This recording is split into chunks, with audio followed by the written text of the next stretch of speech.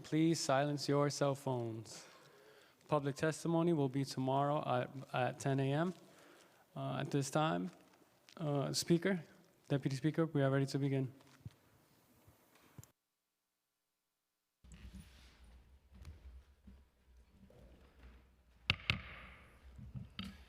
Good morning, everyone. I'm Adrienne Adams, Speaker of the New York City Council. Today's special hearing by the Council's Committee of the Whole to examine the city's response and delivery of service to migrants is critical to maintaining the health of our city and our communities. The success of our efforts relies on close coordination across government agencies, as well as collaboration with non-governmental organizations and input from the public. That is why we've chosen to dedicate 2 days to hear testimony both from the administration, who we will be hearing from shortly, and from members of the public at tomorrow's hearing. The Committee of the Whole hearings are uncommon, but the enormity of this issue affects life in all 5 boroughs and across all 51 council districts, and its reach across all aspects of government requires comprehensive participation by the council's various committees and the city's many, many agencies. We will be joined by various committee chairs and council members at different points throughout both days' hearings. I want to acknowledge, of course, the leadership of my co-chair of this hearing, Deputy Speaker Diana Ayala, who is also chair of the General Welfare Committee and has been focused on this issue before and since her committee held the body's first hearing on this over the summer. Our various committee chairs and members have likewise been highly engaged and responsive to help the city meet the challenge of this moment, and I want to acknowledge their leadership as well. Since early spring, over 30,000 people have arrived in New York City seeking asylum from their home countries to escape dire economic conditions, political violence, and other crises.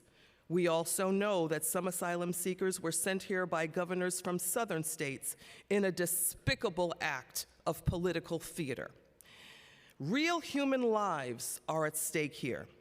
As I've said before, this is not a game.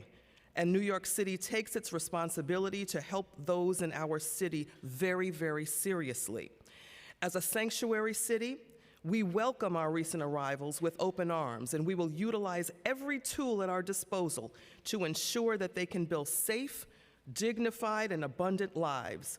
This is the same commitment we make to everyday New Yorkers, which remains the focus of our day-to-day work. New York City is a city of immigrants, and we owe much of our greatness to the significant contributions that immigrants and the children of immigrants have made throughout history. Our diversity allows us to lead interconnected and rich lives, benefiting, learning, and growing from each other's cultures, skills, and perspectives. Though all of those seeking asylum have come to our city in pursuit of new life, so many have left behind dedicated careers, whether with skilled craftsmanship or trades, as nurses, engineers, and other professions. It is to our collective benefit to recognize those talents and skills early on and set policies that allow for immigrants to make meaningful and unique contributions to society without delay. We must also acknowledge the struggles and trauma they have been through in their journeys here, and the support required to help them succeed in our city and our communities. Over the past several months, the city has worked to pool its resources and accommodate the thousands of new migrants. We have seen the opening of dozens of emergency shelters and several humanitarian emergency relief and recovery centers. While the council expressed opposition to constructed outdoor HERCs, first at Orchard Beach and then on Randall's Island, we understood the need for such a response and facility. We simply believed there were alternative indoor locations that would be more effective in achieving the desired humanitarian outcomes. We are glad the administration shifted its approach and is instead making use of large vacant or underutilized hotels for HERCs, consistent with the council's recommendation. As a result of the learning process, an unexpected crisis such as this provides and requires We are now better equipped to meet some of the needs of migrants. Yet, there are an array of improvements to policies and support services that can help us better serve asylum seekers and all New Yorkers. In addition to shelter, migrants need culturally appropriate food, translators, clothing, transport access, and of course, schooling for children. Alongside the administration's efforts, our nonprofit partners, community organizations, and everyday New Yorkers have gone above and beyond to fill the gaps. The organizations that have been committed to this work need our support now and in the future. We understand that addressing this crisis is challenging and complex. It requires significant coordination across city government and major support from our state and federal government partners. The Council has used its voice to advocate for additional support from the federal government in various areas. We know increased support from other levels of government is necessary, both to meet the needs of those already in our city, and especially as we expect more people seeking asylum to arrive in the coming days. With the imminent end to Title 42, additional funding and logistical support from our government partners will be essential as we prepare to meet the increase in arrivals of people seeking asylum.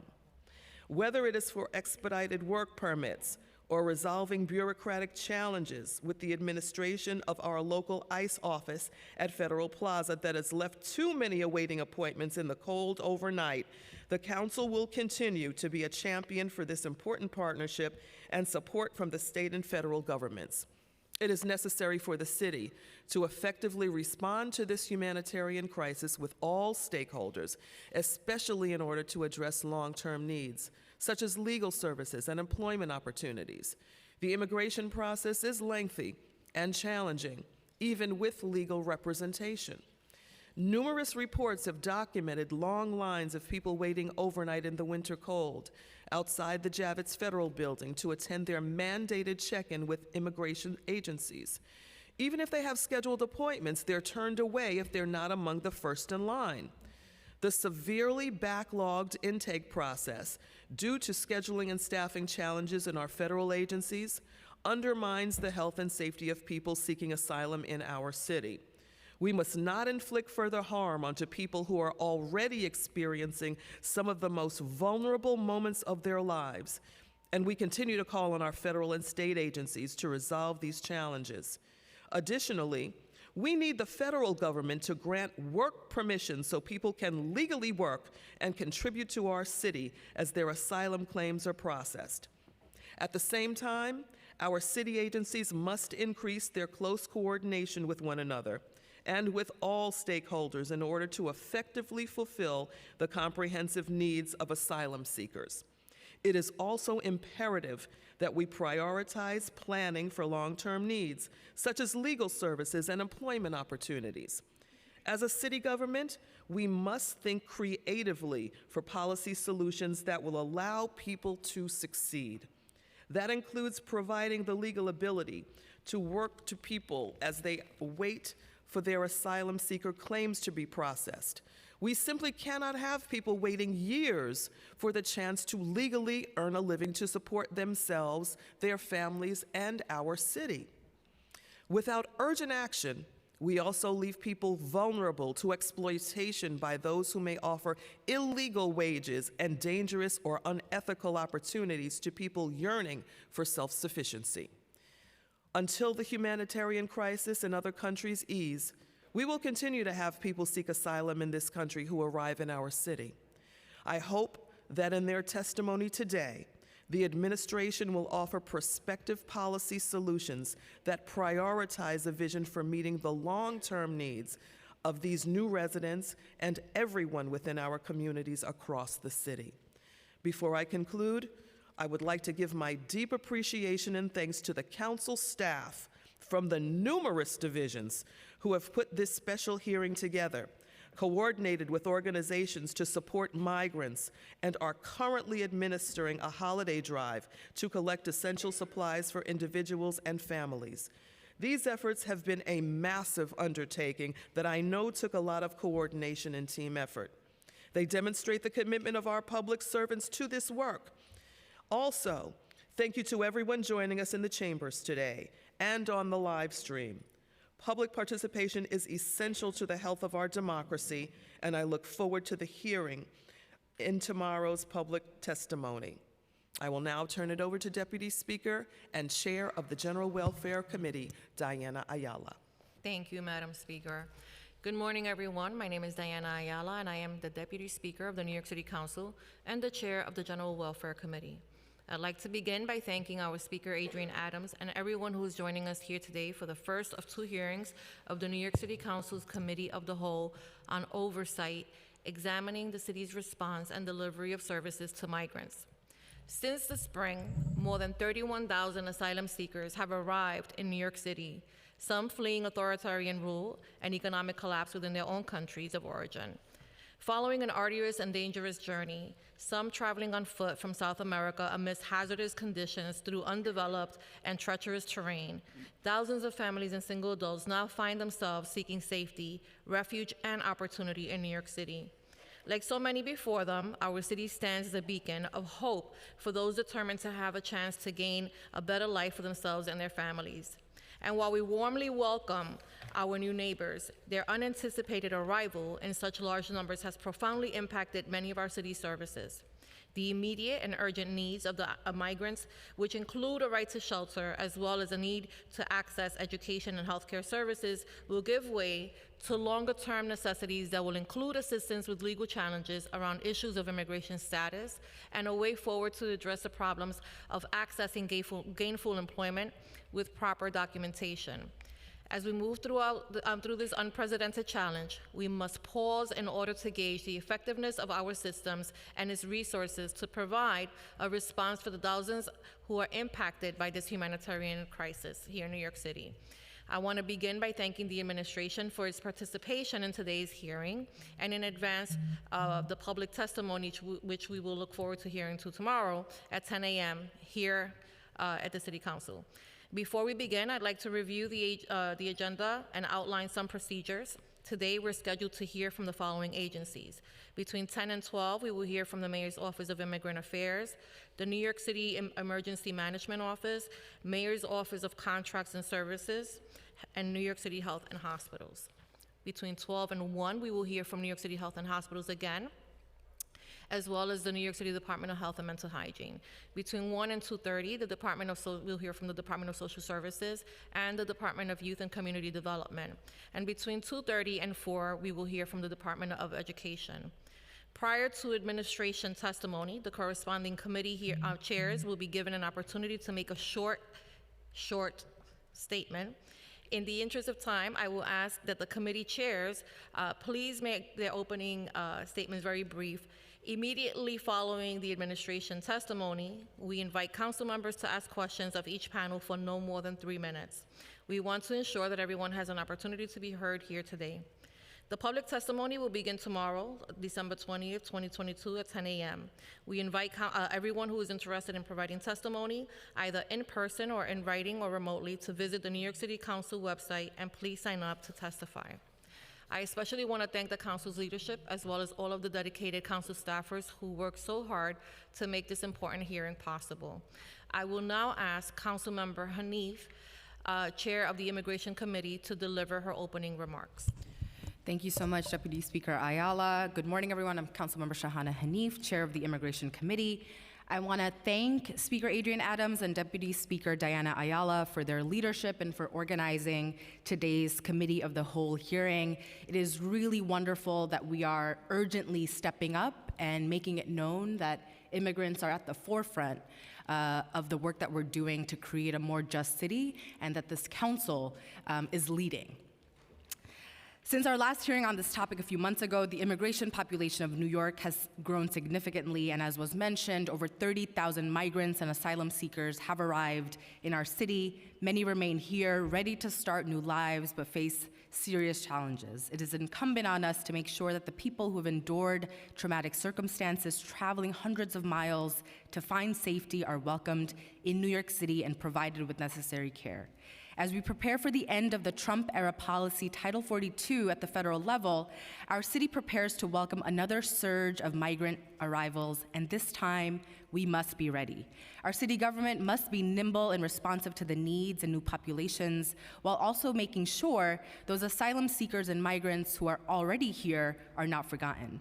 New Yorkers have wonderfully demonstrated that we welcome new neighbors, no matter where they come from, and are prepared to meet their needs. Today's hearing gives us an opportunity to ensure this administration is serving these immigrants and is prepared to serve those who arrive in the future. The administration has indicated they are taking steps to provide these migrants the resources they need, including food, housing, clothing, legal services, healthcare, and education for their children. To that end, this administration has created a system of HERCs, which are currently operating as a pseudo-shelter system with none of the minimum standards or legal protections in place for shelters. We are deeply grateful to the work of our city agencies who at this time have ensured that the 4 open HERCs are operating in hotels where families and individuals are safely indoors and in private dwellings. However, this council has consistently raised the issues associated with utilizing outdoor tent camps as HERCs. We opposed the scrapped HERC plan on Orchard Beach, as well as the HERC facility that was open on Randall's Island in the fall. We remain steadfast in our opposition to utilizing outdoor facilities to meet the needs of this population. Additionally, there's currently a dearth of comprehensive legal services for asylum-seeking New Yorkers. Migrants are arriving in our city with USCIS appointments and paperwork, but have no way to interpret these documents and limited access to consultations and representation. We need to do better. It is our duty as elected representatives to give New Yorkers the best chance to build successful lives in our city. At today's hearing, I look forward to learning about how the administration plans to address these concerns and their preparations for the anticipated influx of arrivals coming over in the coming days, weeks, and months. I will now turn it back over to Deputy Speaker Ayala. Thank you. Thank you, Councilmember Hanif, and I will now turn it over to Chair Ariola for opening remarks. Thank you. Good morning to all who are here today and those joining remotely. I'm Councilmember Joanne Ariola, Chair of the Fire and Emergency Management Committee. I want to thank Speaker Adrian Adams and Deputy Speaker Diana Ayala for holding this important hearing today. I also want to thank the Commissioner of our city's Emergency Management, Zach Iscol, and his team for being here today and for all they have been doing to keep New Yorkers prepared and educated for all types of emergencies and large-scale events that we may face, which includes our response to the city's present migrant crisis. In the interest of time, I will keep my opening statement brief. Today, we're looking forward to hearing testimony on how NYSEM is coordinating and collaborating with other city agencies and nonprofits in delivering services and providing access to resources for migrants arriving in this city. We want to know what lessons we have learned from earlier efforts and how we as a city can further bolster our response to this human crisis. Additionally, we would like to hear from NYSEM on how operating the Humanitarian Emergency Response and Relief Centers, or HERCs, have gone, and in what ways we can improve that management of those facilities, and if there have been any deficiencies within the process and delivery of services. As we look ahead, we want to ensure that the city is fully capable of addressing a potential new surge in migrants entering our city, and that NYSEM can continue to be the touch point for the immediate offering of shelter, food, and essential services. Again, thank you all for being here today, and we look forward to having a constructive conversation on the current state of the city's migrant crisis. I now turn it back to Deputy Speaker Diana Ayala. Thank you, Councilmember. We will now turn it over to Councilmember and Chair Juan. Good morning, everybody. My name is Julie Wan. I'm the council member chairing the contract committee.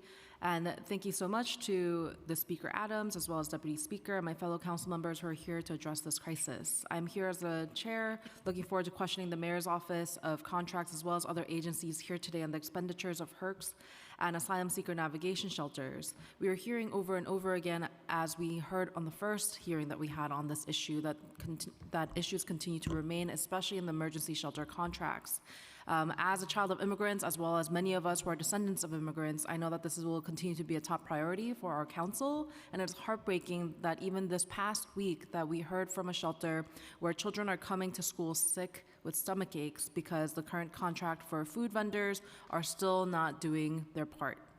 So I look forward to continuing to work with you and partnering with you to ensure that refugees and asylum seekers are receiving the welcome they deserve and that there is real accountability for how our taxpayer dollars are spent. Thank you.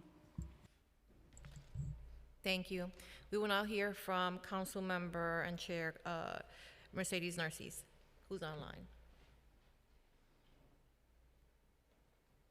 Councilmember Narcisse?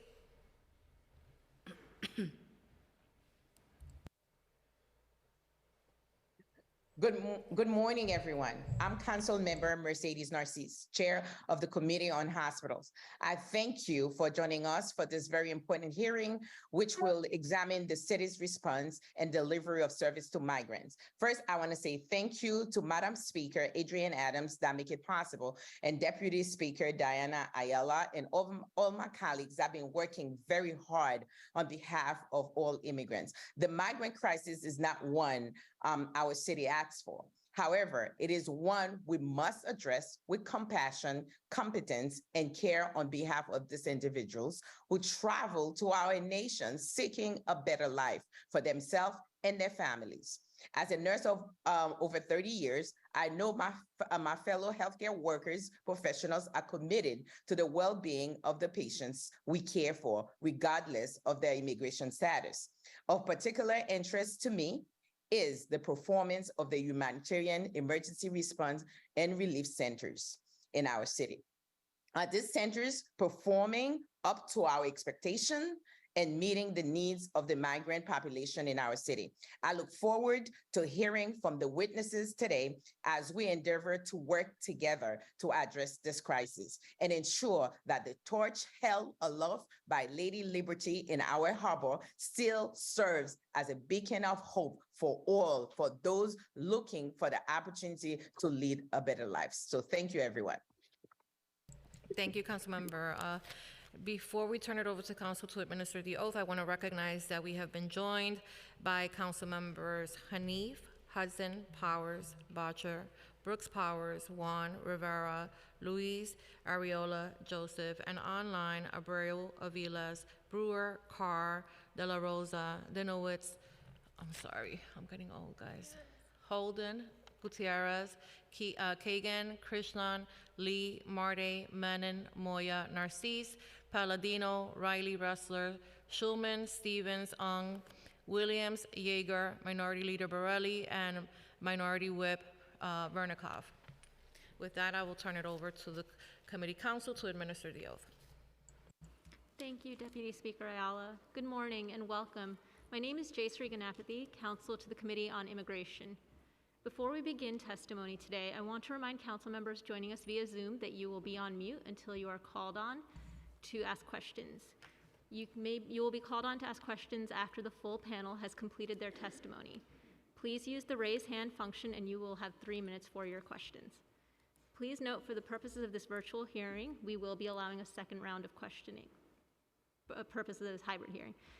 We'll now call on the first panel of representatives from the administration to testify. We will be hearing from the Mayor's Office of Immigrant Affairs, New York City Emergency Management, Health and Hospitals, and the Mayor's Office of Contract Services. I will now administer the oath. Please raise your right hands. Do you affirm to tell the truth, the whole truth, and nothing but the truth before this committee and respond honestly to council member questions? Thank you. At this time, I'd like to invite Commissioner Castro to present the testimony. Thank you. Good afternoon, Madam Speaker, Madam Deputy Speaker, Chair Hanif, Chair Schulman, Chair Wong, and members of the committees. My name is Manuel Castro, and I am the Commissioner of the Mayor's Office of Immigrant Affairs. I am joined by Zach Iscol, Commissioner of the New York City Office of Emergency Management, Dr. Tek Long, Senior Vice President of Ambulatory Care and Population Health, and Executive Director of the Test and and Treat Corps of the Department of Health and Mental Hygiene, and Lisa Flores, Chief City Procurement Officer and Director of the Mayor's Office of Contract Services. I am also joined by Tom Tutorici, Executive Director of Legal and Support Initiatives at the Mayor's Office of Immigrant Affairs. Thank you for holding this important hearing on New York City's continued response to and delivery of services for recently arrived immigrants. Although it may seem as if it were years that we have been working on meeting this humanitarian challenge, it has been just 4 months ago that my office at the New York Mayor's Office of Immigrant Affairs that began to welcome asylum seekers bused from the U.S.-Mexico border to the Port Authority bus terminal at Midtown Manhattan. In those early days and weeks, we quickly realized that unlike previous waves of immigrants to our city, this population was less likely to have family members or acquaintances with whom they could connect and reside with here in our city. This population was made up of not just single adults, males, but of many families with multiple children, many who had been in the U.S. only for a few days before being bused here with little more than the clothes on their backs. In response, the city coordinated and worked closely with state and city agencies, nonprofit organizations, and volunteer groups with a mission to meet the most immediate needs of the growing surge of arriving asylum seekers. We provided them with the emergency medical attention they needed and coordinated transportation initially to our DHS shelters, intakes, sites, and now at the humanitarian emergency relief and response centers run by health and hospitals. As time passes, the search grew from a handful of buses arriving a couple of times a week in August to between 4 and 9 buses that we are aware of daily in September and October arriving at Port Authority. And while the number of people coming has decreased in the last month, we have still seen a steady increase over this time. And in a short period, we have welcomed over 30,000 asylum seekers to our city, with over 20,000 still either in DHS shelters and or at our HERCs. Despite this unprecedented and unexpected nature of the challenge over the past few months, New York has responded immediately with the humanity and respect that asylum seekers deserve. As you know, Title 42 allowed the federal government to deny entry on health grounds in light of COVID-19 pandemic. On November 15th, a federal judge declared the use of Title 42 unconstitutional, but gave the Biden administration an extension to allow the federal government time to prepare. We anticipate seeing a new wave of asylum seekers possibly arriving to New York City after December 21st, this Wednesday, as Title 42 expires.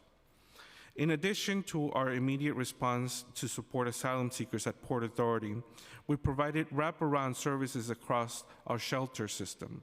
In August, we also issued a $6,750,000 emergency procurement for a vendor to provide case management and service operations at an asylum seeker resource navigation center and satellite sites across the 5 boroughs.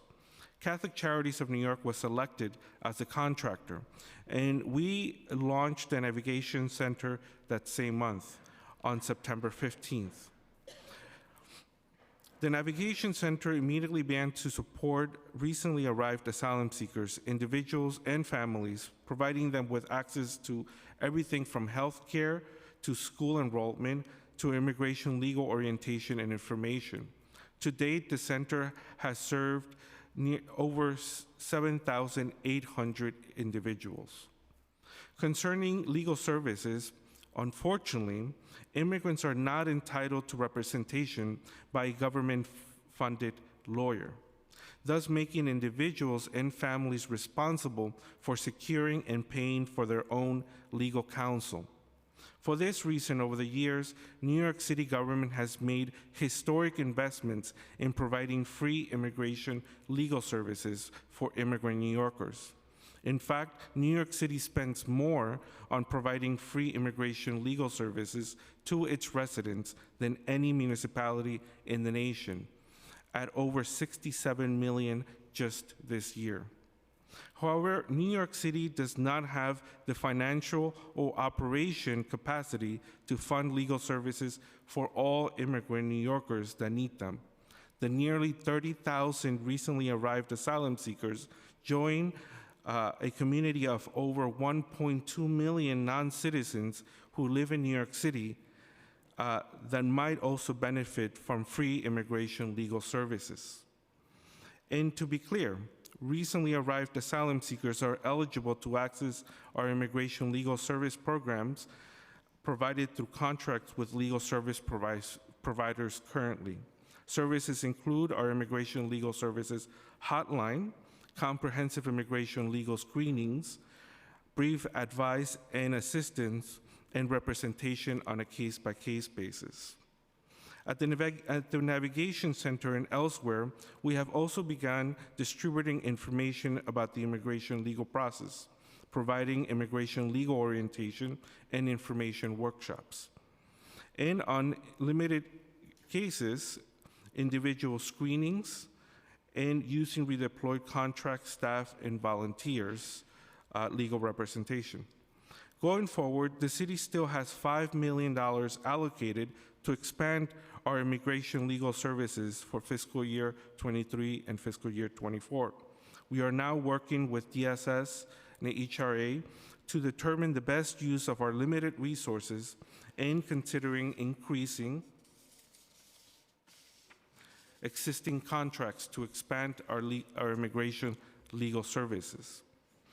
Moving forward, we recently announced, in partnership with Catholic Charities, agreements with other community-based organizations across the 5 boroughs to serve as satellite sites for our navigation center. These satellite sites will expand our reach and services to newly arrived asylum seekers across New York City and add other services such as workforce development and access to education and services for longer-term needs. We're also exploring ways to add existing legal capacity, including providing critical legal information at our navigation center and satellite sites so asylum seekers can have at least basic but important questions answered as more vital services are introduced. For example, we have released information on how to change your address and check in with ICE, how to use the EOIR automated system to identify your next court date, and how to spot and protect yourself from immigration legal services fraud. Growing our immigration legal capacity field-wide and working closely with our contractors to ensure that the immigration legal services the city funds are accessible and prioritize those in most need. Finally, advocating for improvements in the immigration system, including universal representation in immigration court and a fair, orderly, and humane immigration system. In conclusion, from the outset, this has been a complex and evolving humanitarian challenge that was and continues to be exacerbated by political actors, such as Texas Governor Greg Abbott. The current situation at our southern border with asylum seekers continues to be in flux. As Title 42 expires this Wednesday, it's time for the state and for the federal government to step in. New York City cannot do this alone. We need the federal government to share their plans for comprehensive resettlement programs to allow asylum seekers to work and send aid to cities like New York City, and who have borne the brunt of this crisis. We must work together to best manage this ongoing challenge and welcome migrants to the city as we always have, while using our limited resources strategically to best serve our newest New Yorkers. We urge that our colleagues at City Council join us to call on the state and federal government for additional support and resources that we desperately need. And finally, as someone who crossed the Mexican border, similar to the many children that are arriving to our city, I have to say, as I have been working on this challenge for the past many months, myself visiting the HERCs and the shelters and the Navigation Center, and of course, Port Authority, I am incredibly, incredibly proud of the response by not just my colleagues, but all New Yorkers to welcome these families to our city.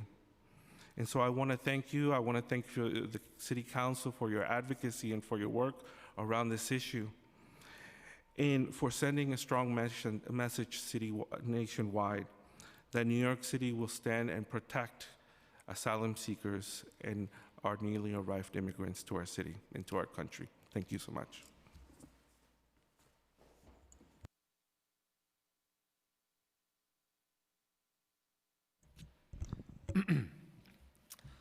Good morning, Speaker Adams, Deputy Speaker Ayala, and to members of the City Council. I am Zach Iskel, Commissioner of New York City Emergency Management, and I'm here to discuss the coordinating role that New York City Emergency Management has played in the surge in asylum seekers in New York City this year. First, I want to briefly explain our role in city government and emergency response. New York City Emergency Management helps New Yorkers before, during, and after emergencies through preparedness, education, and response. The agency is responsible for coordinating citywide emergency planning and response for all types and sizes of emergencies. It is staffed by more than 200 dedicated professionals with diverse backgrounds and areas of expertise, including individuals detailed from other city agencies. As the coordinating agency for the City of New York, Emergency Management functions as a general facilitator when it comes to emergency response, ensuring that resources are available for our partner agencies to complete their core competencies and serving New Yorkers in what can be their worst days with compassion and cultural competency. The influx of asylum seekers seeking refuge in New York City continues to be a challenging task and a great example of collaboration among city agencies. As we face this humanitarian crisis, we have not wavered in our commitment to help and to support. Emergency Management continues to coordinate between incoming buses of asylum seekers and provide logistical support to the operations of the Asylum Seeker Resource Navigation Center. The center, opened in September and operated by Catholic Charities of New York through a city contract, streamlines city and nonprofit services into a one-stop shop. It serves as an essential place for newly arrived asylum seekers to receive free and confidential help, assessing important services and resources that will help them integrate and thrive in New York City. Emergency Management is also coordinating with city partners at the Welcome Center located at the Port Authority, which also has a National Guard contingent deployed for additional support. Those arriving can receive light medical care, water, personal protective equipment. Individuals can also receive information regarding shelter in the event they do not have friends, family, or a sponsor to lean on. Emergency Management also coordinated the opening of the Humanitarian Emergency Response and Relief Center, or HERC, at Randall's Island. This center, which was fully demobilized on November 16th, was the first touch point for arriving asylum seekers by immediately offering sleeping accommodations, food, medical care, casework services, and a range of settlement options, including through connections to family and friends inside and outside of New York City. In addition to, if needed, direct referrals to alternative emergency support or city shelters. While the location at Randall's Island is now closed, we continue to welcome asylum seekers arriving in New York City with compassion and care, and using hotels to provide both sleeping accommodations and a range of services to those seeking assistance.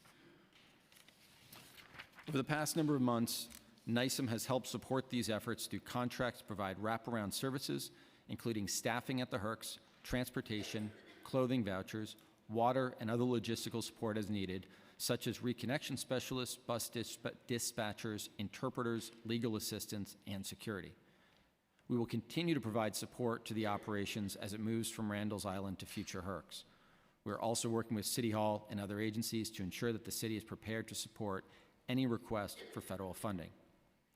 This crisis has been from the start a true interagency effort, and we will continue to work with our partner agencies as well as contracted partners and providers to provide assistance as needed. New York City is a cultural mecca enriched by its diverse population and a second home to those who make the difficult decision to leave their home country in search of opportunities. Emergency management is proud to assist in this humanitarian effort. It is not only our responsibility as a city to help them adjust and regain their livelihoods, but is an important investment in the future of New York. Thank you for this opportunity to testify today. I'm happy to answer any questions. Thank you.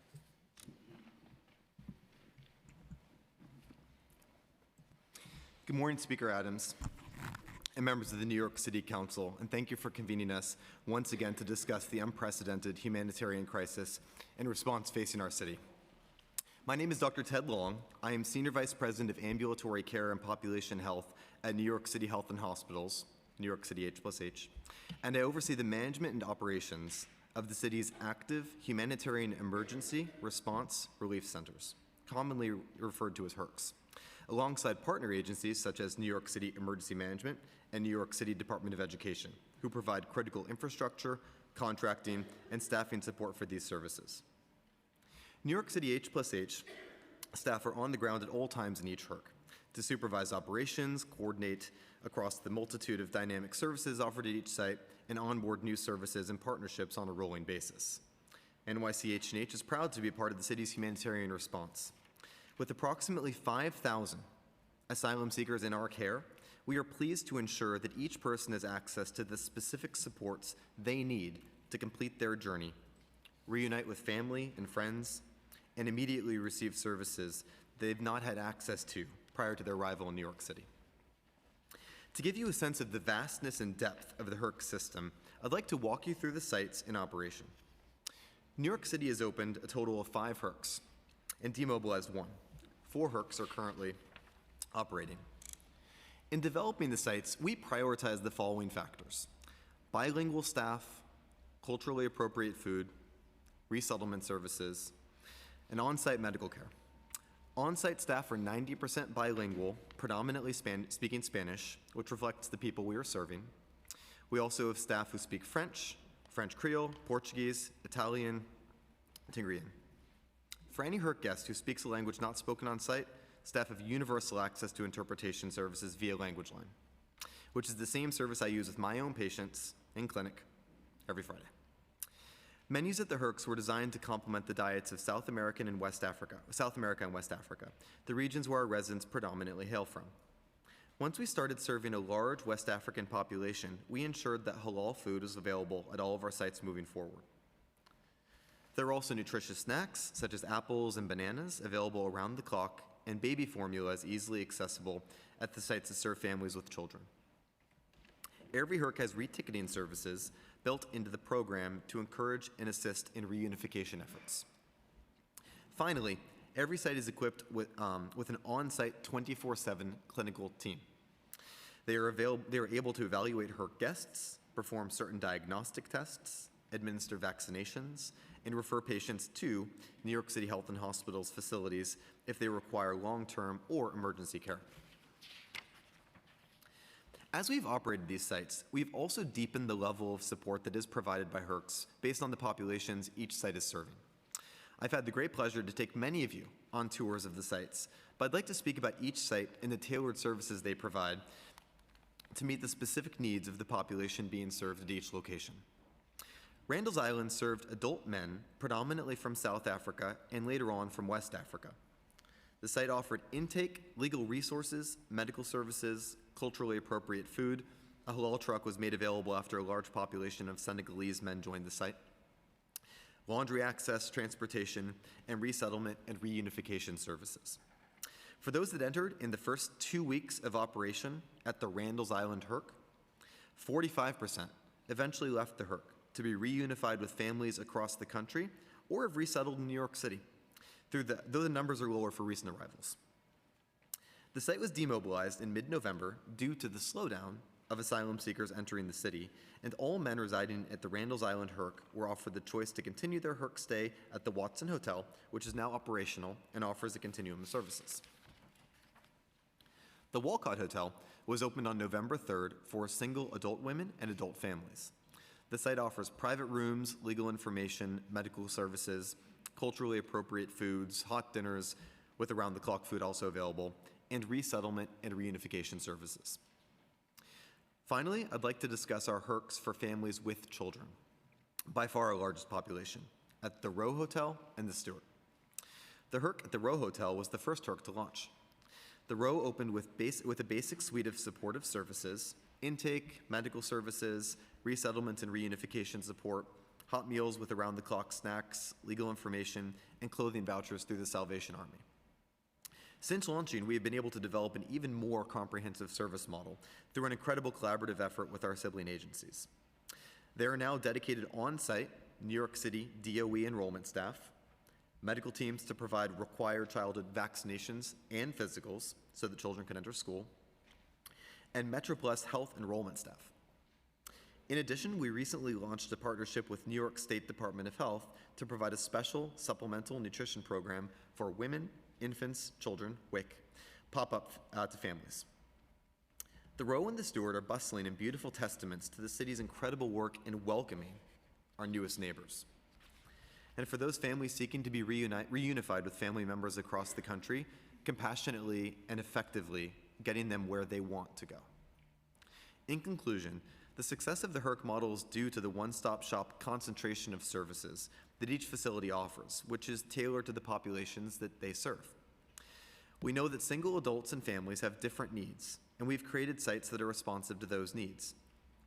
We also know that many asylum seekers sent to New York City, often without knowing their destination, have relatives and friends in other parts of the country, which makes resettlement and reunification unique and critical operations of each site.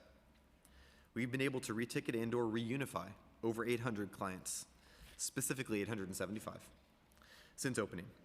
With that, I'm happy to answer any questions about this innovative, successful model for helping our newest neighbors. Thank you.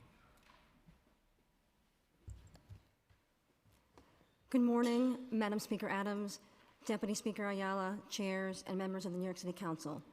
Thank you for inviting us here to testify today on this critical matter of the city's response to this unprecedented asylum emergency. My name is Lisa Flores, and I serve as the Director of the Mayor's Office of Contract Services and the City Chief Procurement Officer. I'm pleased to join my colleagues here today from NYSEM, New York City H&H, and Moya. The Mayor's Office of Contract Services is tasked with overseeing New York City procurement while leading reform initiatives to improve the process. This work takes on many different forms. We lead technological innovation through Passport to bring procurement into the digital era, offer strategic partnerships to agencies navigating the procurement process, ensure regulations are being followed and taxpayer dollars are spent wisely, and support vendors, particularly MWBEs and small non-for-profits who may be newer to doing business with the city. New York City procurement is governed by Chapter 13 of the City Charter, the Procurement Policy Board rules, and a myriad of state regulations which set forth the process and regulations for the responsible expenditure of taxpayer dollars of goods and services needed to fulfill the duties of municipal government. This framework ultimately provides a process by which agencies may acquire goods, services, or construction of maximum quality at the lowest possible cost, depending on the circumstances and the context. The city has seen a number of emergencies in recent years which require city agencies to deliver on critical goods, services, or construction at a much faster pace than would be expected or possible under normal circumstances. In this case of an emergency, the legal framework offers an understanding that the ultimate priority is responding to a threat to life, safety, or property, and provides tools for agencies to fast-track emergency purchases. When an emergency condition is declared, and with the prior approval of the city's comptroller and corporation council, an agency may utilize a streamlined procurement method which maintains checks and balances against fraud, waste, and corruption, but still allows agencies to complete procurements expeditiously. These contracts require the final approval of the city comptroller and corp council and are provided to the council within 15 days after formal award, based on the requirements of the city charter and the PBB rules. Beyond this specialized emergency purchase method, the full arsenal of procurement tools are available for agencies to utilize depending on the context of any specific emergency, including amending or extending existing contracts and leveraging existing services. In the context of the asylum emergency, the city has used both traditional procurement methods and the emergency method to expeditiously acquire the needed goods, services, and construction to facilitate intake, sheltering, service provision to asylum seekers, among other needs. In total, the city has spent approximately $250 million this fiscal year responding to this crisis, of $1 billion allocated for FY23 and November plan. Our office has supported transparency efforts into these contract actions and will continue to support our colleagues in making strategic procurement decisions, ensuring procurement rules are followed, and facilitating the most effective response possible. Thank you again for hosting this important hearing, and I'm available to answer questions.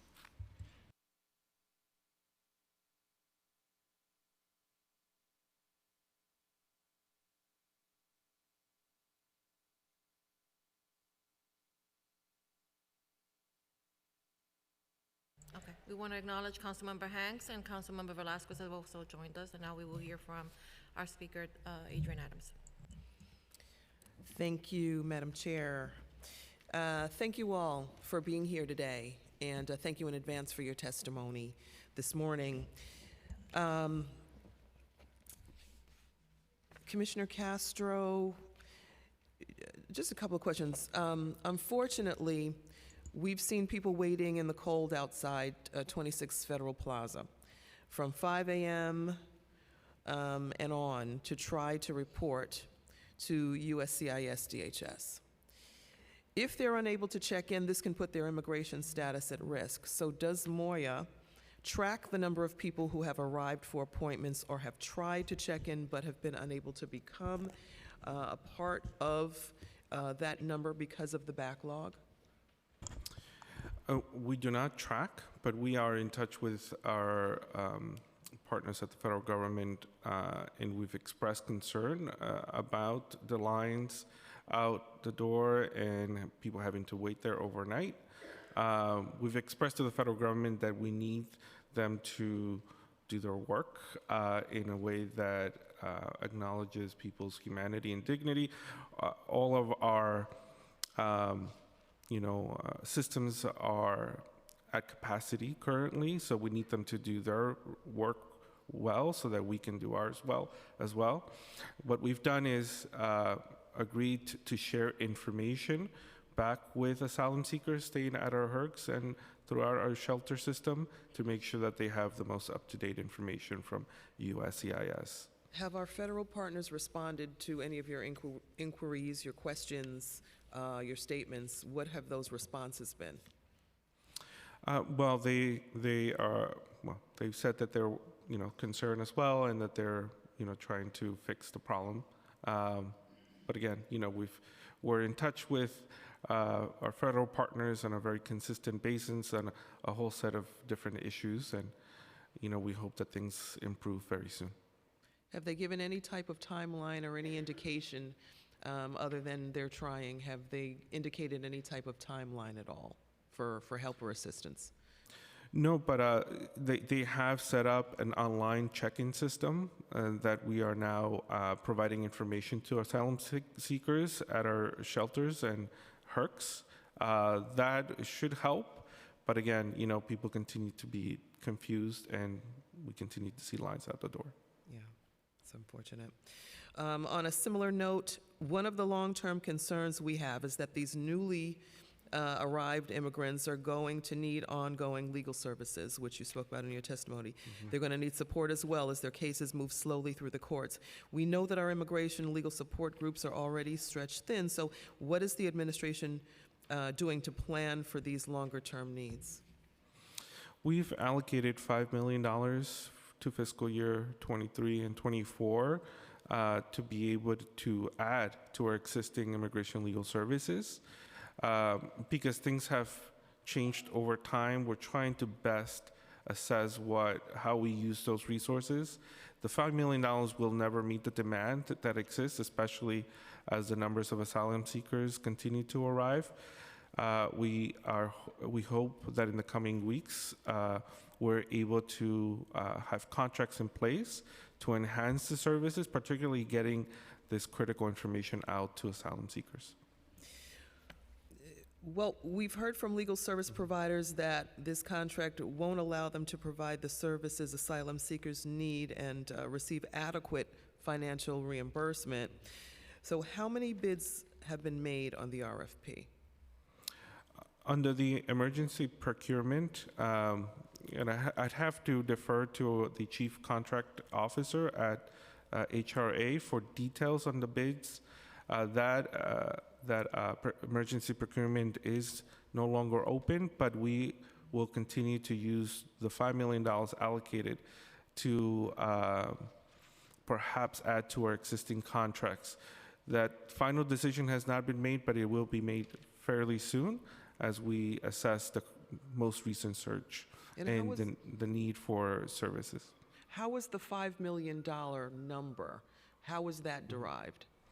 Well, we used similar contracts from previous years, especially when during emergencies, we needed to have something out. We learned a lot from the emergency procurement that we put out. Again, we did close it. No contracts were issued. However, that money will continue to be there, and we will use it in the coming weeks. We're going to move on and talk a little bit about language access. We know that that is an issue.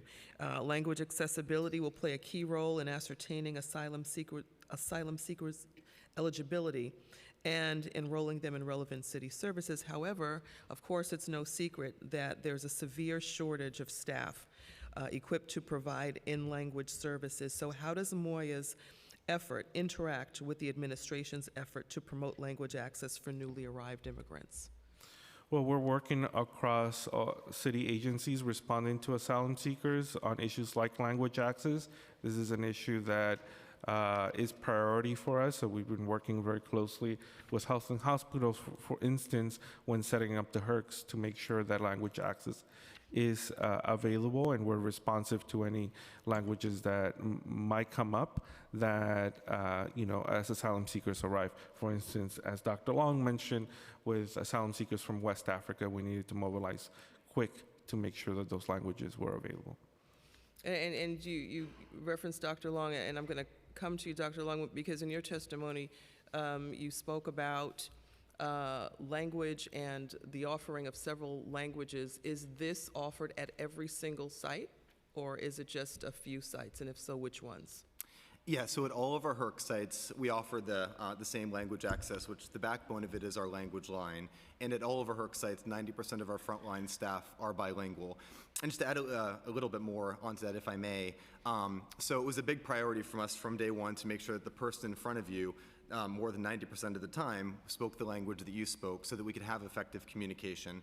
As we then began to see people coming in that spoke other languages like Wolof, with the Senegalese population that we saw coming in, we had in-person interpreters to make sure that as they were coming in, they were comfortable, they understood everything. We actually even put in-person interpreters on the buses that were bringing them to Randall's Island at that time, just to make sure that from the moment they stepped foot from the bus, they were already as comfortable as possible.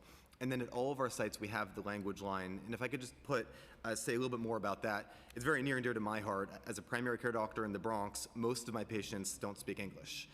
So every Friday when I'm in clinic, I use the language line. And it's really effective for my patients, and it's the standard across our whole system. Elmhurst Hospital, by the number of languages spoken, is the most diverse hospital in the whole world. I have patients that I'm one of the only people in the world they can talk to. One of my patients smiles every time she sees me because she speaks a rare African dialect, and Language Line is one of the only places in New York City or anywhere where she can actually talk to somebody else. So that near and dear to my heart, I was born there. Thank you. Just saying. So that, based on your experience being born there, and based on our years of experience, being proud to be the most diverse hospital in the world, that's the basis for how we've built out all the language services at our HERCs. Okay, thank you for that. I'm going to stay with you for just a second before I move on to other, just to get some ideas or some figures from you, some totals. You spoke about Randall's Island and the other Hercs, the indoor Hercs that we now have. What was the total number of men who were served while at the Randall's Island Herc? The total number of men that were served while at the Randall's Island Herc was 525. And that was over what span of time? That was over, is it 3-4 weeks? 3.5 weeks. 3.5 weeks. Okay, and I would like the number also for the Wolcott. Sure. The total number of individuals served to date at the Wolcott has been 467. 467? Yep. And the time frame for that? The time frame for that, we opened the Wolcott a couple of months ago now, so. It's about 2 months to date. Yeah, or a month and a half, maybe. Okay, likewise, the Row? The Row, the number of individuals served to date, 4,050, and that constitutes 1,205 households. So, because we're serving larger households there. The Row is our first Herc to open, so that's been open the longest.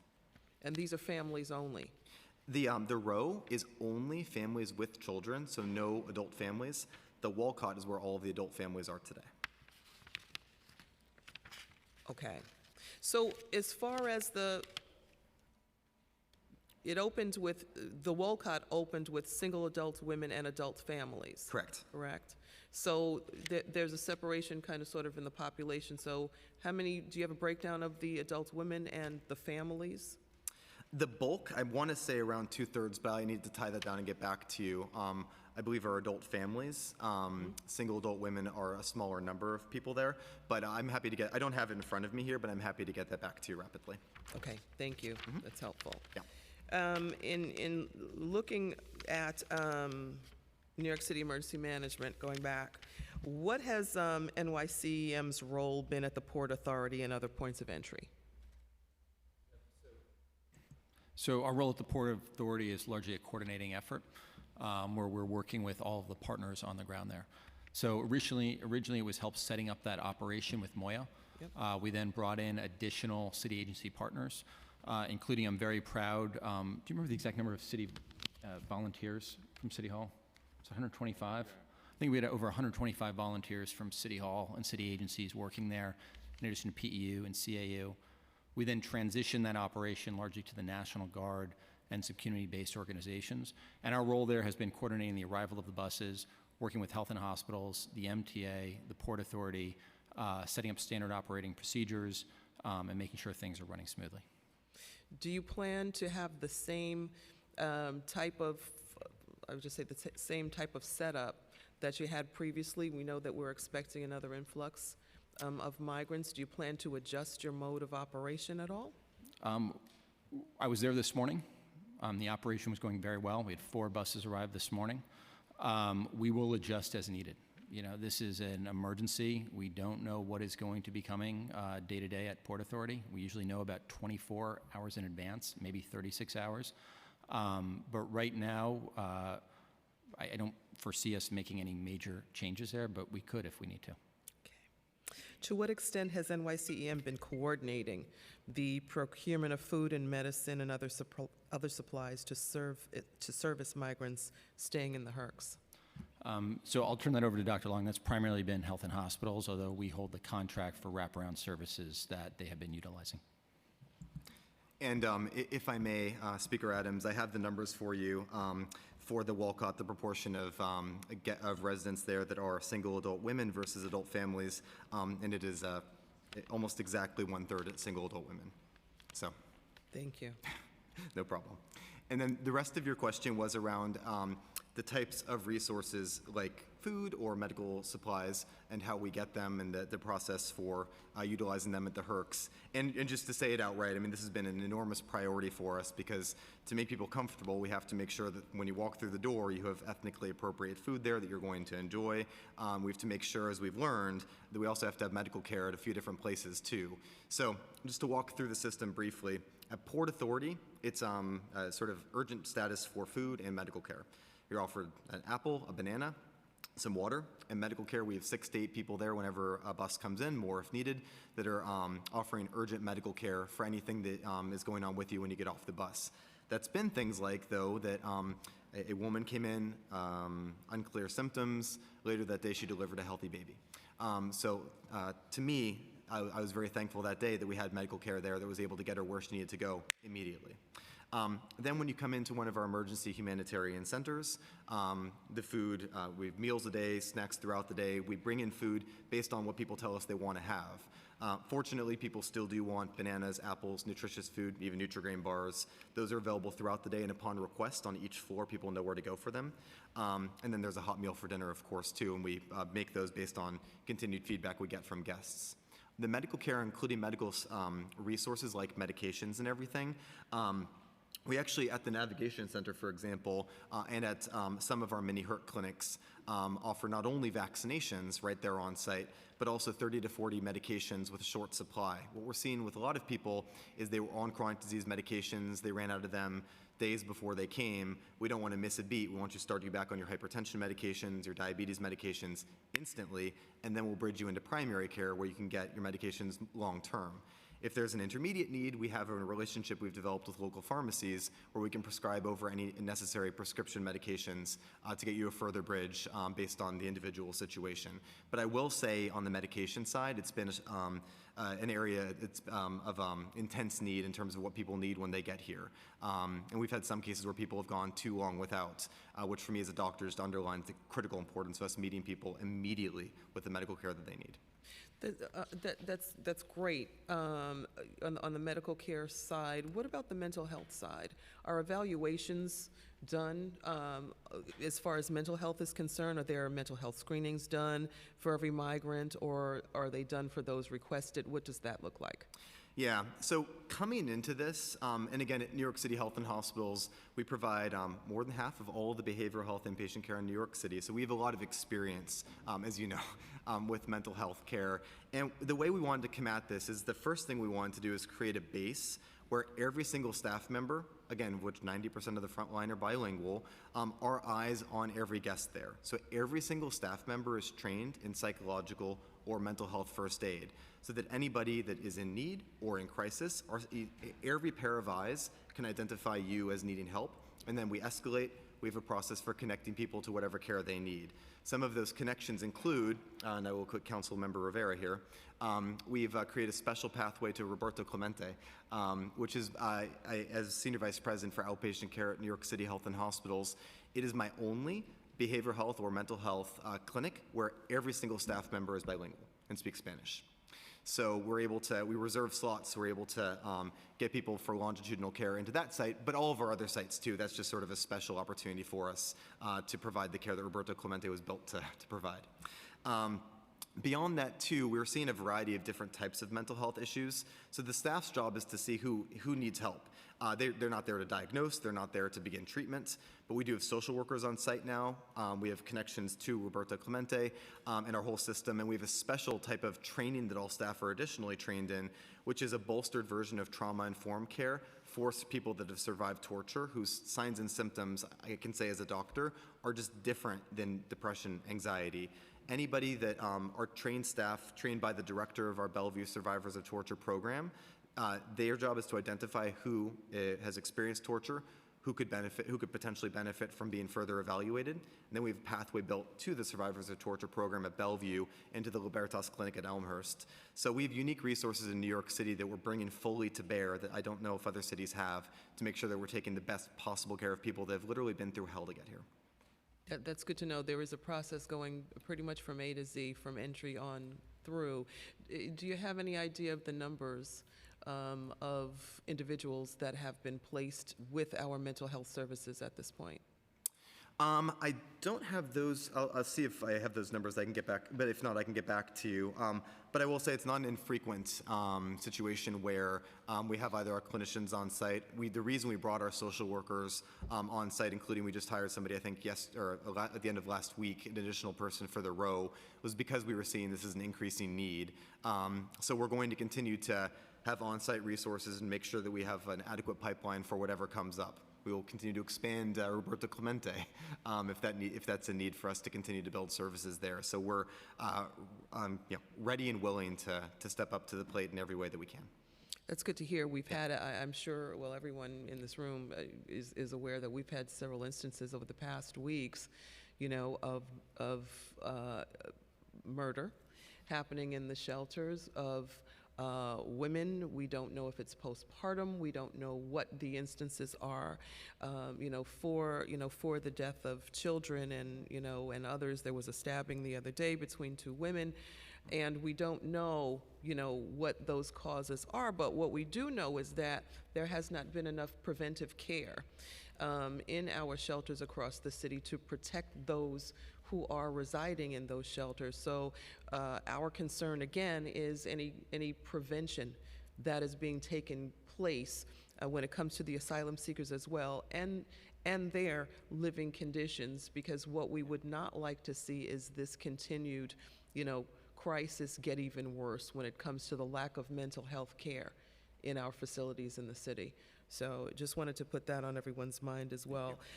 Commissioner Isco, with the Title 42 expiring and Randall's Island closing, how does the city plan on housing these hundreds of thousands more asylum seekers coming into the city? And I had referenced mode of change maybe.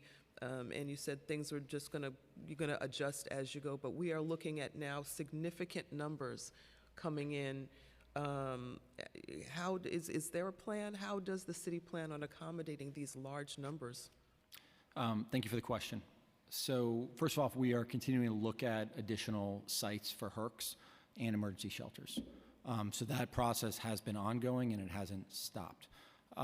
As you know, over the last 5-6 weeks, one of the reasons we shut down Randall's Island is because there were no more buses coming. But now that we have an influx of buses, everything is on the table. What I will also say, though, is the mayor made this very clear yesterday in his statement and his letter. We need federal help. We need more help from the state. We agree. The city cannot do this by itself. And we have been asked over the last few months to shoulder this burden largely by ourselves. I couldn't be more proud of the team that we've assembled, the work that this city has done, the leadership from our deputy mayors and my fellow commissioners, but we need help from the state and the federal government to be able to do this. We agree 1,000%. Everything is on the table. Is there a possibility of the reconstruction of the HERC at Randall's Island? Everything is on the table. Okay. One more question with regard to Moria. In your testimony, you said that satellite sites will provide workforce development. What will this include if immigrants don't have work permits? There are a number of trainings that asylum seekers can obtain while waiting for their work permits, such as that site safety training that allows them to work in the construction industry safely. A lot of the many of the organizations that we funded are experts in working with informal workers, which unfortunately many of the asylum seekers are finding now work in the informal economy.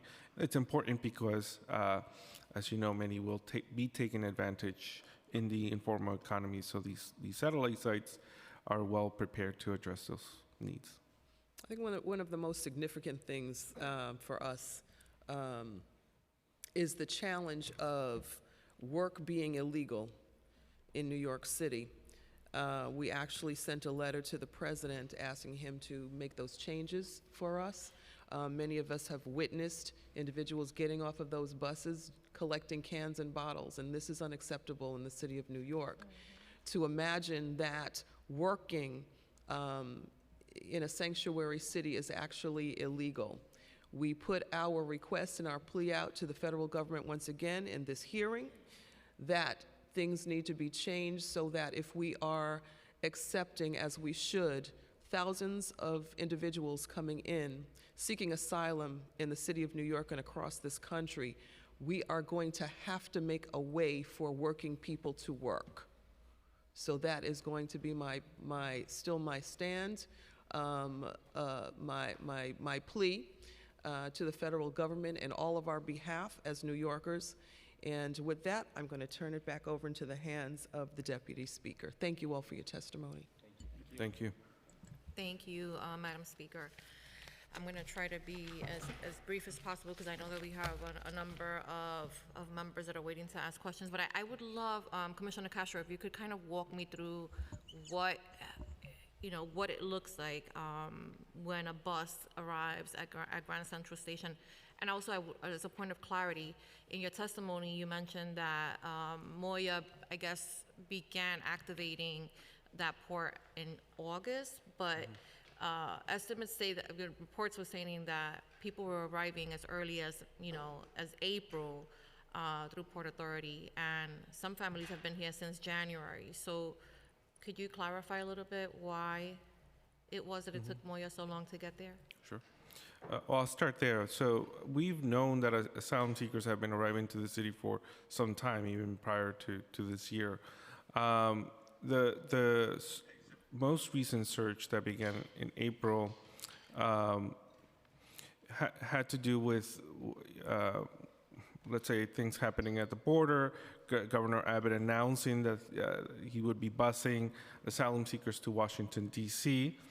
Again, the information is unclear as to, where the buses were arriving. We believe that many of the buses were arriving to DC, and then people were coming up to New York using commercial buses, or buses were coming all the way to New York without Texas informing us because they refused to coordinate with us. The buses that began to arrive formally on August 5th, those were the buses that Governor Abbott announced through a press release that would be coming to New York City. That's how we then mobilized to be there upon arrival, and Moya began to welcome the buses. Our office is not really boots on the ground. We're more like policy and coordination, but we thought it was important for us to be there and start coordinating.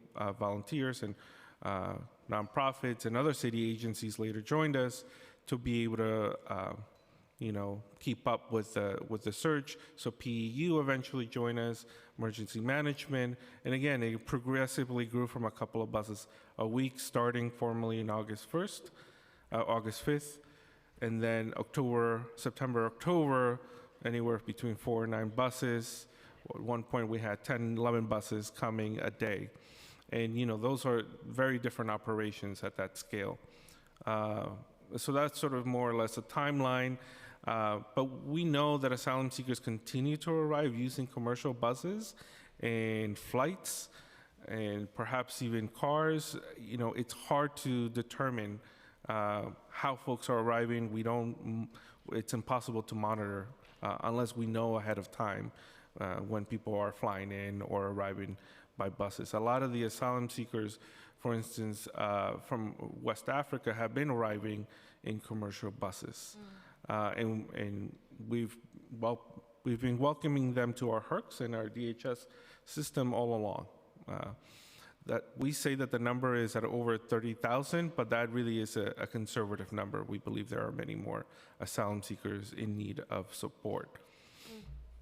So now the bus gets here, and I know a lot has changed, right? We've learned a lot of lessons, and we've been able to implement a lot of processes to help expedite this, the processing of migrants that are arriving. So I get to Port Authority, and my next step is the Welcome Center?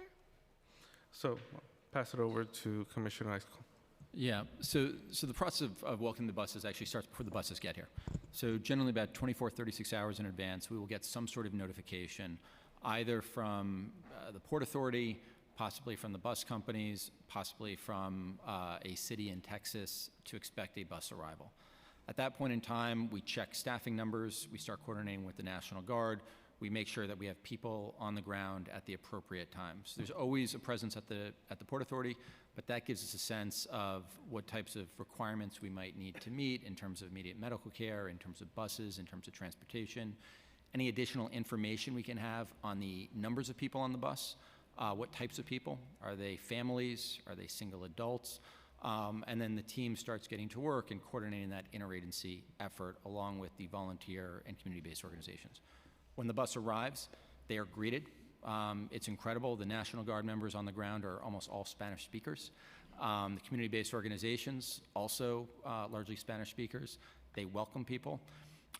Some of the most emotional moments for me have been talking to people who have arrived here and hearing about their journey from places like Venezuela, thinking about the mountains they've crossed, the jungles, the urban terrain, deserts, the number of borders, and the time that they will tell you the first time they were greeted, the first time they were welcomed as a human being was when they stepped off a bus at the Port Authority.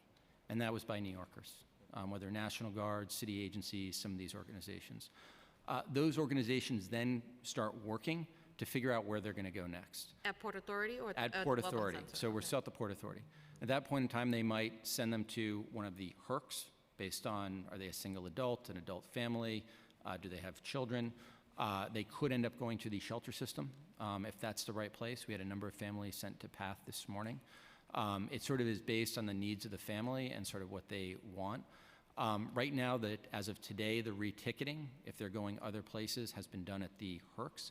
However, we're looking now to bring that capability back to Port Authority, just in anticipation of these increased numbers. Okay.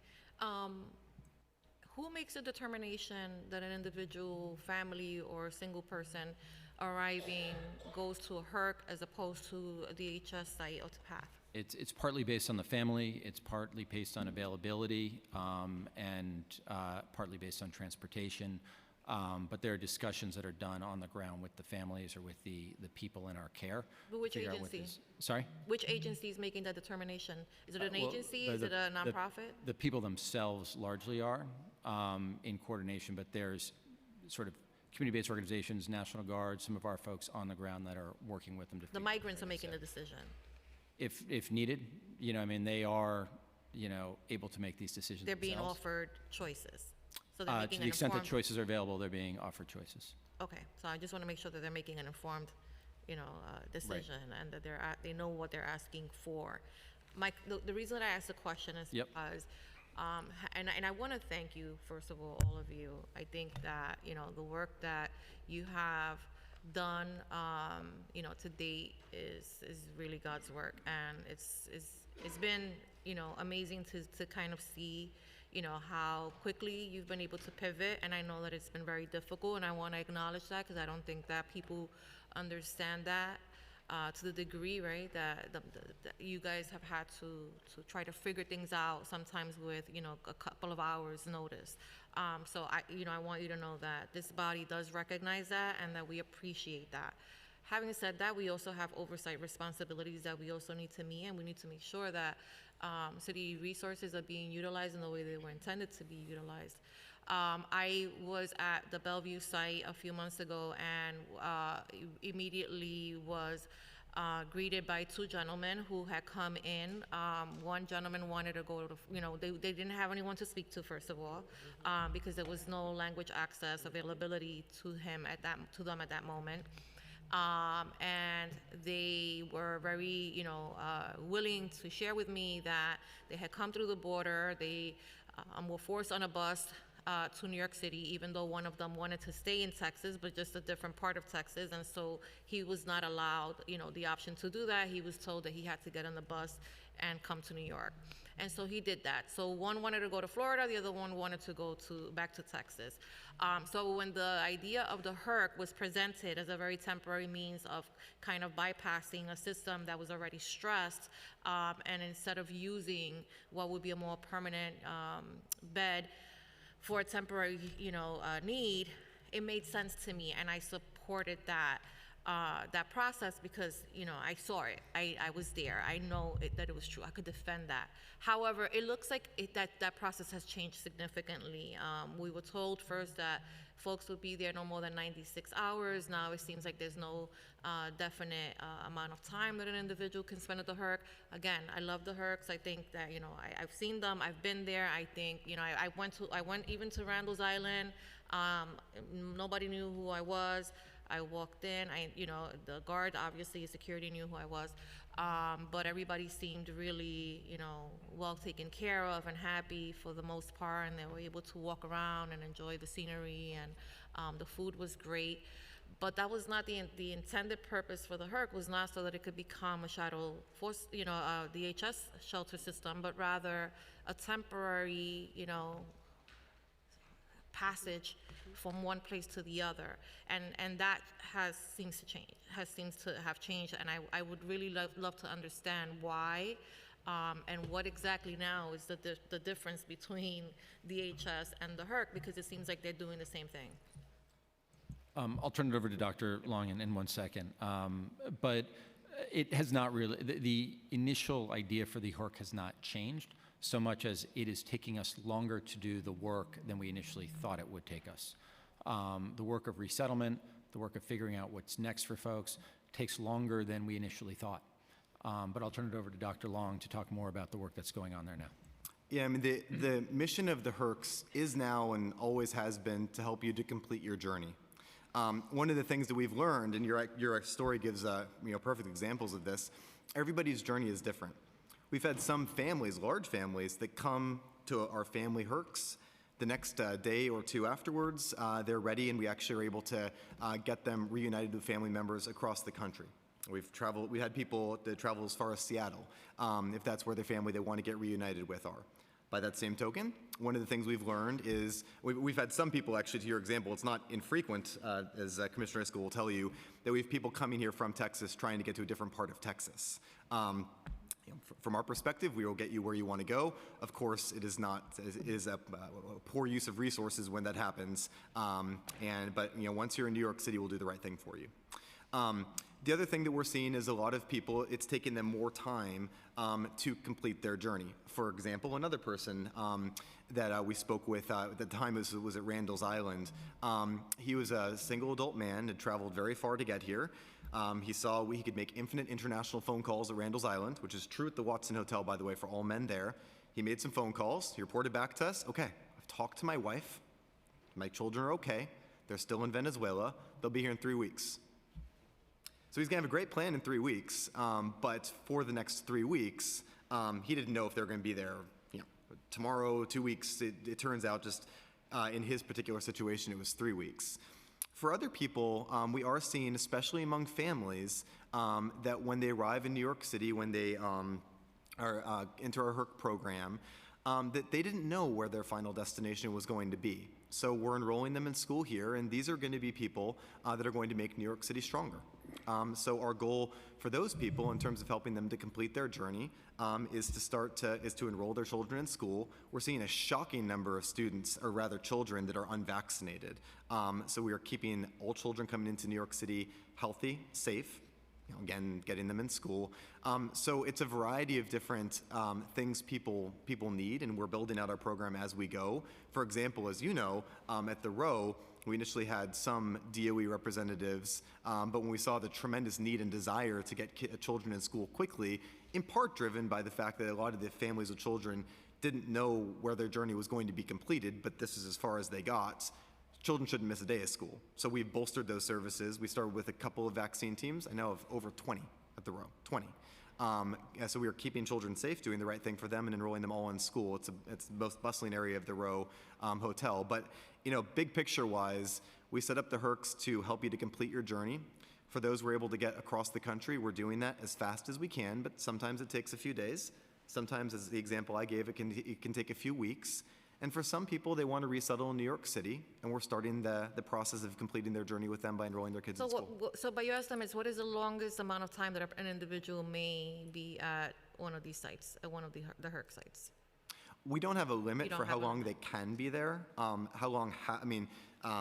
Some families have been with us since we opened the Row program. And that's exactly my concern, because if the HERCs are unintentionally becoming shelter settings, then it would make sense to transition them over to DHS. But it seems like the opposite is occurring, where I think was it the Row?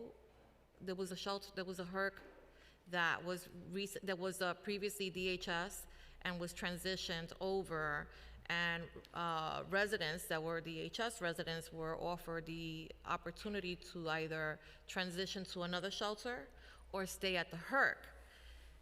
But if the HERC is as temporary as you're sharing with us, then it doesn't, it's not adding up to me. And I just, I get it. Look, we have a legal mandate to house individuals, and we get cited and, sued left and right for not being able to meet that legal mandate. However, it feels very much like a shadow for, shelter system to me. And that, I don't know what that means, right? And I want to believe that, we're just trying to figure it out without having the added pressure of all of the legal nuances that obligate us to do things and subject us to frivolous lawsuits. But I want to also, I want to make sure that people are receiving the services that they are entitled to under the law. And I don't know what the difference is right now. I cannot differentiate, and I really need you to explain that to me. Because I have children that are coming to my district because we happen to have vacancies, right, in English as a second language classes. And the schools are reaching out to me and saying, these parents are bringing their kids in the morning and they're idling in the community because they don't have anywhere to go because they live a distance away. And normally, if you're in a DHS site, then we will call DHS and we would work to try to see if we could move those families closer, right, to the schools so that, we alleviate some of that. In this case, when I asked for the list of families, 97% of them were living at the row. And so I can't offer them that option to transfer because it's a different system. But the fact that they're there for that amount of time and that there's an indefinite, length of stay, to me is indicative of what we are doing already at the shelter system. So I need you to explain what the difference is. Yeah, I mean, so two things. One, on the DOE side, I know there's a separate opportunity for the Department of Education this afternoon to share more about their processes. But they do, because they do this operation at the row, make every effort to not overburden any one school, but to place children in schools that are as close by, just using the row as another example here, the row hotel as possible. If that's not happening or anything like that. No, the school's fine, the kids are fine, we love the kids love the school. The issue here is that it's becoming proper, the school's concerned that the parents don't, like after they drop off the kids, they bring them there, I guess, they don't know this country, they don't know the people, they want to be nearby, right? But there's nowhere for them to go. And if they lived closer, they could go home and, and come and go, and they're not offered that option, right, at this point.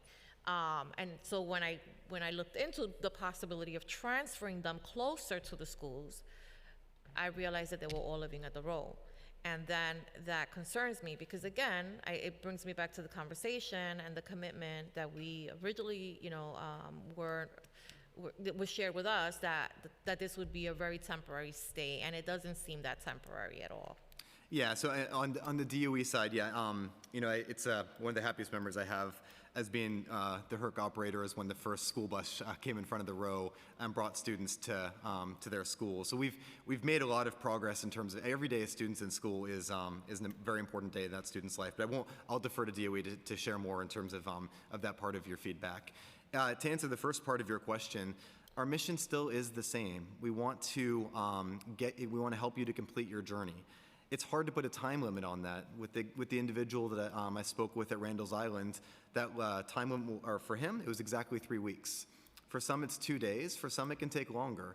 I mean, as you can imagine, if a family of 6 is calling relatives in New York City or other cities and says, we've made it through hell to get here, we're taking a breath, we're in a safe location, our children are getting vaccinated, can we move in? That can be a big ask if it's a large family, but we're seeing, again, families across New York City step up because one of the main ways that we're finding for people that are, for families that are leaving, the row in particular, is they're being resettled in New York City, many of which with family members or close friends. So that's, I think, to Commissioner Castro's earlier point, one of the heartwarming things about this is we are seeing New Yorkers step up to help our newest neighbors here, our newest New Yorkers. But I think one thing that defines the HERCs is I can't guarantee you it's going to be 1, 2, or 3 days in terms of how long it's going to take us to help people to resettle, because there are other factors like the ability to work, things like that, which we've talked about. Which can take years. Yeah, and if that's the one thing holding you up, then it could take a long time. But our mission every single day when we see you, and you're going to pass by us every day, is to do everything in our power to reunite you with family members or help you to resettle in New York City. That starts with enrolling your children in school. So our goal is not to keep you with us. Our goal is to be able to wave goodbye to you with your children in school. So can you share with me, what is the number of HERC migrants that have been transferred to DHS as opposed to the number of DHS participants that have been transferred over to the HERC? Good question. So people that are in a HERC, and in DHS for that matter, can transfer to one site or another. We don't track if somebody is leaving, and understand is if they're going to be staying with family members, but it doesn't work out, and they could, in theory, end up in a DHS site.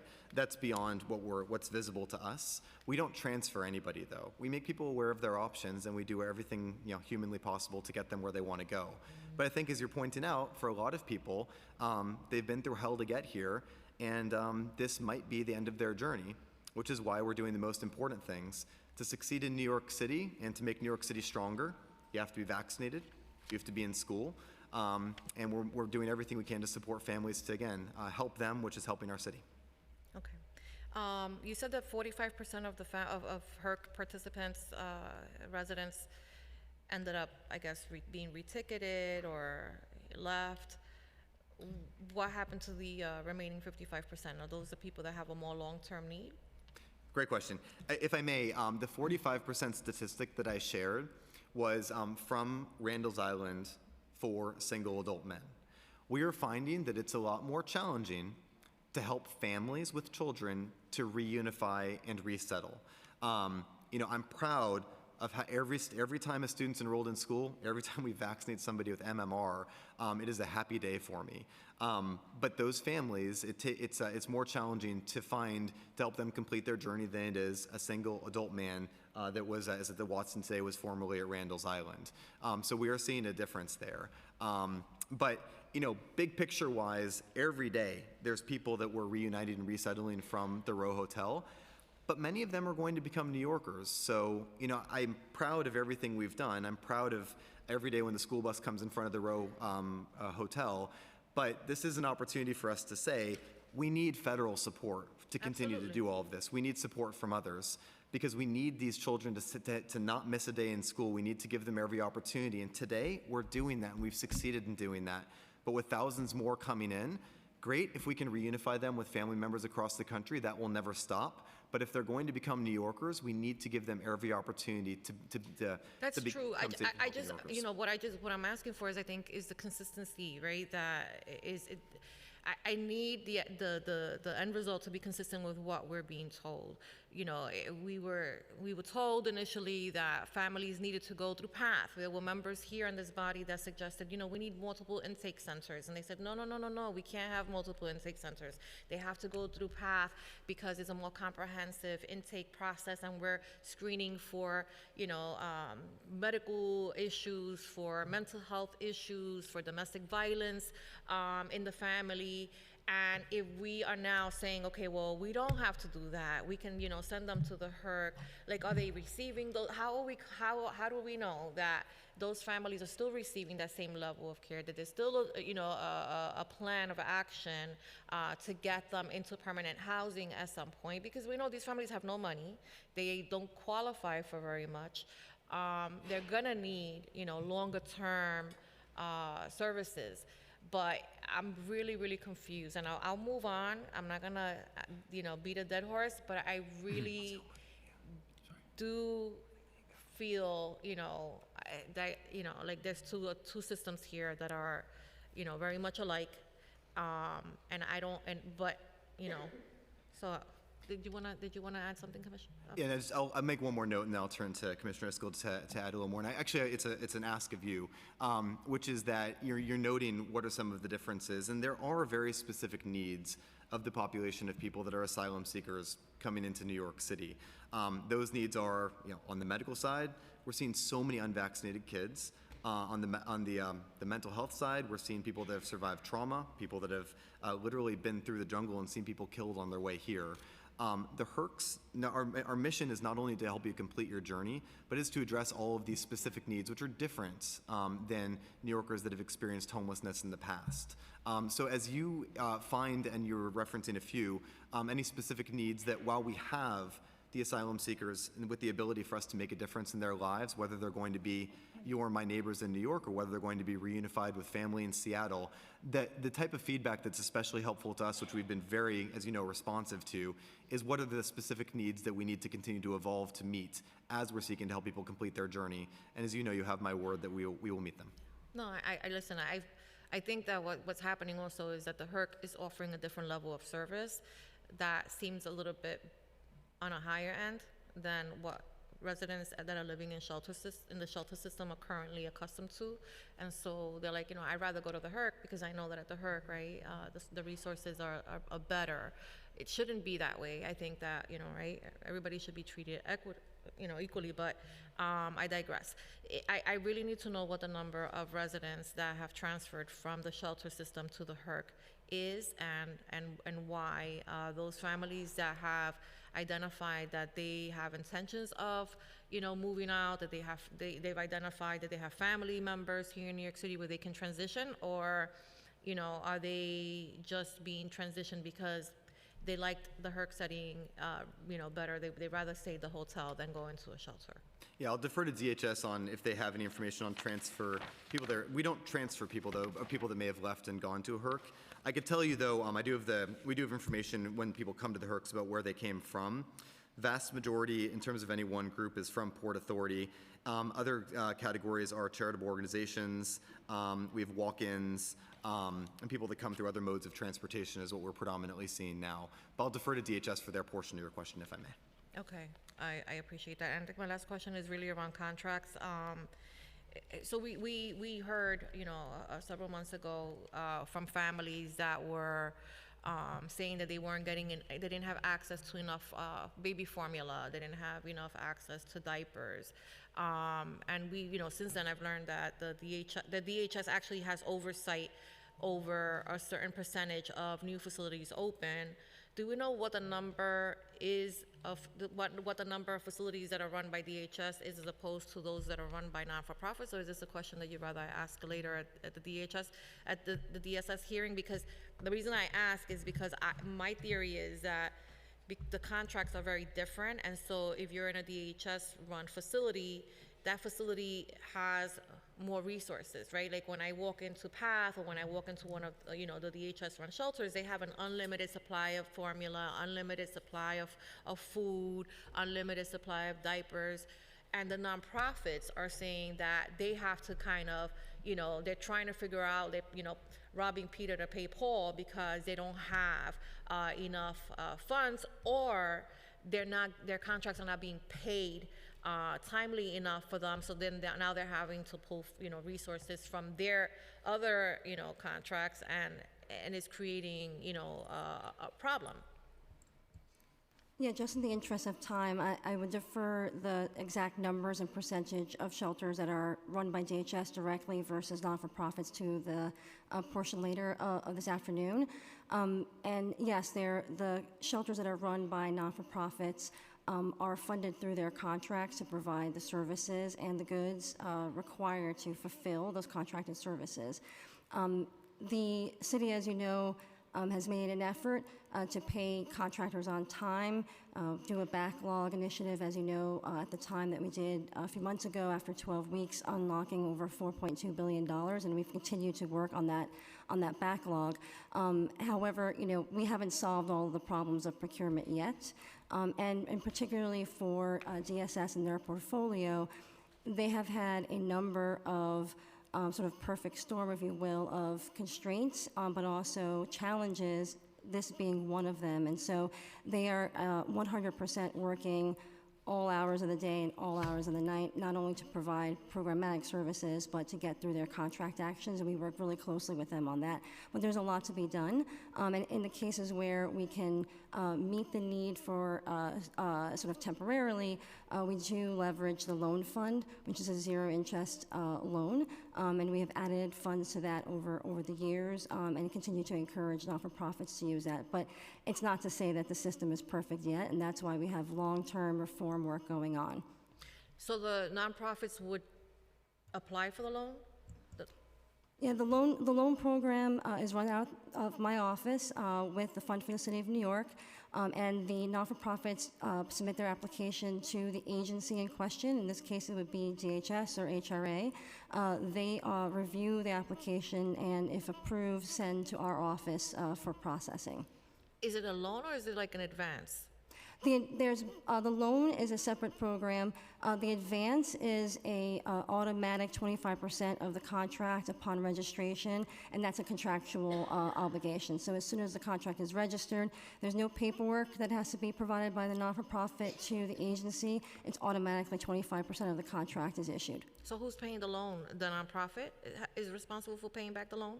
Well, through this program, it's a revolving loan fund, so once the contract is registered or the payment comes through, it is taken basically as corpus through the contract with 0%. And in some cases, that may be a few weeks that they can pay back through the contract. In some cases, it might be a little longer. That's crazy that we have access to funds through a loan program and that it takes forever to certify a contract. Jeez. Again, I know that's it could be a topic of a completely separate hearing, and I welcome having that in terms of timely contracts. Thank you. I appreciate that. I'm going to turn it over to Councilmember Hanif Bashir. Thank you so much, Deputy Speaker Ayala. To start off, I want to ask a little bit about the end of Title 42. That is a welcome change. We know that it's a xenophobic and cruel policy designed by Stephen Miller, implemented by the Trump administration, then continued under false public health pretenses by the Biden administration, and the courts were correct to terminate it.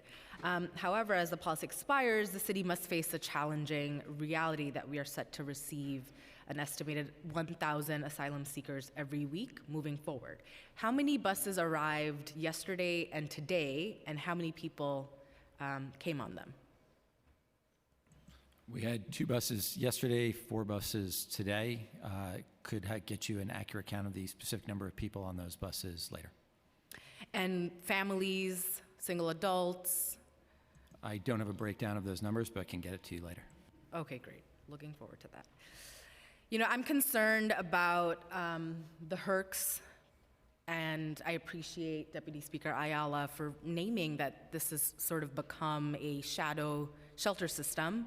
And the nature of it being an indefinite stay is concerning, especially if children are zoned to schools in the area. So there's concern if they're being shifted around, that they then have to transfer schools. Does resettlement include permanent housing options?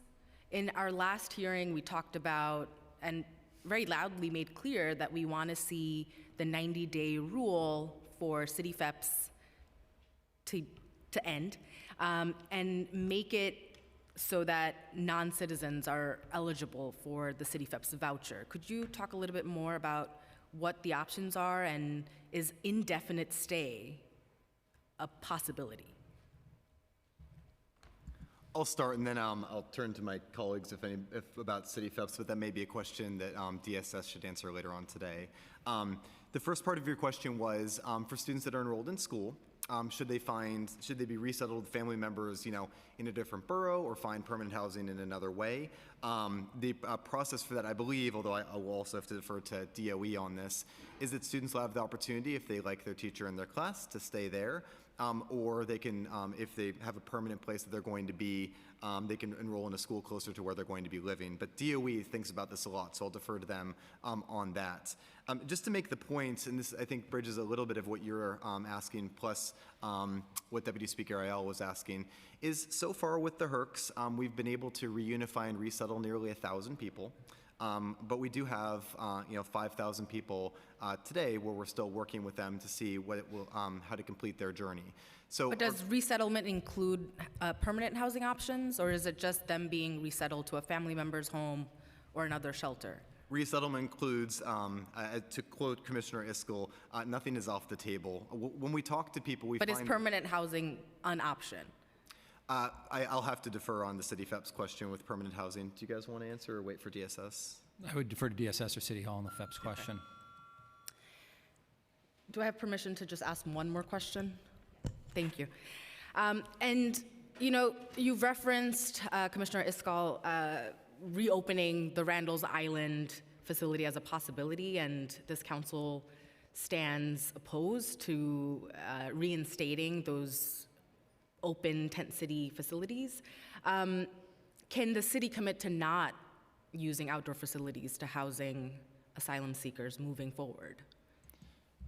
Can you define what you mean by an outdoor facility?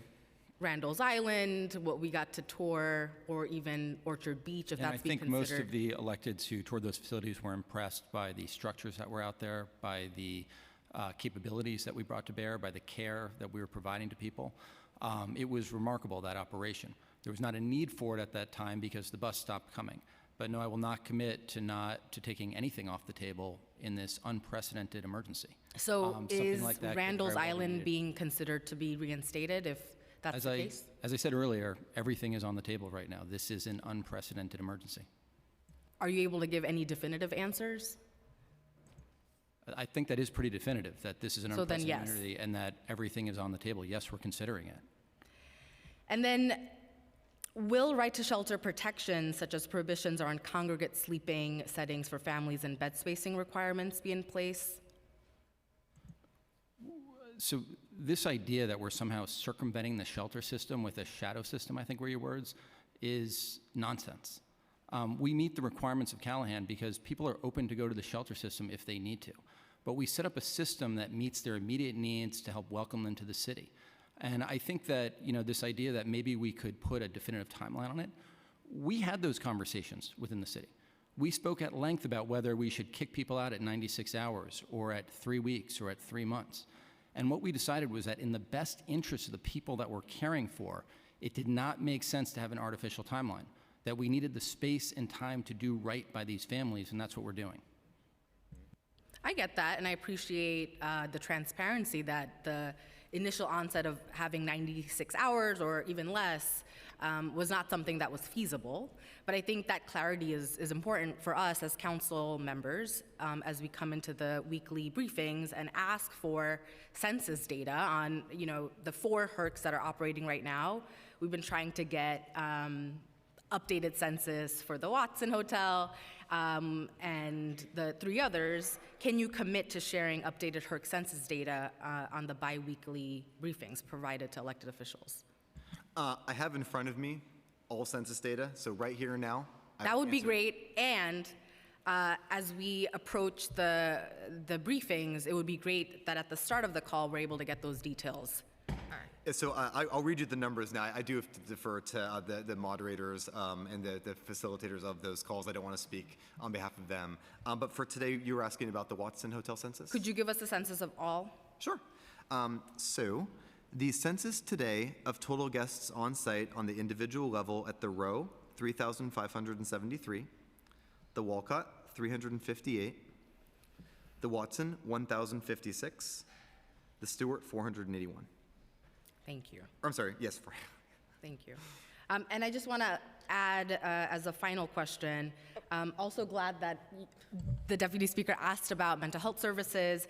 Could you share which specific services are being offered to youth and minors?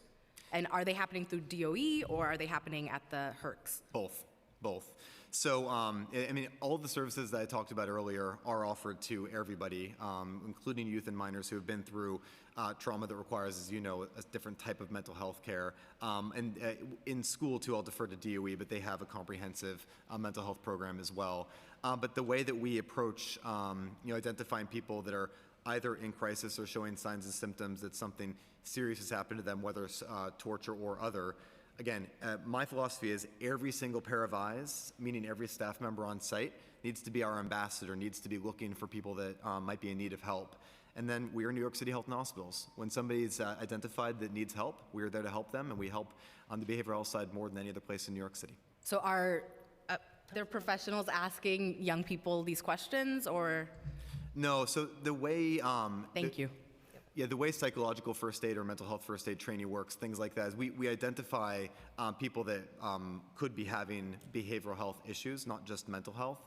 but there is no medical assessment or treatment offered by the staff members. Their job is to identify who could benefit. Then we escalate and offer an array of services, starting with, for example, NYC Well is offered, or specific connections with a warm handoff to Roberto Clemente, or if you seek care near to a different location, we've built pathways for behavioral health care for both children, so pediatric behavioral health, or for adults, so adult behavioral health, and in a variety of our facilities.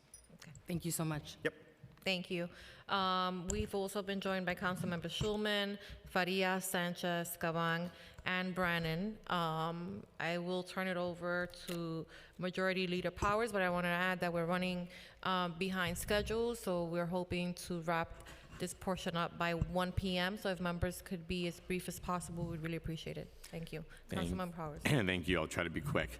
First of all, thank you guys for doing very, very difficult work at a very challenging time. I know it's going to be harder in the next month or a few months, perhaps, and certainly have some of the shelters in my district. So anyway, we can be helpful to what you guys are doing. You know that. Please reach out, and we're happy to help. I want to just ask a couple questions. One is about I did visit one of the facilities in my district. I didn't get to talk at that time, but I want to ask these questions. There have been, over the last few months, been reports or complaints about the food and it being insufficient within the facilities, including not being insufficient, not being nutritious enough, not accommodating of dietary restrictions or changes that are necessary, or even being age appropriate. I know that there have been some steps to take to remediate that, but I want to get some clarity today on what is available to individuals in the shelters when it comes to food access right now. What complaints or reports are you receiving, and how do you deal with those? Particularly, we have some issues where individuals have provided a physician's note, something about their need to have a certain dietary changes. And it does seem today there still seems to be issues based on what we're hearing.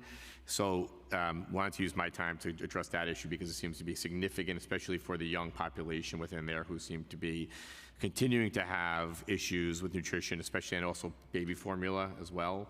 So I'm throwing that all at you up front just because I'm on the timer, but wanted to get an update on where we are when it comes to food and nutrition and food access and food insecurity within the shelters. I'll start, but one of the gating comments, if I may, was it at the Rowe, Walcott, Watson, or Stewart? I believe so. Okay. And I believe we'll also like to know updates when there was a baby formula shortage, and the mayor had made an announcement that he was going to address that by adding more capacity. I don't think we know exactly where that happened. So actually, we only have 2 of our facilities that have children. So that'll be at the Rowe and the Stewart, and we have storerooms full of formula, full of nutritious snacks, full of fresh fruits, full of everything under the sun. And I think of my 1-year-old and my 3-year-old, in terms of how we design this, you can just go up, you can ask for whatever you want. You can't miss it because there's a table with food at where you get off the elevator and every single floor. 3 square meals a day, including a warm dinner that is based on feedback we've received from guests. So actually the feedback we've received for the food is that people think that they value the fact that we've incorporated their feedback and they think it's good. If you're hearing specific feedback, we'd love to hear it. We also have a process for if somebody does have celiac disease or any other medical issue, we provide for them food that's appropriate for whatever their issue is. So we put a lot of thought into this, and if you have specific suggestions about how we could do better, would love to hear them. But when you walk into any of our facilities, you can't miss the food. I just want to come back to one question. I want to ask one more question in respect to time, and then I'll ask my last question. On the food issue, it does seem there are complaints happening with families. I'm not trying to put. I'm trying to be fair because I know you guys are under a lot right now, but it does seem like there's ongoing issues here, and I have seen letters myself from physicians where it seems like they're raising issues with dietary changes. So if I am an individual there today and I have a need, that's not being met, A, am I allowed to cook my own food in there, and what are the restrictions are there? Two is, how are those changes addressed if I have a different dietary need than somebody inside the rest of the population? And well, those two questions, I want to know that. And the last question I have, and then I'll end there, is more broad-based here. And the mayor was just recently at a press conference talking about how this will impact services across the board, particularly as we enter into the budget for next year, next fiscal year. I'm not sure who's prepared, who's able to speak to this, but just wanted you guys to give us a better understanding of what that actually means when we talk about across the board impacts of the increases that we're seeing over the next few weeks and what they might mean for essential services here in the city. Yeah, so on the food issue, I appreciate you raising it. I mean, again, as the father of a 1-year-old and a 3-year-old, if one of my children is hungry, nothing else in the world matters, period. And we do ask about not only preferences, but requirements as part of the entry process. And then on every floor, we have somebody at the food station at the Row Hotel. So every 23 plus floors, they can get you whatever food you or your children need. I would say that if you are hearing feedback, make sure that they're telling us about the food requirements that they have. And if those aren't met, you tell me, and I'll make sure it's fixed. We'll be in touch, but thank you. Can somebody answer the second question? I know it's, maybe you're not a WIN-B, but I think the mayor is talking about I'm concerned too about the fiscal impact here, the need for federal intervention, and frankly, we need our federal partners to step up, like we've all said, and the mayor's completely correct about that. But I wanted to hear just if anyone has a clear understanding of what that means for our essential services coming into the next year with the rising cost and the lack of a reimbursement. Yeah, so all that I can say is we're still doing that analysis, and we're still trying to figure out where those impacts might be, other than we know that there will be impacts if we don't get the federal and state support that we need. Are you concerned about your agency and what it might mean for your agency when it comes to the ability to provide services next year? I am not, because of the remarkable men and women that I get to work with, but we're still doing that analysis. You know, this is taking a lot of time, takes a lot of bandwidth, and we'll see what the future brings. Thank you guys, and thank you for everything you guys are doing in a really tough time. Thank you. We will now hear from Councilmember Arriola, followed by Councilmember Juan, and then Councilmember Narcisse. Thank you all for coming here to testify today. Let me open by saying that the Biden administration's allowing the expiration, knowing that Title 42 would expire, and not having an alternative plan to help states and cities like New York is nothing short of negligence. And further negligence is to not give our city and our state the funding it needs to take care of the uptick in immigrants that will be coming, migrants that will be coming. We each received an email yesterday saying that 2 buses were coming in and we could expect 10 to 15 buses by the 21st. Now, what you've all testified to here today is very good because you got a handle on what we'd already gotten. And during our asylum seeker meetings that we all have and you all attend, and thank you for that, we saw that there was progress.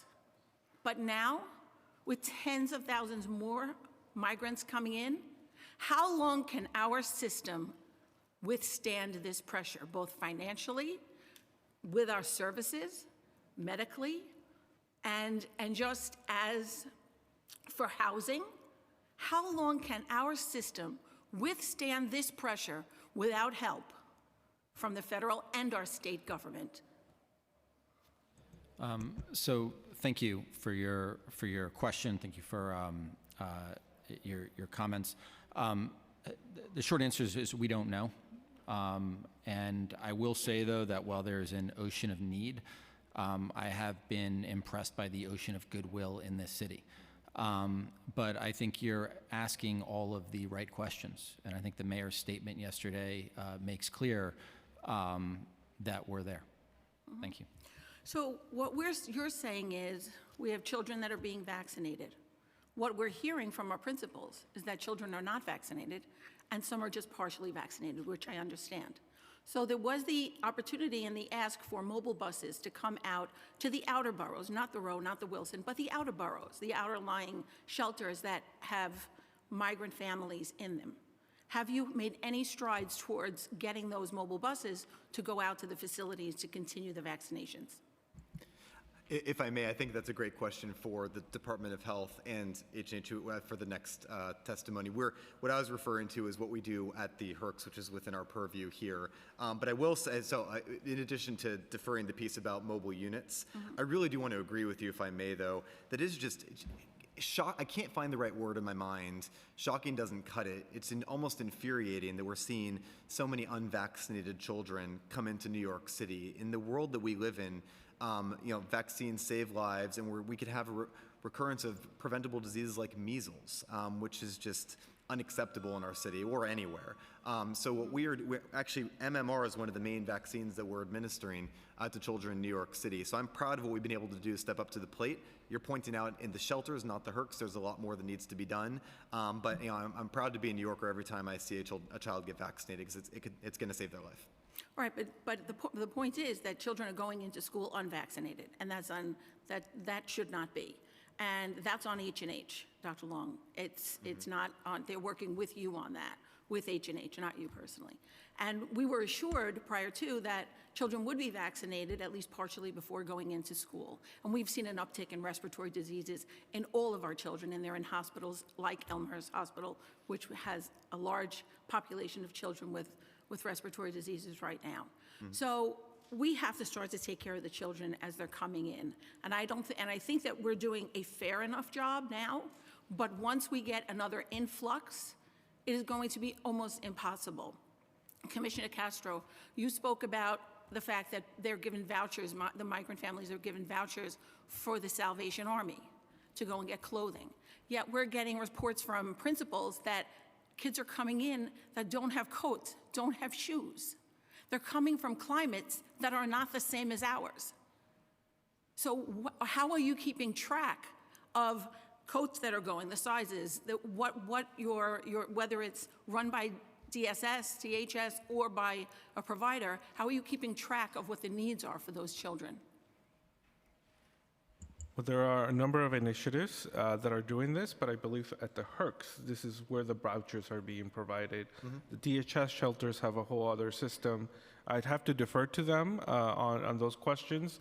They'll be able to testify later as to how they're coordinating. But Dr. Long, do you want to? Sure. Yeah, so again, just a big picture comment. So we have 4 HERCs, and I believe it's 58 emergency shelters that are under DSS's purview. I will defer to them to weigh in on not only the issue of how they provide clothing, which they do at the shelters, but I'm not in a position to be the one to describe that. And on the medical side, we run the HERCs, but each DSS shelter has its own medical arrangement that H&H is typically not a part of. But at the HERCs, we provide the vaccines for all of the children. So from my standpoint, the way we've set it up is we have 1 vaccine team at the Row per floor.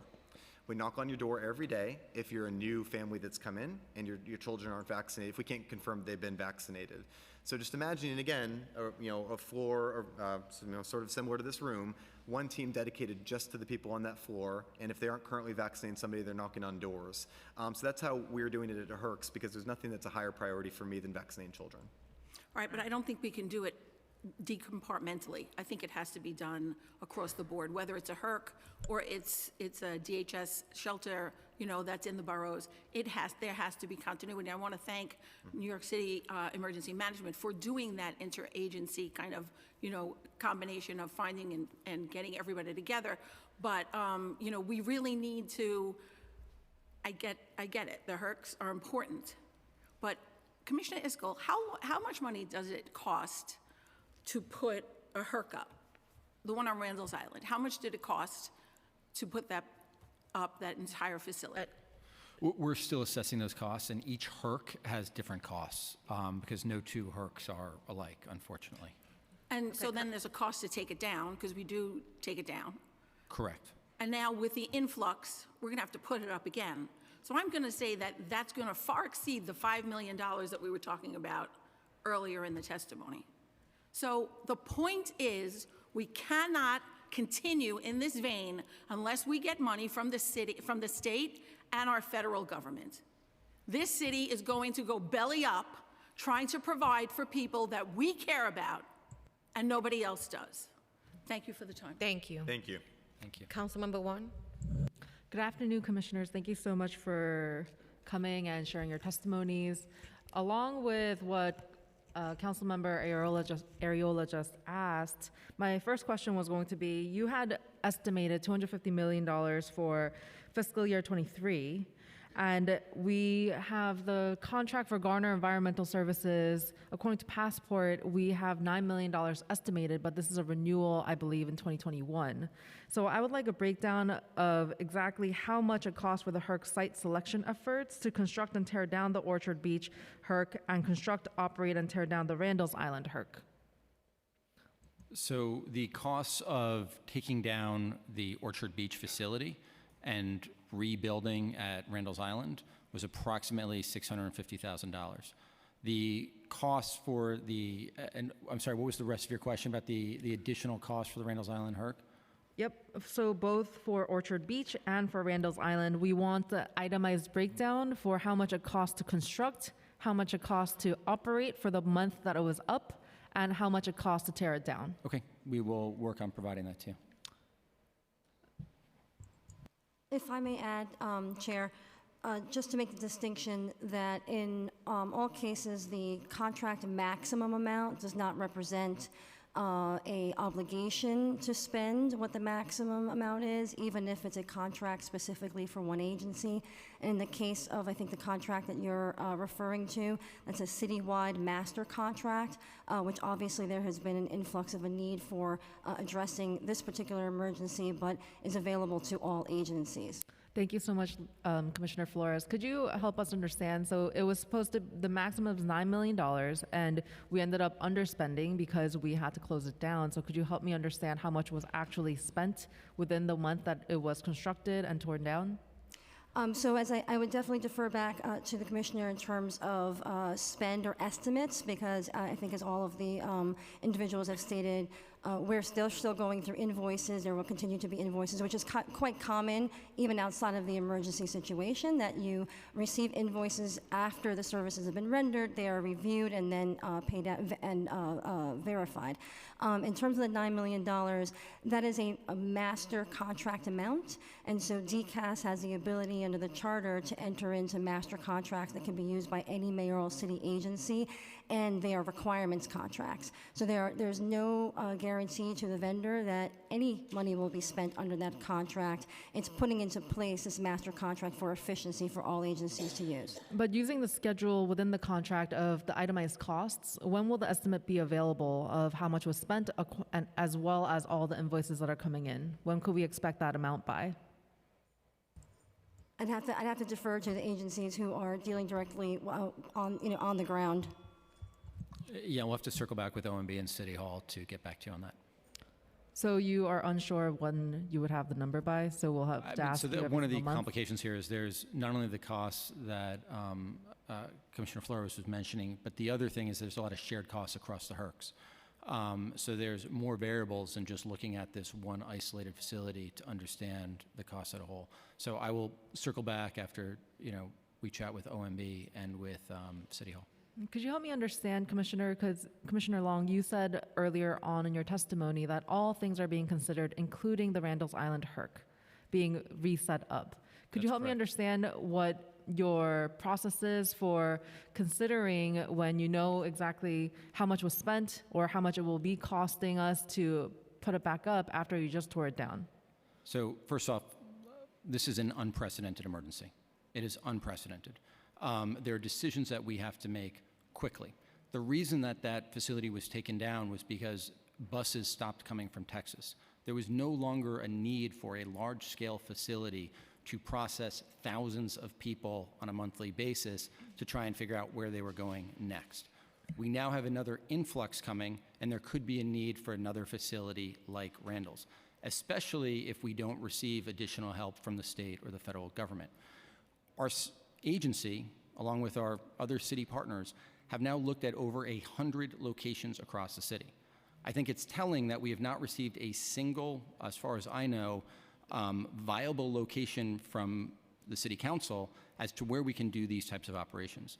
The fact is, there's not a lot of places in the city where you have the type of space you need to be working with thousands of people. I find it hard to believe that as you say, it's unprecedented. All of us believe that it's unprecedented. You could have foreseen that there would be more buses coming because there will continue to be migrants crossing our border. For you to be so short-sighted and to tear it down when you know that you'll have to put it back up, because we know as a city how much land value is, and we will not be able to find We did not know at the time that there was going to be additional buses. And it's very easy to play Monday morning quarterback and look at decisions based on information that you have now that we did not have at the time. It's very easy to play that game. However, when we're looking at facilities, we are currently citing additional locations across the city to set up these types of facilities to continue doing this work. In addition to that, the city set up now over 60 emergency shelters, 4 additional HERCs, and we continue to cite additional locations, and we will continue to do so as needed.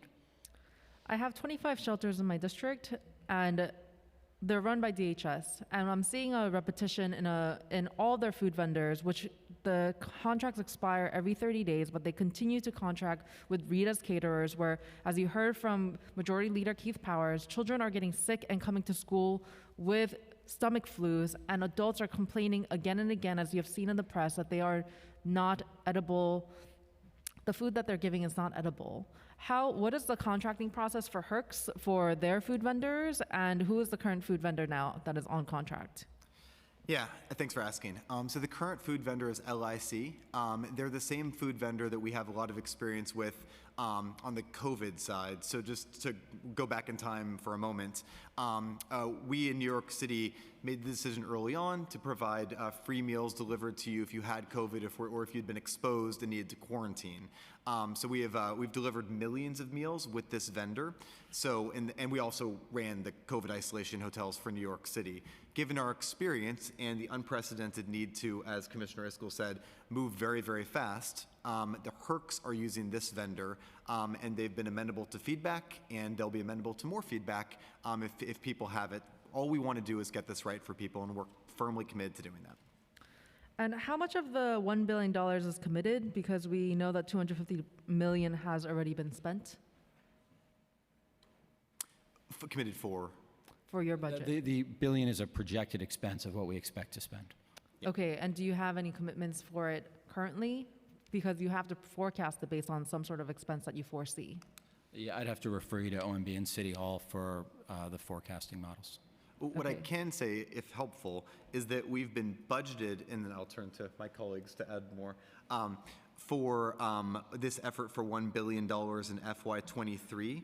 I will speak for the H&H portion, budgeted for $310 million of that $1 billion that budgeted for FY23. Commissioner Flores, my last question is, do you foresee any savings in having put up the HERC in Randall's Island and Orchard in comparison to what it would cost to have the temporary shelters in a hotel?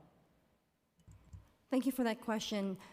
This is an evolving, ever-changing situation, so I definitely think there'll be an opportunity with OMB and City Hall to do that sort of analysis. However, I will just say that the flexibility and sort of the creativity of trying to have a whole breadth of opportunities in terms of what types of sites to use, as the Commissioner mentioned earlier, is really has been important thus far and will continue to be important in responding to this emergency, and being able to have all of those options to be flexible and nimble to respond as information becomes available that is consistent with expectations of the number of migrants that may be coming in to New York City. So I think that's a good question for continued analysis.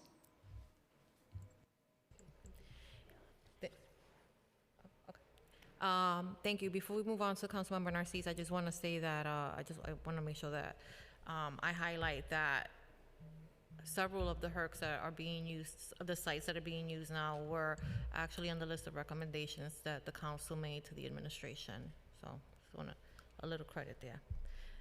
Thank you. Councilmember Narcisse? Hi, good afternoon. Thank you again. My question from listening, how many nurses and doctors, interpreters, social workers, or psychologists or mental health professional that we have, Dr. Long, at the Port Authority terminal when those folks are coming, the asylum seekers are coming?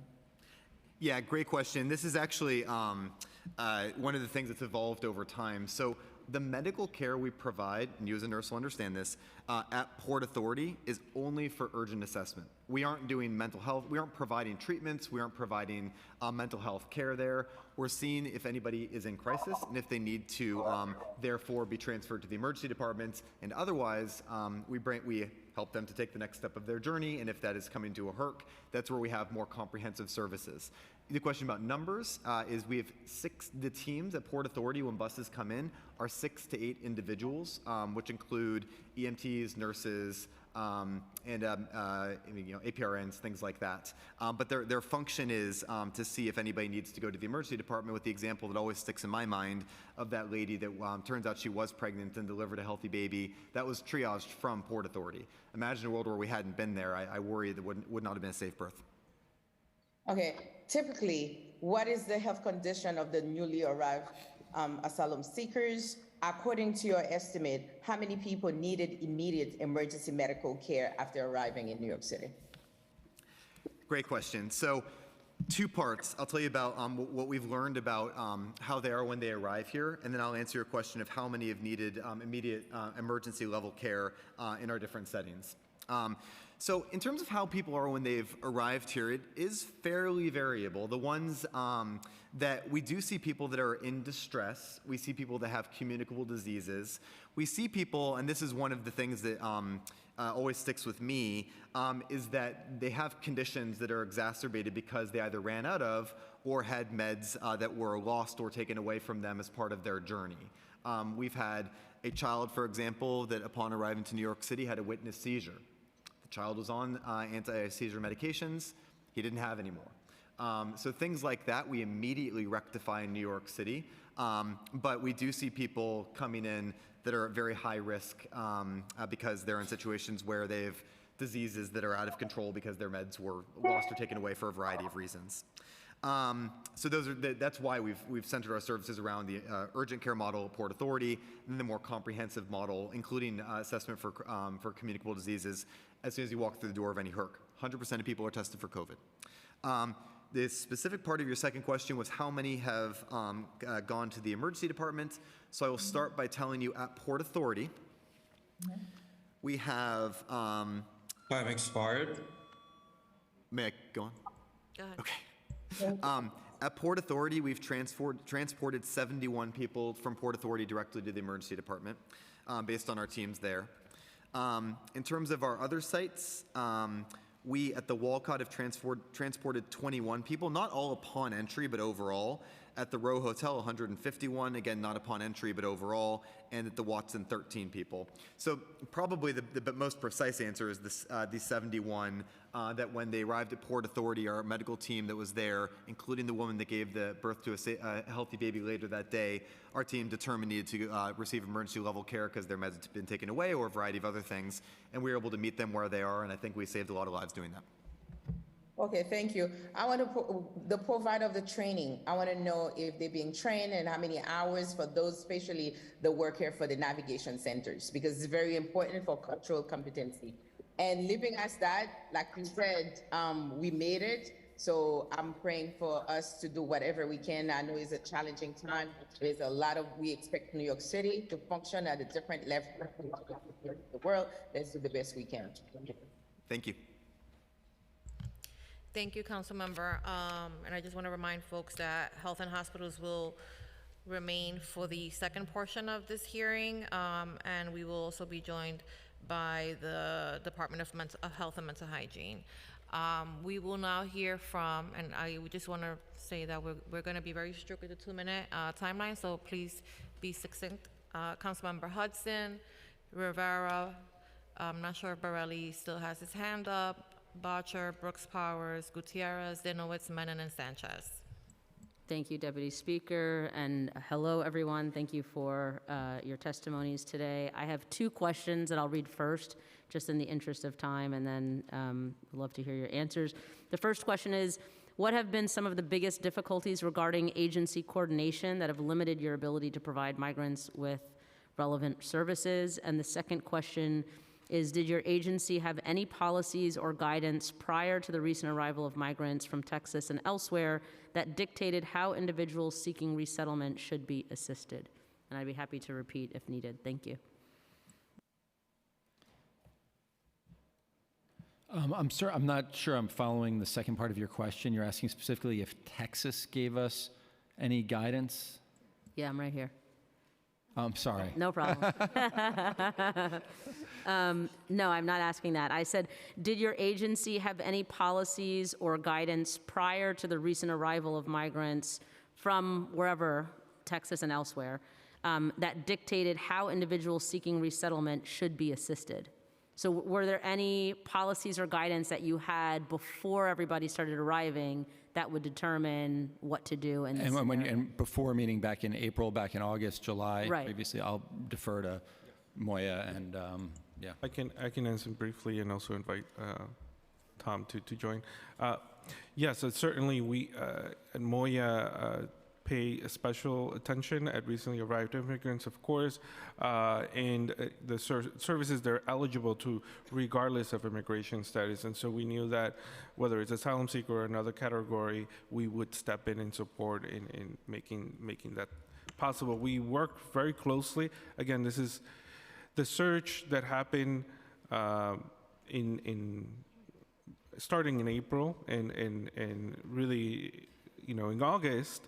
Was largely a result of a political actor, Governor Abbott, sending buses and often coercing people to get on those buses and getting here. But asylum seekers have been arriving to New York City for quite some time. Thank you, Commissioner. Only to add that New York cares for immigrants and serves immigrants on a regular basis through our established programs. Serving asylum seekers in the volumes that we saw initially was a change from that. And so we were coordinating with UNHCR and other credible large institutions that do this humanitarian work on a regular basis to inform our response.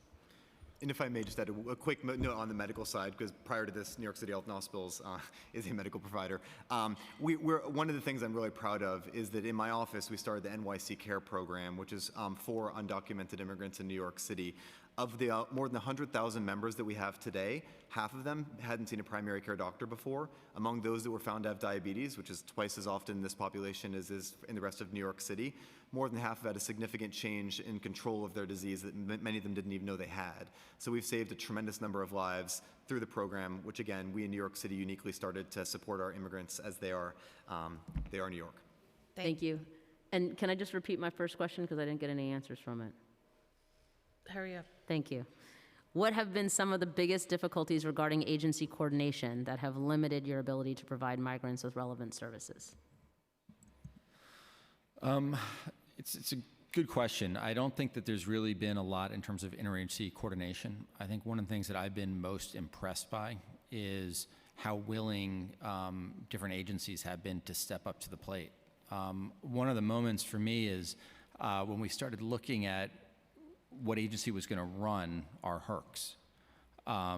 We were in a meeting, a bunch of commissioners, senior city leaders, and everybody's sort of looking at the walls, everybody's looking at the floor, and Dr. Katz, Mitch Katz from Health and Hospitals, stepped forward and said, "We've got this." Again and again and again, city agencies have been stepping up to the plate, starting as far back as early August with Moya, just showing up at the Port Authority, volunteering, and making things work. Okay, so just for the record, no difficulties regarding agency coordination? Not that I have seen, no. Great, thank All you. right, thank and you. thank you so much, Deputy Speaker, I appreciate it. Thank you. Councilmember Borelli, do you have questions? No? Okay, Councilmember Boucher. Hi.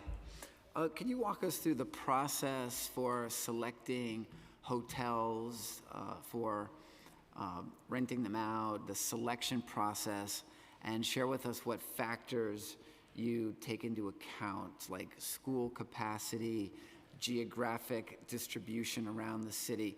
Are those factors that you consider when selecting these sites? So there's a lot of different variables that we look at when we're looking at sites. Size is one, availability is another, the amount of work that needs to be done to bring something up to code. There's a process where we also bring in the fire department, we bring in Department of Buildings, if needed, a whole host of other agencies to do their evaluations of the structure in the building. We look at the capacity, the cost, and we have teams, these interagency teams that will go out, spec out those locations, and then do an assessment as to how much time it's going to take for us to get something up and running. Is there an RFP, or do you have staff just calling hotels? How does that work? So there is not an RFP. We are in the process of putting together an RFEI, specifically looking at if there are folks that have an expression of interest in doing this work. But a lot of it is calling around, a lot of it is looking at sites, and a lot of it is just the domain experience that our agencies have around the city. What about geographic distribution and school capacity? Our community, where I'm so proud of the way that we've stepped up, and my constituents have been really, really supportive, because we've got quite a few very large hotels. But people do want to know, are you considering geographic distribution around the city when selecting future sites? Yes, we're considering geographic areas. We're considering all the boroughs. We're considering, we work closely with DOE, especially when we're looking at siting family HERCs. Those are certainly things that we consider. And if I just add one thing onto that, so we have our 4 HERCs, but it also, as you know, DHS has 58 emergency shelters in hotels as well. So those are dispersed across the city. And I just will say, as you know, it was my pleasure to lead some of your community members who live across the street from one of our HERCs on a tour, and I couldn't agree with you more. Your community members are committed to helping our newest New Yorkers. Thank you. I'd just add one of the variables, access to public transportation. Okay, thank you. If I may, Deputy Speaker. Sure. I just want to say, to make our message clear to our federal and state partners, the time is now. We need you to step up and support New York City and asylum seekers. You're making an incredibly difficult situation much worse by continuing to delay your support to our city. And I'll say it in Spanish just in case they don't hear it. Al gobierno federal y al gobierno estatal, no más demoras, necesitamos el apoyo a la ciudad de Nueva York y a las personas solicitando asilo en nuestro país. No más demoras. Thank you. Muchísimas gracias. Councilmember Dinowitz.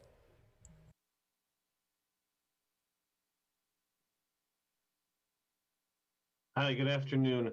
I want to follow up on a question that was mentioned earlier, but I didn't get clarity in the answer. A few months back, I was informed that there was going to be a asylum seeker shelter in my district.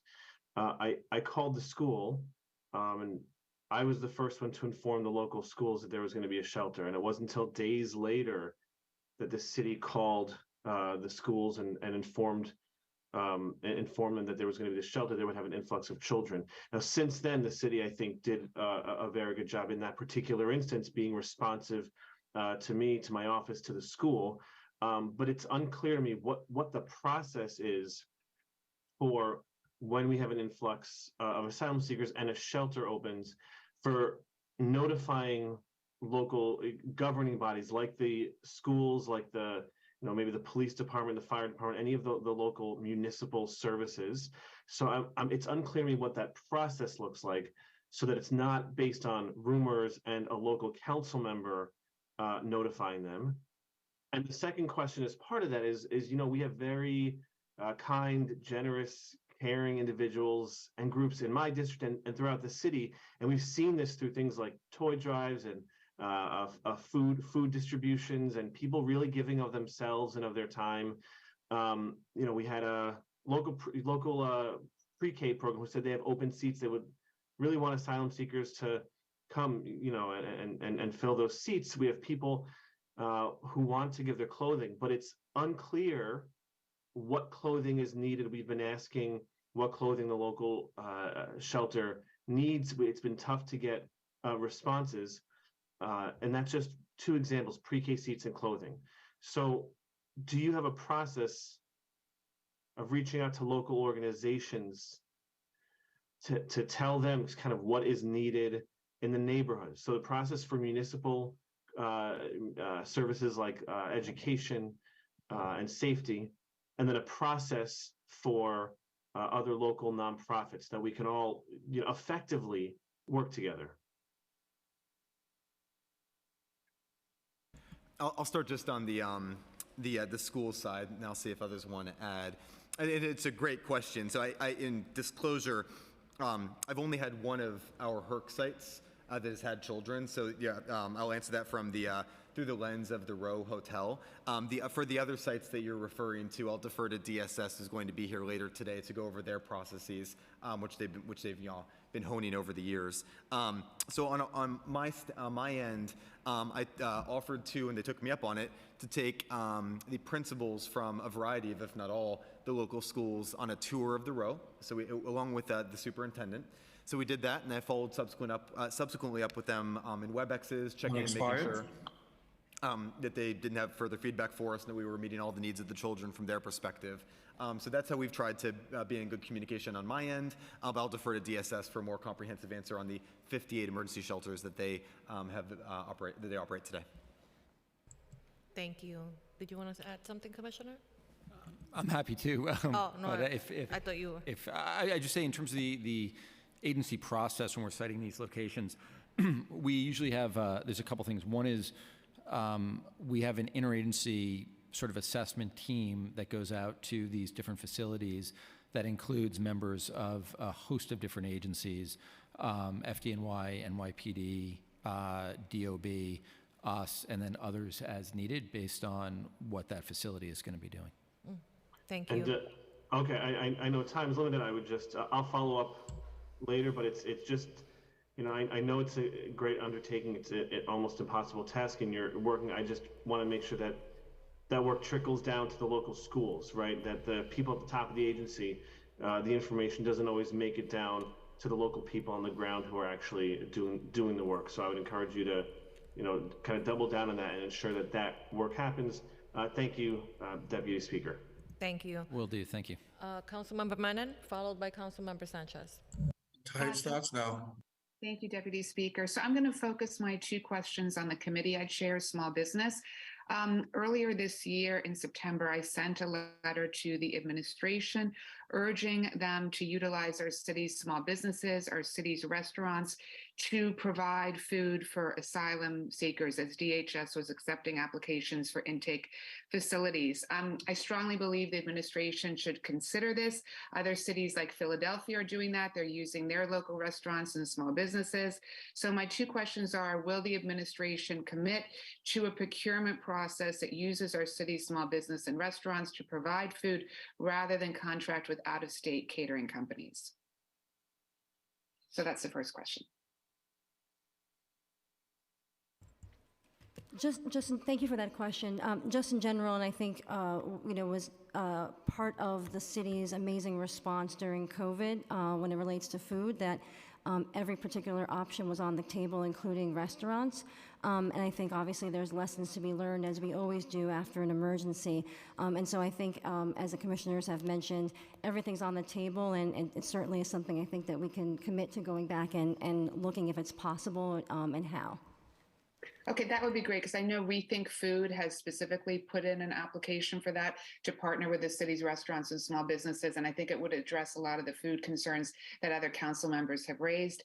And then just briefly, my second question is that since many of the asylum seekers have been here in the United States for over 6 months and can obtain working papers, what is the city doing to help them to find legal employment?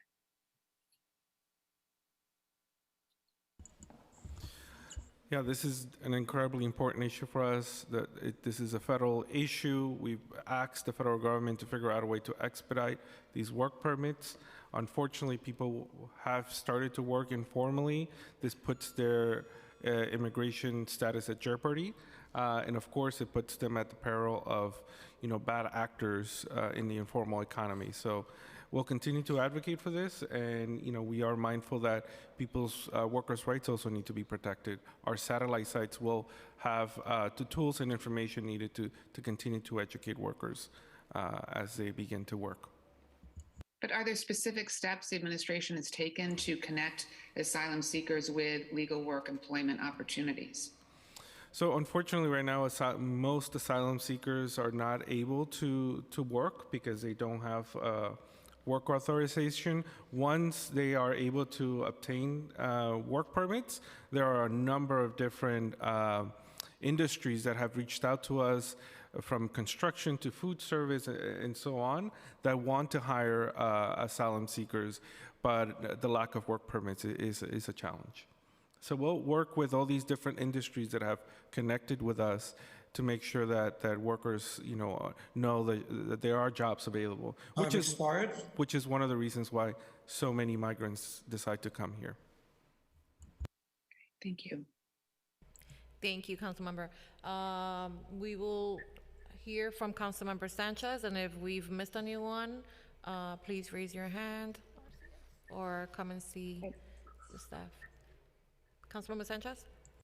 Time starts now. Thank you so much, Deputy Speaker. And I want to echo all of my colleagues who have acknowledged the difficult challenge that the administration has before it. And thank you for all the work that you're doing. Many of the questions I was going to ask have been asked, so I will focus on two. One is, can you talk about HPD's role, if any, in the response to the migrant crisis? Are they doing inspections of any shelters or any facilities? Are they involved in any way?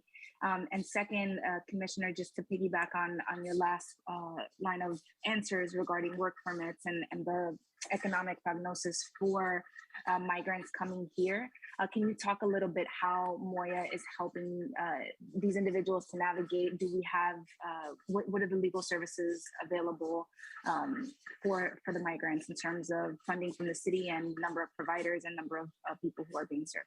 Thank you. So what I can say is HPD is very involved, as are all city agencies in this process. They help with inspections, they help provide expertise, especially on the running of different facilities. We've also looked at some of the various contracts that they hold as well. And I'll turn it over to Commissioner Castro. Thank you, Councilmember.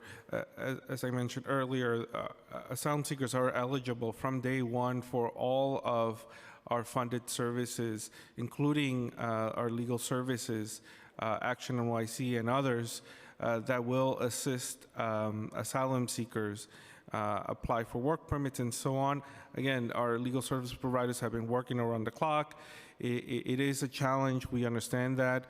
In the coming weeks, we're going to make decisions about the $5 million, how to best and most strategically use those funds to expand on our legal services. But again, we wouldn't be able to meet the tremendous need, especially as more asylum seekers will be coming.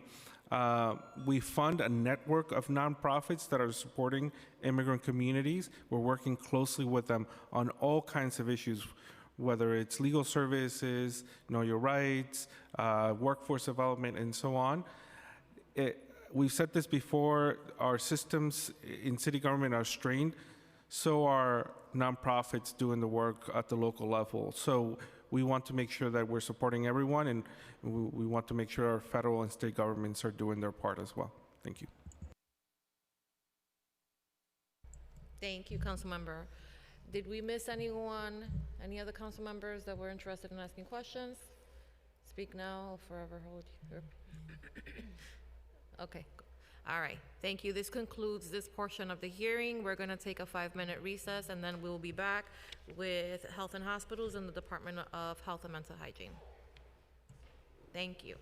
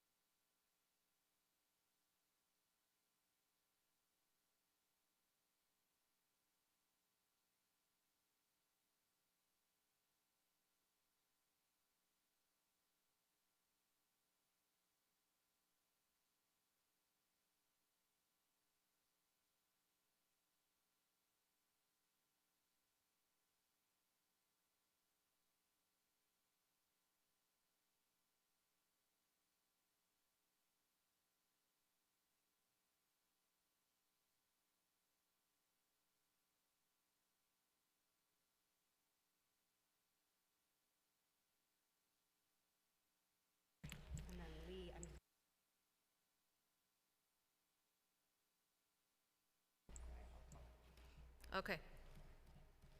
We're ready. All right. Whew. Thank you guys for bearing with us a few minutes. We will now move to the second portion of this hearing. We will be hearing from New York City Health and Hospitals and the Department of Health and Mental Hygiene. So we will now turn it over to Chair Schulman for remarks. Thank you very much, Deputy Speaker Ayala. Good afternoon. My name is Lynn Schulman. I am Chair of the New York City Council's Committee on Health.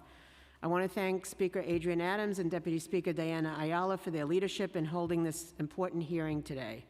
I also want to thank the administration for being here and for taking the time to answer our questions about their work in providing necessary health care to the recently arrived asylum seekers in New York City.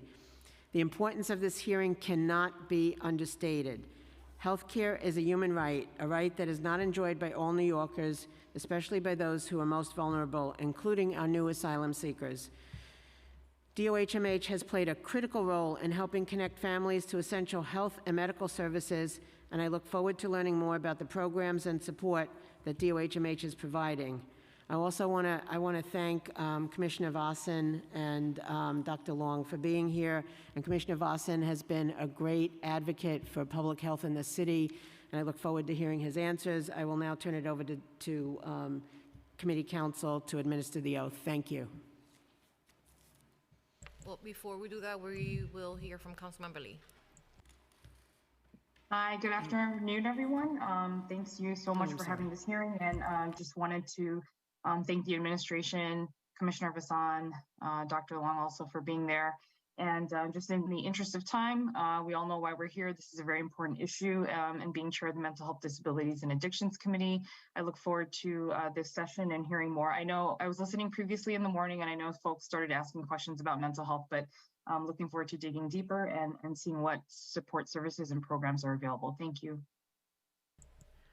Thank you. Now we'll turn it over to committee to administer the oath. Hello, administration. Please raise your right hand. Do you affirm to tell the truth, the whole truth, and nothing but the truth in your testimony before this committee and to respond honestly to council member questions? Yes. You may begin when ready.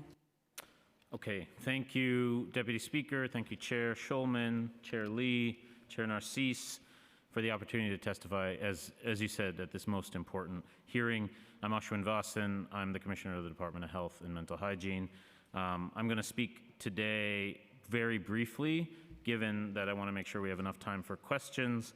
But I will just say that there's no more important work than protecting those most vulnerable, and especially those coming to our city for help in their greatest hour of need. The Health Department has been involved in actively coordinating health services and health responses, providing public health guidance as the public health authority in the city to all of our sister agencies. We're especially grateful for the partnership with New York City Health and Hospitals. In addition to that public health guidance, we've been putting out mental health resilience and emotional response teams. I think it's really critical that we as a city acknowledge the role of trauma and violence have played in the lives of so many people coming to our city in their most difficult hour, and our city has been and will continue to be ready to meet their mental health needs.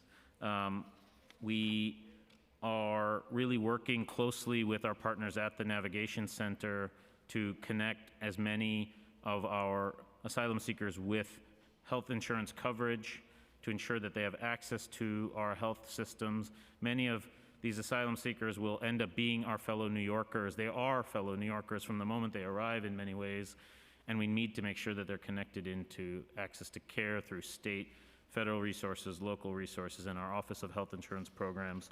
Health Insurance Services has been on the ground from the beginning, connecting people into care. I will just recognize as well our partners at DHS and DSS for their leadership and their commitment through service at 58 hotel-based shelters, 58 DHS shelters. And I will close my remarks there. I want to make sure that we have enough time for questions and for dialogue here in this most important topic. We are submitting an official testimony for the record, which is more extensive, but in the interest of time, I will stop there. Thank you for the time. Appreciate that, and thank you so much, Commissioner. It's always a pleasure to see you. One of my favorite parts of the work is really working on the mental health front, and so I really appreciate our conversations.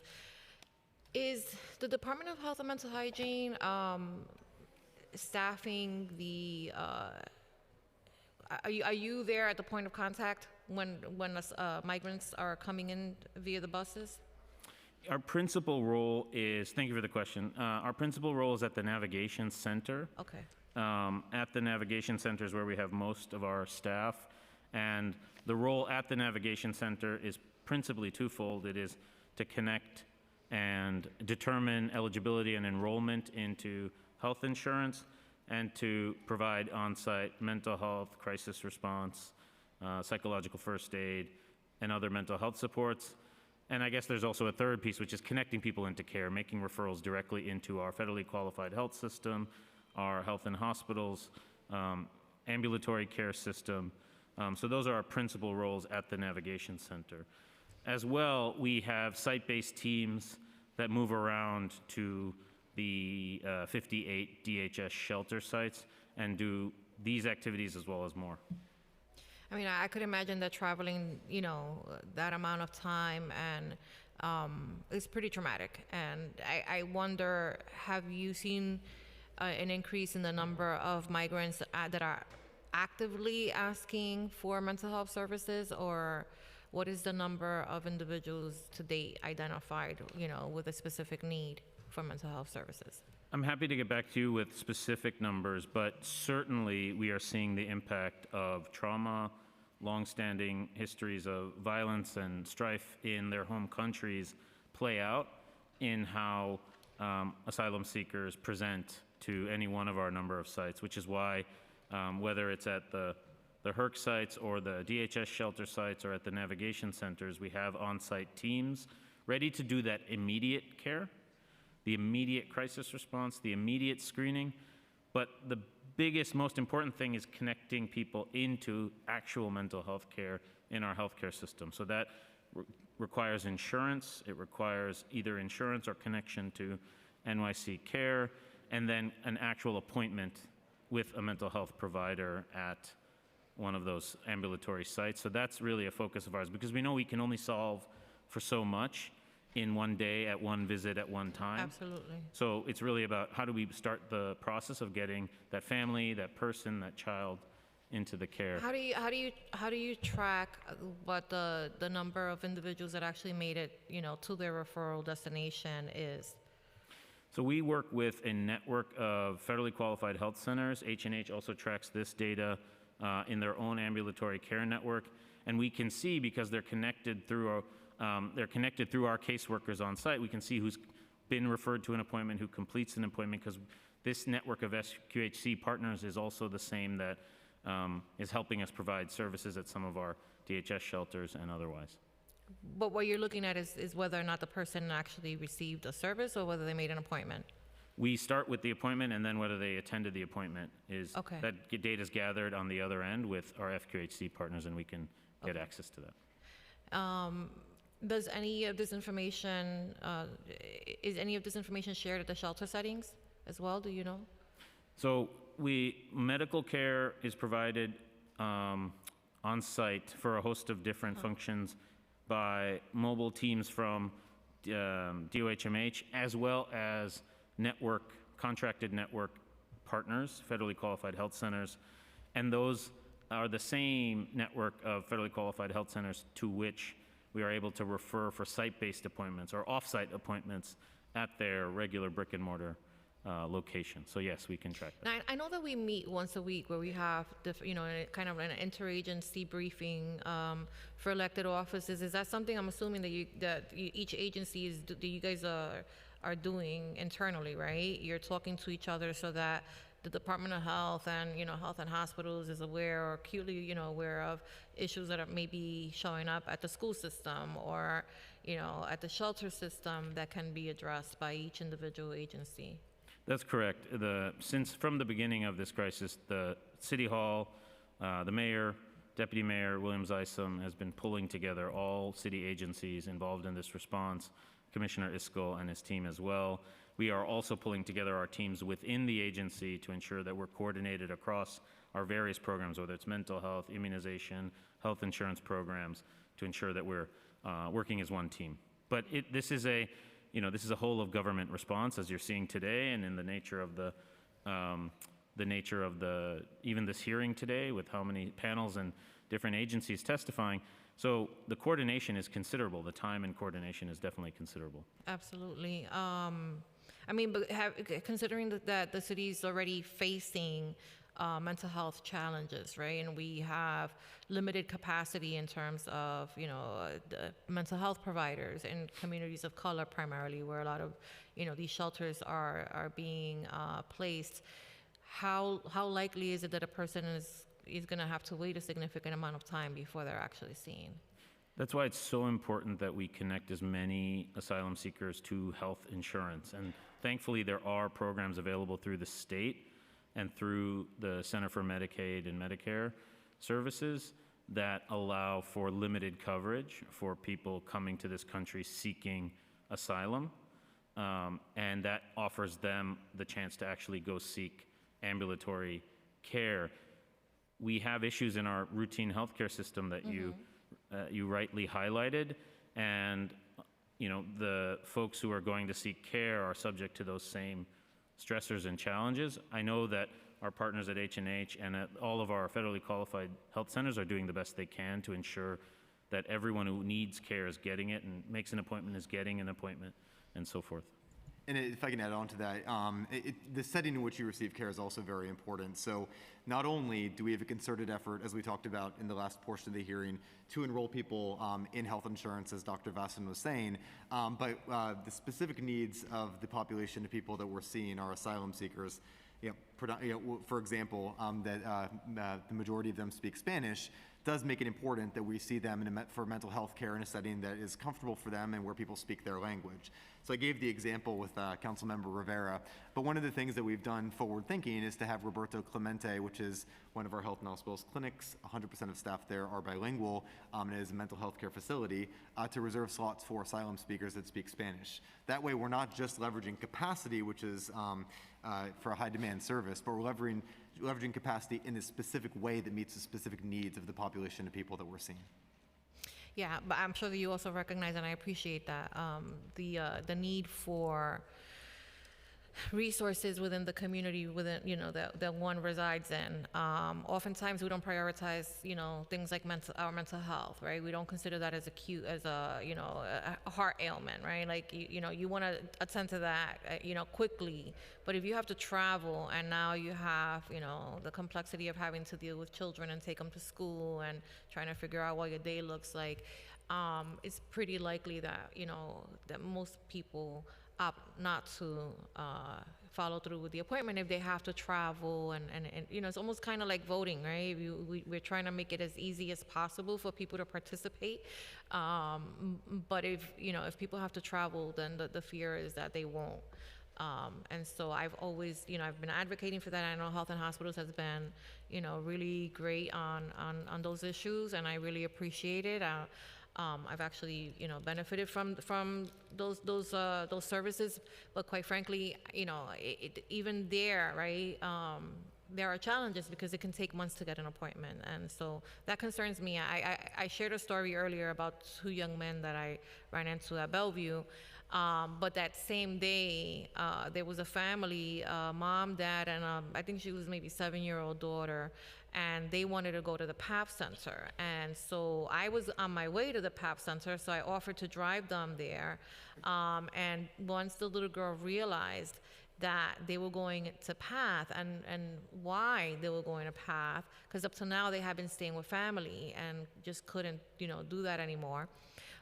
She started shaking and crying, and I was a little confused at first, but she really, she was traumatized, right? She thought that they were going to separate her from her parents, and it was, immediately evident that the trauma inflicted, she had arrived in January, and we're talking 6-7 months later, was still very much a part of, of who she was, right?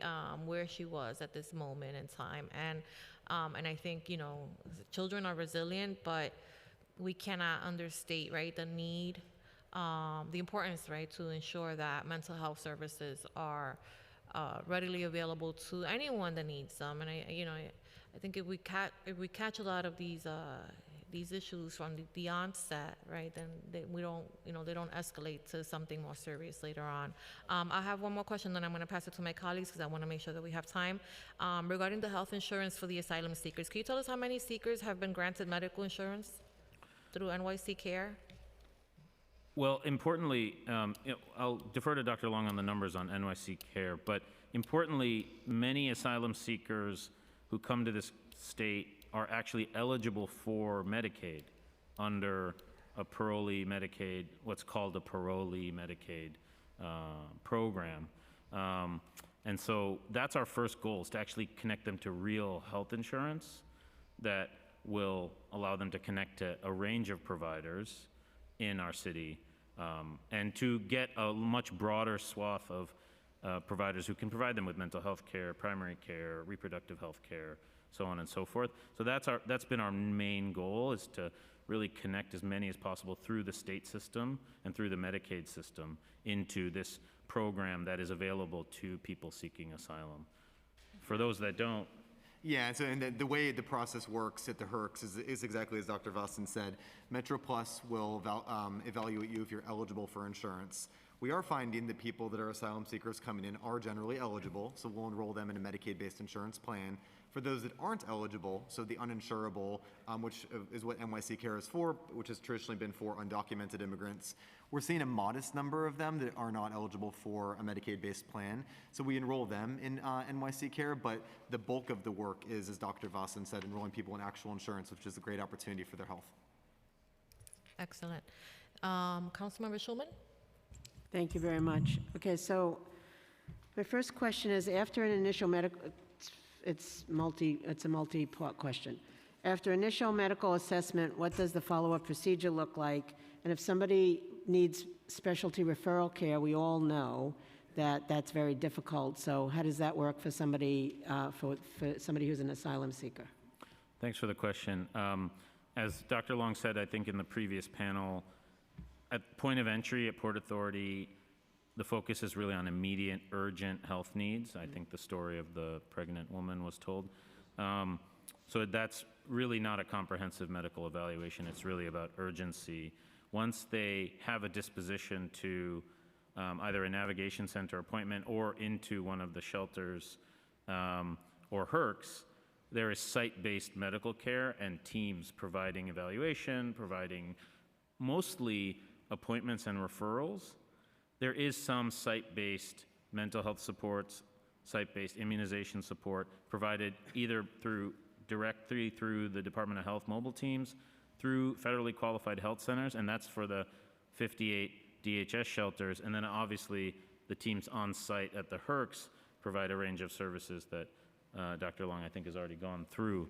So the goal is to provide as much as we need to in an urgent way on site, but then actually get people plugged into the routine healthcare system and the safety net system in particular, so that they can go get their more comprehensive needs met in an actual clinical setting, in a real healthcare setting. And if I could just add on to that, because the process we use is, as again, we've identified any urgent issues, your doorway to get anything else in healthcare is through primary care. Mm-hmm. So our goal is to plug everybody, without exception, into primary care, adults into adult medicine, kids into pediatrics. Then that's through our FQHC network in New York City, through some of our hospitals have stepped up and we've been able to coordinate to make appointments with them, and of course through health and hospitals. But that's where your home base is, and that's where you can get either mental health or any other specialty care that you need. Right now our wait times at New York City Health and Hospitals for adults and kids are less than 2 weeks for a new primary care appointment, but we've intentionally built out, because one of the things we're seeing with kids is some of the kids in particular, in some ways more than adults, probably for the immunization reasons, are coming in a bit sicker. So we're able to get them into either same day or next day primary care visits where you could meet the doctor. It's going to be your doctor for the rest of your life. So so now I also have a question. The city is experiencing a lack of children's medications over the counter. So how is the city dealing with that? So thank you for the question. You know, we, particularly with the quote unquote triple-demic with rising rates of flu, RSV, and COVID, we've seen demand for things like children's Tylenol, children's ibuprofen, mostly fever reducers and pain relievers. We've seen spot shortages around the city. We've been in very close touch with our partners at the state and the FDA. I spoke to the FDA commissioner just a couple of weeks ago about this very issue. What they are reporting to us is not widespread shortages, but rather some supply chain issues. So we believe these will be temporary. But in the meantime, we're exploring ways, for instance, to look at our stockpiles, to look at to look at substitutions, to look at extension of expiration dates from the FDA. I mean, we're looking through all angles to get through this winter, but it's a very good question, and we certainly don't want parents, as a parent myself, we don't want parents to feel like they just can't get those basic needs met, basic medications that they need. Deputy Speaker, I have a couple more questions. Can I? Okay. So I want to take two different tracks. One is, how are we caring for the elderly and individual disabilities that come in? I'll defer more specific questions to the Office of the Aging and the Mayor's Office for People with Disabilities, but a lot medical is centered around medical care. Let's do that. How? Yeah, I think again. So yeah, thank you for the clarification. This starts and ends with comprehensive case assessment and connecting with the caseworker at the Navigation Center or at one of the shelters or at the HERC or at the HERCs is the way to get these comprehensive assessment of what your needs actually are. Do you have physical mobility challenges? All of our sites are ADA compliant. Do you have intellectual disabilities? Connecting into our mental health resources, IDD resources, and through MOPD and through otherwise. A lot of this comes through more sound and long-term assessment. Again, challenging to do in an acute environment, but we're trying to meet people's immediate needs as best as we can. So, and I've heard anecdotally that there are people, LGBTQIA+, that coming in from some of these buses. Is there an ability, if they need a sex clinic or something else, or they need other types of care, how are we dealing with those individuals?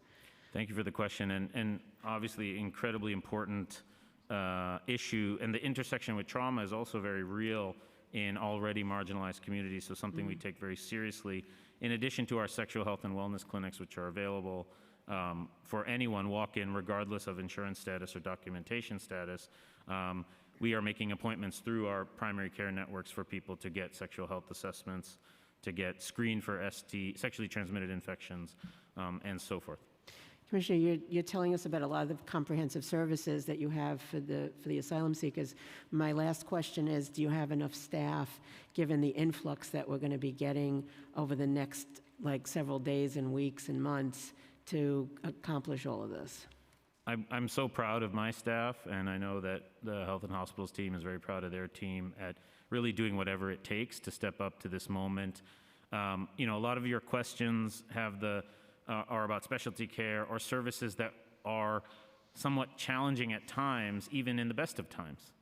And now we're in a moment of real existential crisis. So I don't want you to walk away from here not understanding that this is putting a real strain on our resources fiscally, from a human side, from an operational side, obviously staffing and workforce issues.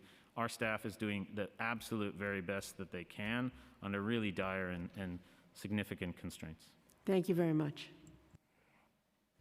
Thank you so much. We've also been joined by Councilmember Nurse. We will now hear from from Chair Lee. Starting time. Hi.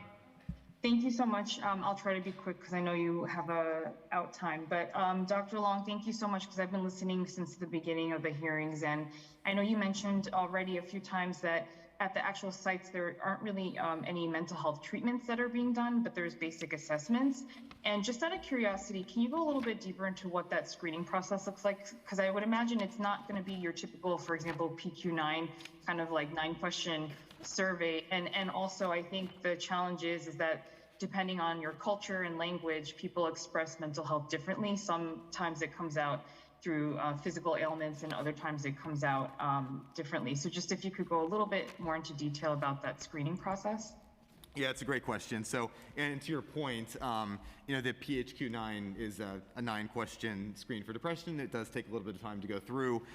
So the way that we've orchestrated things is we want all staff at the HERCs to have their eyes on everybody so that anybody that is in crisis or is in need can be identified by any staff member.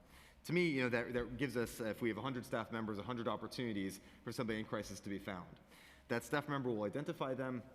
We will escalate so that we can offer resources immediate, like NYC Well, which Dr. Vasson can share more about, but it's an incredible New York City-based resource to give you somebody immediately to talk to. But ultimately, we need to get you into a setting where we could do everything that you just described, a comprehensive assessment. So that's why we have so if somebody is identified, we have reserved slots at Roberto Clemente. Across our system, we again provide more than half of the inpatient behavioral health care in New York City. So we have tremendous behavioral health resources at health and hospitals that we can make warm handoffs to, and we do regularly, including that we've had to do some warm handoffs for emergency level care. So people have needed to go to CPEPs, things like that, based on the crisis that we've been able to identify for them. But it's keeping everybody safe, and we're able to identify things as quickly as possible with more eyes on the issues. To go a layer deeper than that, we are doing additional trainings for our staff, as I mentioned earlier, but this is just really important to emphasize for the specific needs of this population, which the HERC solely is there to serve. And that is that people have been tortured in Venezuela and other countries coming to the US.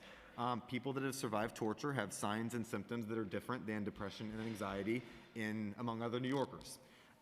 It is the job of our teams to identify who could be experiencing the signs and symptoms of torture. They don't have to treat the person, but they have to refer them into one of our New York City special clinics, which we're so fortunate to have, our Survivors of Torture program at Bellevue, our Libertas Clinic at Elmhurst. And the best possible way to train our staff to identify who those people would be and to build that referral pathway is the director, his name is Hawk, of the Bellevue program. So he's training my staff. So I guess big picture wise, I think your point is totally right. We need to plug the people into comprehensive care, but we need to have as many eyes on people as possible because the types of mental health issues that they're having may present differently than what many are used to. Right. And sorry, Deputy Speaker, if I could ask just a couple more questions, if that's okay? Yes. Okay.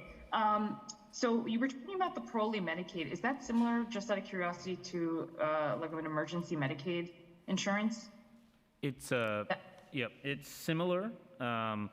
This has a little bit more comprehensive coverage for ambulatory care. So most of emergency Medicaid is restricted to hospitalizations, and you get it on arriving at a hospital in acute need. But this is actually covering primary care visits. That's awesome. And I'm glad to hear that you guys are partnering with the FQHCs, and separate conversation I guess I could have later with you, because I'm curious to hear about the database and how you're connecting with that. But how many, just out of curiosity, FQHCs are you partnering with? And also, are you looking into, on the mental health front, also partnering with some of the Article 31s and the outpatient clinics that are also there that could offer help as well? The second part first, yes, absolutely. We are talking to all of our Article 31 providers about how they can best take on the needs of asylum seekers. As you know, delivering culturally competent care through our Article 31s is an ongoing challenge. There are currently 40 FQHCs with which we're networked, as well as 26 ambulatory health and hospital sites. So it is when we talk about access, 66 sites is not small across the city. It may not be enough, but it's certainly, we've really tried to go broad in all 5 boroughs. And just really quickly, and then I'll yield my time after this for others. What you had mentioned that the wait time for, I guess, regular medical services is about 2 weeks, but do you know how long it is for someone that needs mental health services? I'll let Dr. Long speak to the H&H experience. I'll say that, I'll just go back to my previous response. We haven't magically solved wait times in the system. In fact, this has stressed the system further, as you might expect. So with our FQHC partners and with other community-based mental health providers, this is just adding to the need. And so, which is why the need for resources to support this kind of care from other levels of government are just so necessary. Yeah, So two things. One, you actually alluded to the first part of this in your first question. The PHQ-9, so the way that we determine how fast somebody needs to be seen from a mental health standpoint is we see them in primary care. And then if you have a high enough score on the PHQ-9, you have same day appointment 100% of the time in our system at the same site. So like at my clinic at Morrisania in the Bronx every Friday, for any patient of mine that has a high enough score on the PHQ-9, that can be life-threatening. So we see them they'll see my social worker on site the same day, and then we sort of go from there, but we do triage you based on the acuity and severity of what you are experiencing and going through. The other point I want to make, which is what Dr. Vassan was saying as well, is I keep harping on, for example, our Survivors of Torture program in New York City. I just think it is so amazing in New York City that we can offer this to people, especially asylum seekers that have been tortured and are coming to America to recover and to find a better life. It's incredible we have these clinics, these resources. They're going to be overwhelmed. There's going to be too many people come. It is critical that we have federal support to maintain and expand what we've been very, very successful and uniquely doing for the specific needs of the people that are our newest New Yorkers. But the federal support right now for everything we've talked about is critical. I agree, and I would also say that for clinics and others, it's an incentive because of the reimbursement that Medicaid. I mean, I hate to say it like that, but it does provide higher reimbursements more so than other insurance companies, and maybe that could incentivize more folks to get on board and help with this issue and offer their staffing as well. But yeah. I totally appreciate and understand that the cultural competency as well as the workforce issue and the mental health side is a huge issue. And so I want to just thank you and appreciate you all for doing what you're doing. Thank you. Thank you. Unfortunately, we lost Commissioner Vassan. He had a prior commitment, so he had to leave us. But we are joined by Executive Director of Healthcare, Rishi Sood, and we have to administer the oath. Please raise your right hand. Do you affirm to tell the truth, the whole truth, and nothing but the truth in your testimony before this committee and to respond honestly to council member questions? Yes. Thank you. Thank you. Councilmember Hanif. Thank you. I'm deeply saddened by the asylum seeker who died by suicide in a DHS shelter in September. And I've learned of at least one incident and a possible second of suicide completion. And I also heard that over 70 migrants arriving at Port Authority were in terrible shape and had to be taken directly to emergency rooms. Can you share what steps various agencies have taken to strengthen proactive mental health resources or other forms of therapy like arts programming or supportive community events to prevent future tragedies and provide necessary resources to people who have endured multiple traumas? And would like just some specifics if everyone coming in is receiving a mental health evaluation, and if there are non-appointment based counselors as part of our city's response. And I know that the mayor also warned of potentially needing to cut or curtail programs New Yorkers rely on. Is Health and Hospitals, DOHMH, on the cutting board here? And if so, by how much? Thank you so much, Councilmember, for that question. Really important question on a topic that we care deeply about, and we were saddened by that death as well. And I think it really underscores the importance of psychological first aid first and foremost in terms of what we collectively as a city are doing and the services that we as the health department are providing on site at the Navigation Center. So psychological first aid is being provided to clients and the staff that are working at the Navigation Center through DOHMH on-site teams. And those staff are providing crisis counseling, they're providing psychoeducational literature, and providing referrals to connect individuals with more extensive needed mental health services, as well as the Commissioner spoke about earlier, the connections to primary care. Because as Dr. Long noted as well, primary care is really where we want everyone to go so that they can be referred to specialists, including behavioral health and mental health specialists. So we have seen a lot of trauma in this population, and that's to be expected given the journeys. We're also referring individuals to NYC Well. So to answer your question about who's being provided this, every person who comes through the Navigation Center is being offered this mental health support, and it's a very, very much needed service. And is more money being allocated to meet the need? So I don't have specifics about the budget and would refer to OMB and City Hall colleagues on that, but we at the Health Department are able to meet the need of all the appointments currently on site.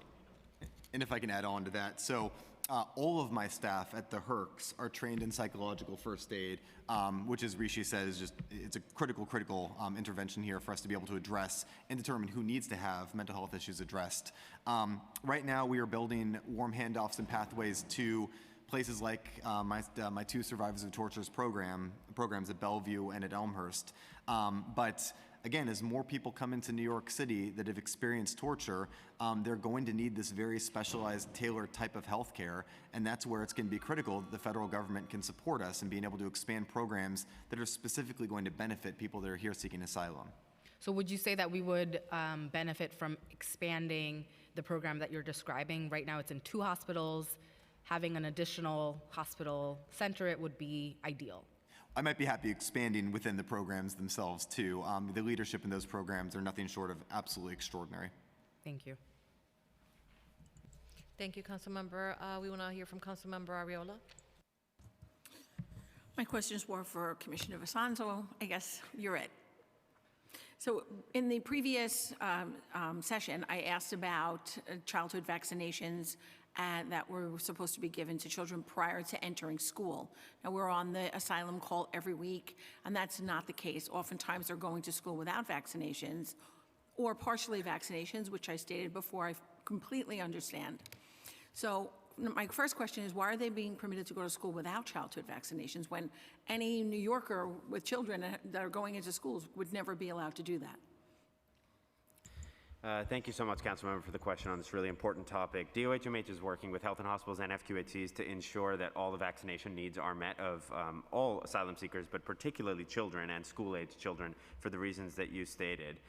We're doing this through sending on-site teams to DHS sites where there's low vaccination coverage rates, as well as working directly with the FQHCs in some cases that are already providing medical services on site to provide clinical and public health guidance to those organizations. The Health Department has not changed our guidance on when children should be excluded from school if they're not immunized, which just underscores how important it is to get immunizations to children as quickly as possible, of course also to prevent vaccine-preventable disease. So children who have started their vaccination series are allowed to stay in school, but that guidance has not changed. So they are still allowed to go to school without any vaccinations at all, or just with the beginnings? So you the requirement. Just for clarity. Yeah, thank you. Happy to clarify that. So the requirement is that children 5 and over complete all vaccines required for school within 30 days of enrollment. So there may be some period of time within 30 days where they're still sort of waiting for that appointment, but that has not changed in terms of that 30-day threshold. Okay, and we also talked about on the asylum asylum seekers meeting about mobile units, and you just made reference to it. How many units are there that are going out into the outer boroughs to the different locations where family shelters are that have migrant families living there and that would need the vaccinations? So certainly happy to follow up with more specifics, but I want to just give you an idea of the model that we're using is basically to work directly with DHS and the shelters to understand where the need is at any given time. And when we do that, we send on-site teams. So it's not a set number of teams that may change day by day or week by week, but we are prioritizing the shelters where there's lowest vaccination coverage and working directly with DHS as well as other on-site medical providers such as FQHCs. So then let me rephrase my question. How many teams do you send out on any given day? We can get back to you with the numbers on that, certainly. Okay. And it was clarified with Councilmember Lee's question about the short-term, whether it was short-term eligible for parolee Medicaid, so thank you for that. But earlier there was, in the earlier session, there was I'll just finish my question. there was testimony given that the adult asylum seekers were being prepared and vaccinated so that they could get status to go to work. Will they be required to receive the COVID vaccine to become eligible to enter the workforce here? So I will have to get back to you on that. Yeah. Thank you. Thank No more you. questions. Thank you for the time. Thank you, Councilmember Ariola. We will now hear from Councilmember Narcisse, and I want to acknowledge that we've been joined in person by Councilmember Brewer and online by Councilmember Feliz. Starting time. Hello, hi, thank you for the opportunity again. Where do you, for Dr. Long, where do you get the staff? Do you get them from existing H&H facilities or newly hired? Thank you for the question. So it's a combination of both. So the staff that we have, both medical and the on-the-ground or frontline staff, are all managed by current H&H staff. So for example, all of the medical services that we've talked about today, Dr. Jonathan Jimenez, who's on my team, is the medical director of those services and is on site frequently, making sure that it all is the same as would be at any H&H site. The staff themselves, like the nurses and the frontline staff that we're bringing on to meet this unprecedented need, are staff that we're bringing on new now, predominantly through vendors. Thank you. We know some things worked and others did not. What have we learned from all this? Because we need to provide the care, but what have we learned? And those that work, that's existed right now, how can we actually keep them and improve on those that work? If you have two things that you said that work for us in all this, what we have learned, what it would be? So I'll give you, I'll start and then Risha can add on. I'll give two things that worked, I'll say, and then I'll say one thing that we've, evolved over time too. So the first thing that comes to my mind about what has worked, which I do think, to your point, is important that we take into account for everything we do moving forward, is the desire and ability to enroll children in school quickly upon their family entering into New York City. We initially knew that the families would want to enroll their children, but what we learned is that there was an incredibly strong desire. There was a line all the way down the hallway at the row when we started to do enrollment. So we've quadrupled the DOE staff. I'll let them share more about that, but that's a big lesson learned for me about the opportunity there, because again, what's more important than a child being able to go to school? The other thing, which is a hard lesson for me personally, as a doctor, is I did not expect this proportion of children to come in that are absolutely unvaccinated. It still just astounds me that MMR vaccine, varicella, they haven't gotten anything. When they're coming in here, we have the opportunity to really do better by them. That's why at the row today, I've dedicated one vaccine team per floor. So I know you're not here, Councilmember Narcisse, but if this room is a floor, we'd have one team around the clock dedicated just to that floor. When they're not vaccinated, they're knocking on doors to find people to vaccinate. That's what you gotta do to really catch up with what should have never happened in the first place, but that's why in New York City, we're always going to do a better job. Something that sort of, I think we've learned as we've gone about is the type of services we need at Port Authority. So again, you as a nurse will know that initially at Port Authority, we didn't know if we'd need medications there, how long people would be there for, types of services we would need there. And what we've learned is that we need to be there for urgent issues, like the pregnant lady that gave birth later that day, like people that have been off of their medications and been at risk for seizures, things like that. But we don't need to have medications on site there. We don't need to have vaccines on site there because people are going through quickly, and it's more appropriate to have more of a comprehensive opportunity to address all needs from medications to vaccines once they're comfortably settled, like in our HERCs, for example. So that's an example of how we've tailored something moving forward. Thank you. And the vaccine, talking about vaccine, do the parents or anyone, because I know it's not only taboo in some cultures, but we know many cultures around the world have resistance to vaccine. Do we meet any of that? Parents that don't want to take vaccine and the kids that the parents don't want to take the vaccines, or they don't want to take the vaccine themselves, for them or the children. You and I both had our eyes wide open thinking what would happen there. I will tell you, there's been a lot less resistance to any vaccine among adults than I had initially worried about. So we are not having much trouble doing vaccines for adults. At the same time, we are seeing much higher vaccination rates among adults than we are, among kids. And with kids too, it's not a hesitation of the parents per se. It's just they hadn't had the opportunity where they came from. Thank you so much. And the children, do we have them? Time when expired. they're in Turks? Are they getting a space for themselves to play? And during a holiday, they go into school. I'm concerned, are they getting gifts? They're feeling like the children, like we're making mentally, psychologically for the parents, the children. Do we have a safe space where they can play having toys? Yeah, and this gets at what Deputy Speaker Ayala was referring to earlier about the specific needs of the people coming in that are staying at our HERCs. So we've had a very concerted effort, though we could use more gifts if you have them, to make sure that this holiday season. I do. I'll bring you some. Email me after this. We'd love to take you up on that. But it actually is very important that people start to feel what it's like to be a New Yorker here this holiday season. We celebrate the holidays in New York like nobody else does. So, we really do want to make sure people have gifts, have spaces where they can, be with their families and celebrate the holidays with us together here. So, not only in school, to your point, but at the HERCs themselves, it's I would say a concerted effort to use this as an opportunity to have families and children acclimate to what it means to be a New Yorker, because many of them are going to be our newest neighbors moving forward. All right, so my time is expired. I thank you, Dr. Long, and you let me know where to get the toys, and we can drop it off. I will.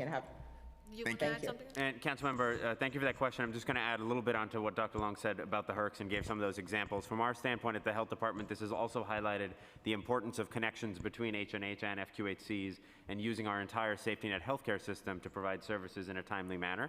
And so some of those examples that Dr. Long noted about the vaccination rates and the access to vaccines for children in particular really highlight the importance of collaborating with and supporting FQHCs. Agree. Councilmember Brewer? Thank you very much. And I want to thank Dr. Long in particular because I know you are doing as good a job as you possibly can at Roe NYC and elsewhere, having seen it with you. The problem, there's so many issues, and I've been listening. I was at the exonerated gate all morning, so that's why I'm not here, but I've been trying to listen. My question is on the mental health, which you're both trying to figure out. So there's two issues. First of all, just generally, it seems to me talking to the mental health nonprofit providers, if they're not given more funding for their staff, they're going to continue to have 40–50% turnover and no staff. Now, that's not just for your current asylum seekers, but is anybody doing anything to support? I'm very friendly with the people who run the Latino social work. Those social workers are, to a large extent, whom you're looking for. But they're not going to join you, nor will other mental health professionals, if they're not paid more. They end up going to the hospitals in many cases, which doesn't help you. So what are we doing just generally about figuring out how to support this community? I know it's across the board. I've been around a long time. I know exactly what's going on. But mental health staffing, what are we going to do to pay them more, if anything, or not? Thank you, Councilmember, for that question. What I would agree, certainly, that... I know, but what are we doing about it? What I would suggest, Councilmember, is that we would be happy at the Health Department to meet with those organizations, many of them that we're already, I'm sure, in touch with and meeting with. But if you were to provide us with specifics about that, we would be happy to have conversations so we can figure out how to help, even if it's advocating to the state and others about changing some of those policies. But that's an okay answer, Doctor. It's not a great answer, I'll be honest with you, because you really, as an administration, have to figure that out. It's the backbone of where your challenges are. Okay. I mean, the state's not going to do, anyway. Okay. Number two, obviously, we have a situation which my colleague, Councilmember Hanif, was asking about with the second suicide. I guess one of the questions is, was that announced or was it just in the press announced? Was that something that the mayor announced or was it just in the press? Did the mayor announce it as he did the first suicide? That's serious, as we know, a real tragedy. Councilmember, thank you for that question. Based on privacy, I can't speak to more specifics of that case, but I don't know if Dr. Long has anything to add. Well, it's all over the press right now, so you don't have to give me many specifics. It's all in the press. No, I have to read what's in the press myself then. Okay, so, but my question is, generally, mental health is only one of your challenges, but it's the hardest one. So you break your leg, you need food, you need the school. I think the school's doing as much as they possibly can. But without the funding for mental health providers, how in the world are you going to solve these issues? Somebody answer that question, please. I'll start on that one. Please. We need to have funding for them. So, I mean, that's part of the reason that we've constructed the HERCs as we have in terms of how we address mental health. I know we've talked about this before, but remember when we were at the Row, every staff member you saw has had psychological first aid training. Okay. That means every staff member is a set of eyes to see who needs mental health the most. Okay. And those that need it the most, we build out pathways. And you mentioned that earlier when you were talking. Right. Okay, but when they need it the most, then what happens? So right now, when they need it the most, we can arrange for expedited care. You know, in my clinic in the Bronx, as you know, I can get same-day mental health care for anybody that needs it the most. And that's reliable, and I'll stand behind that. That said, if we get 1,000 more asylum seekers every week, the systems that we have in place now could get overwhelmed. And that's where, you know, federal support to fund things like mental health or to fund things, like my Survivors of Torture programs will be especially critical because that is what has specifically happened to people coming from Venezuela and other countries. They've been tortured. We can help here, but we need federal support to continue to do things like that as part of our overall response, which has been successful so far. But you and I don't know the circumstance of the man, the father who died. I know he's got a wife and a child. But the issue is, obviously, something got lapsed there. I assume you look at it to see what kind of mental health support was not there. But I worry that can happen to others. Yeah. So, you need to have more money in your, I'll give you the list, doctor, of many of the nonprofits. But you know them all. You're from Fountain House. You know them. They need money in order to be the next step that Dr. Long and you were talking about. This is really serious. And I think that we should stop messing around asking the state, the feds, if they're going to play games with us, and we need to come up with the funding. I'll leave it at that. I am really concerned about the lack of money for mental health support. Thank you. Thank you. Agreed. Just want to ask if there are any other council members that have questions. Please raise your hands now. No? Okay, seeing none, then we will dismiss this panel. I want to say thank you for your time and for being so patient and answering all of the questions. Thank you. It's a pleasure seeing you. Thank you. Thank you.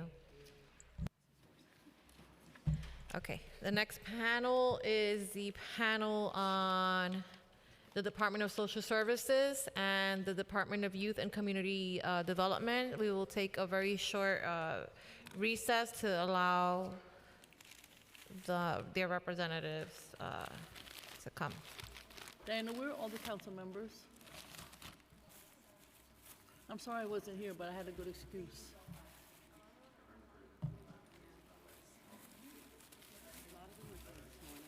I know I was watching, but they weren't all here, too. I really was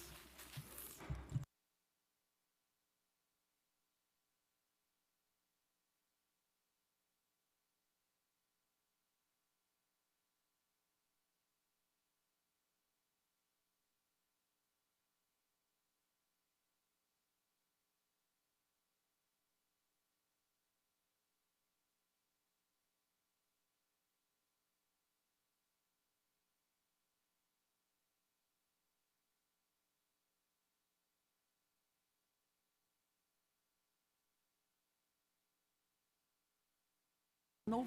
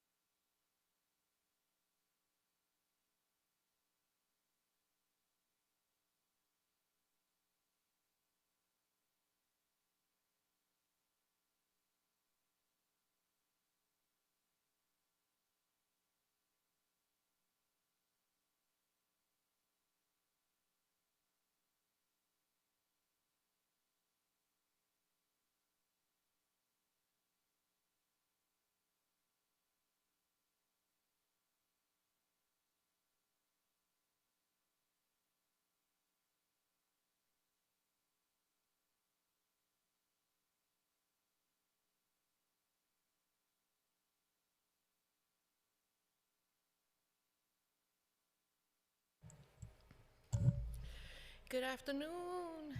We will now resume this portion of the hearing. It's so nice to see you, Commissioner, and your team. Hi. Hope everybody's doing well. I'm going to pass it over to the General Counsel to administer the oath.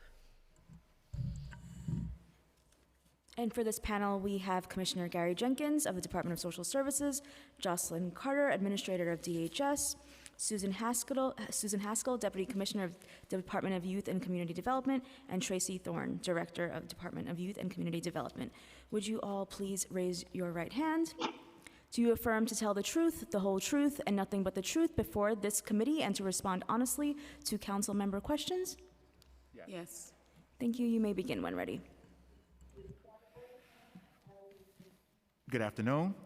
I want to thank the City Council, Speaker Adams, and Deputy Speaker Ayala for organizing today's hearing. My name is Gary P. Jenkins, and I am the Commissioner of the New York City Department of Social Services, which is made up of the Human Resources Administration and the Department of Homeless Services. I am joined today by DHS Administrator Jocelyn Carter. We are here to update the Council on the ongoing work that DSS-DHS are doing to support the asylum seekers arriving in New York City, alongside our colleagues from the Department of Youth and Community Development, Deputy Commissioner Susan Haskell, and Director Tracy Thorne. As a city of immigrants, our city, and under the Adams administration, we've welcomed thousands of asylum seekers looking for a better life for themselves and their families. Many of them arriving from the southern border do not have family connections in the United States, meaning that the DHS shelter system has become their refuge after their difficult journey. As of today, DSS-DHS is providing shelter and services to thousands of recently arrived asylum seekers, and we are proud of the tremendous work of our dedicated providers and DHS staff as they continue to step up despite unprecedented challenges. While the sheer number of asylum seekers have placed enormous stress on our system, we continue to honor the city's mandate to serve and support anyone in need of shelter, regardless of background or immigration status. Given this opportunity to update the Council, it is important to provide context on DSS, DHS, and homelessness in New York City. The mission of DHS is to prevent homelessness, address unsheltered homelessness, provide safe temporary shelter, and connect New Yorkers experiencing homelessness to stable, suitable housing. Our staff and providers also help individuals and families access a variety of wraparound services to support and promote independence and stability. We carry this out with care and compassion for each client and their circumstances, and these core values extend to the vulnerable families and individuals seeking asylum in our city. Over the past few months, our teams have been working at an extraordinary pace to respond to this humanitarian emergency strategically and comprehensively. DSS-DHS staff and our provider partners deserve recognition for the tremendous work they have accomplished as we have worked to intake, assess, and place thousands of newly arrived families and individuals in shelters that meet their needs. As of yesterday, December 18th, there were more than 25,400 asylum seekers who have presented themselves to our shelter intake system, which has been a driver of the approximately 43% increase in the DHS census since April. During the previous peak, we saw hundreds of asylum seekers applying for shelter at our shelter intake centers daily. And while the number of asylum seekers arriving in recent weeks has slowed, we've still seen steady increases. Today, we have 16,225 asylum seekers in our shelter system that deserve our care and our compassion. We continue to use every tool at our disposal to ensure that all our clients receive the highest standard of services while they are in our care. Since we last testified before the Council on this administration's efforts to support asylum seekers arriving in our city and in need of shelter, DSS-DHS has worked to further streamline and enhance interagency efforts to support this vulnerable population. Many of these updates have been and continue to be shared on our biweekly briefings with elected officials and their staff, and we look forward to continuing these discussions. Some of these efforts include significantly increasing the presence of on-site bilingual interpretation services at our intake centers and other sites serving asylum seekers. As part of a strongly coordinated interagency effort, we work very closely with our agency partners, including the Mayor's Office of Immigrant Affairs, the Department of Education, and the Department of Health and Mental Hygiene to ensure that we are addressing the unique needs of this population. As part of the city's Project Open Arms initiative, in partnership with DOE and Moya, we are working to ensure that asylum-seeking families and their children in shelter have access to critical academic, social, emotional, and language-based supports needed to be successful in New York City public schools. The DOE-led efforts help connect families with the resources they need to prepare for the school year. DSS-DHS works closely with our partner agencies, including Moya and community-based providers, to connect clients to dedicated immigration supports and referrals. DSS-DHS is also working with DOH-MH to ensure that staff at shelter facilities serving asylum seekers have a resource list of federally qualified health centers which serve anyone in need of medical health services regardless of immigration status. DSS-DHS is also working closely with NYC Health and Hospitals to connect families that do not qualify for Medicaid to NYC Care, H&H's health coverage for families and individuals who may not otherwise be eligible for health insurance. DOH-MH and providers of family support services contracted with ACS are working directly with sanctuary sites to assess behavioral health needs and make referrals to the appropriate services. Shelter sites ensure that asylum seekers have transportation as needed to locations for their appointments. Additionally, shelter staff regularly meet with asylum seekers to discuss additional behavioral support that they may need. We've connected asylum seekers with IDNYC. We've offered appointments at the Navigation Center as well as at other locations at capacity, as capacity allows, and had special weekend hours at select sites specifically for the asylum seekers. IDNYC and DHS are working together to identify and hold pop-ups at sanctuary sites for single adults and families.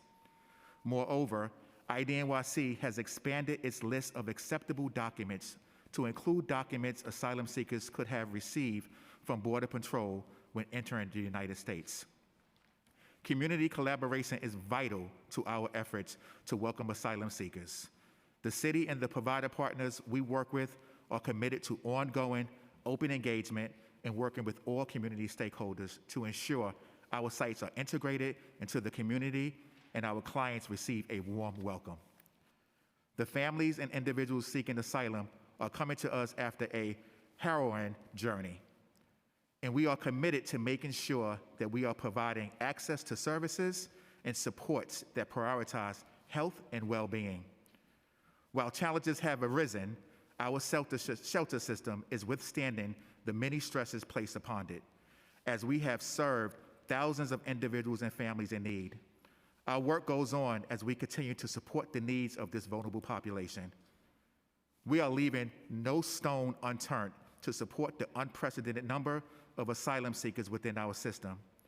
The November financial plan included $577.3 million for DSS-DHS shelter services and $22.7 million in DSS-HRA for additional assistance, including interpretation costs, welcome centers, and legal services for the asylum seekers.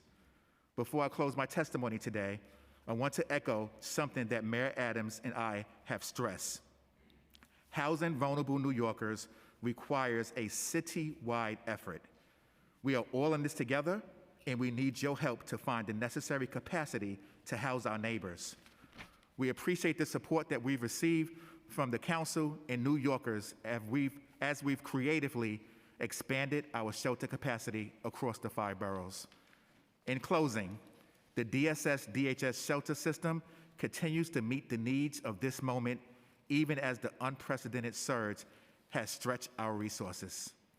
DSS DHS is the safety net of the safety net, and we are proud of the work that our staff and providers have done to stabilize and safely shelter the thousands of individuals seeking a new home. We thank you for this opportunity to testify today, and we welcome any questions you may have. Thank you. Thank you. And before we move on to DYCD, I want to acknowledge Councilmember Stevens, who I neglected to an opening statement. My apologies in public. Everybody knows, please. I'm very sorry. It's okay. You've been doing a great job and you've had a long day of listening, so I will give you a pass this one time. Thank you. Good afternoon. I'm Councilmember Althea Stevens, Chair of New York City Council Committee on Youth Services. Thank you for joining this panel today for oversight hearing on examining the city's response to delivering services to migrant youth. I look forward to today's conversation with the Department of Youth and Community Development and the Department of Social Services on how we could collaborate to stabilize homeless youth migrants through the shelter support system. DYCD contracts with homeless and runaway youth service providers to supply shelters and teach life skills to 16 to 24-year-olds entering emerging adulthood. In the face of the migrant crisis, runaway homeless youth providers have expressed concerns that their warning capacities and potentials for turning away more young people in a long-term plan to increase beds and coordinate language services. Legal support and transportation benefits is not put in place. It is vital that we extend the resources and services available to those in adult shelter systems and HERPs to our homeless and runaway youth providers who are doing essential work to care for young migrants. My goal today is to accurately gauge the size and scope of this crisis. Our homeless runaway youth facilities do my part to facilitate coordination of services across agencies on the ground. It is imperative that we provide guidance and support to our young people to give them the tools they need to provide a prosperous life. I would like to thank staff for their hard work in preparing for this hearing, policy analyst Elizabeth Axe, committee counsel Christina Yellman, and as always, my chief of staff, Kate Connolly, and the A-team back in the district office. Now I would like to turn it over to committee counsel to give some more procedural items. DYCD? Thank you. Good afternoon, Speaker Adams and members of the Committee of the Whole. I'm Susan Haskell, Deputy Commissioner for Youth Services at the Department of Youth and Community Development. I'm joined by Tracy Thorne, Director of Operations for Runaway and Homeless Youth Services. On behalf of Commissioner Keith Howard, thanks for the opportunity to discuss DYCD and our funded programs, and particularly our Runaway and Homeless Youth Services programs, which are supporting asylum seekers. Sorry, let's pause for a second. It seems that the audio has stopped. Hello? 1 second. Yeah.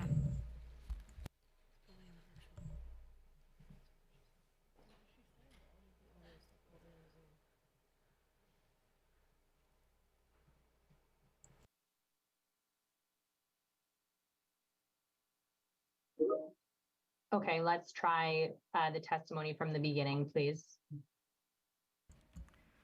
Good afternoon, Speaker Adams and members of the Committee of the Whole. I'm Susan Haskell, Deputy Commissioner for Youth Services at the Department of Youth and Community Development. I'm joined by Tracy Thorne, Director of Operations for Runaway and Homeless Youth Services. On behalf of Commissioner Keith Howard, thank you for the opportunity to discuss how DYCD and our funded programs, in particular our Runaway and Homeless Youth Services programs, are supporting asylum seekers from the southern border. This fall, DYCD staff joined our colleagues to welcome migrants at Port Authority to better understand and meet their needs. Commissioner Howard visited sites most impacted to discuss their experience.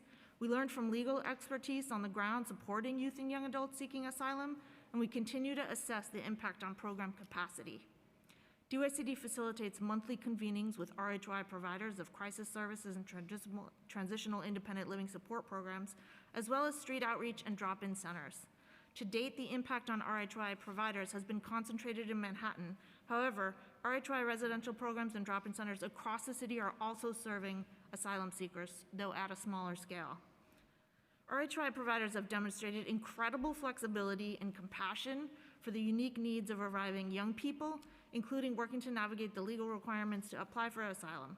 DYCD is working in partnership with other city agencies, including MOIA, DSS, DHS, ACS, and DOE, to ensure that youth who need support are able to access service.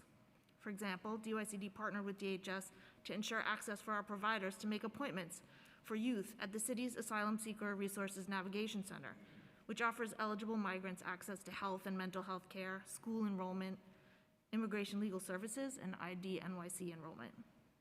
Beginning prior to the pandemic and the migrant situation this year, our team remains in regular communication with the Mayor's Office of Immigrant Affairs to ensure that youth and young adults in runaway and homeless youth programs are provided the most recent information about legal services and other resources. If there are language barriers between staff and youth who are seeking asylum, DYCD's language line services can be accessed by contacting Community Connect at 1-800-246-4646. DYCD is exploring additional tools for providers to help meet their translation needs. DYCD remains committed to identifying new opportunities to help meet this need. Last week, we heard suggestions from the Coalition for Homeless Youth and the Youth Action Board, including, for example, ideas for training and professional development, and we'll continue to communicate new resources as they become available. Thank you once again. We're pleased to answer your questions. Thank you. Commissioner Jenkins, in your testimony, you referenced that as of today, we have 16,225 asylum seekers in our shelter system. But in previous testimony and in conversations with the administration, those numbers were upwards of over 30,000 at some point. Has the census decreased? Because that's a pretty significant decrease, and if so, what is that attributed to? Thank you for your question, Deputy Speaker. Just to be clear, what I testified the number of is 16,225. Those are individuals that's within the DHS system that came through our intake. Is not inclusive of folks that went through HERCS. Okay, but it seems like that number was larger a few months ago. No, I mean, I wish it was. This number is the correct number of the 16,225. It wasn't larger before. Okay, so if 16,000 asylum seekers are in the DHS system, and we are at 31,000 asylum seekers to date, then are you saying that the remaining? Let me just clarify, Deputy Speaker, if I may. So what came through our system since April of this year is 25,493. Who are still within our system is the 16,225. Okay, now I'm sure. I mean, I don't know where I got this, but it's very clear in my head that number seems lower than what I'm thinking for some reason. I think the number that's in your head, and you're correct. Yeah, I don't think know. it's inclusive total persons that's identified as asylum seekers, and those numbers may also be in HERCS. Okay. So if you add all the numbers up, that's where you got over the 30,000. So we've been hearing from some of the providers that that some of the asylum seekers placed in the shelter system have been moving out. Is that something that you're aware of? And if so, do we know what the numbers are and why people are leaving the shelter system? So it's about client choice, right? The resident choice. If they decide to leave because they want to reunite with a family member or friends within New York City or outside New York City, and they leave and don't tell us, we don't track where they go. We do know when they exit, so we know those numbers, but we don't know the whereabouts where they go because, again, they may decide to go live with family and friends within the city or outside. So do we know what the number of families and singles that were categorized as the asylum seekers is that left the system? We can get back to you with that number. Okay, and Yeah, I think it's around 9,000, but we can get back to you with the exact. It's around 9,000. Yes. Okay. See, so then that 16 number was higher. I give it to you. Okay. Now, do we also? I have a question regarding the HERCS, and I know the HERCS are not run by DHS, but Do we know what the number of individuals that have left the DHS system and transitioned into the HERC system are? So that we don't know. Again, is client choice. If we don't discharge anyone to the HERCs, if individuals or families decide that they would like to go to another setting, then they exit the shelter system. But there were shelters that were already open where families were given an option to transition over to another site because that facility was going to be converted to a HERC. Do we know how many families opted to stay? So that was one location, Deputy Speaker, that was at the Stewart. And when DHS, we recognized that we no longer needed that location as an assessment site. H&H decided they could utilize that, so we gave our residents, our clients, the choice to either come and stay with us within the DHS system or stay with the HERC. And a large percentage of those individuals decided to stay within the HERC. So specifically, Commissioner and Deputy Speaker, there were 43 families there and 42 opted to stay in the Stewart.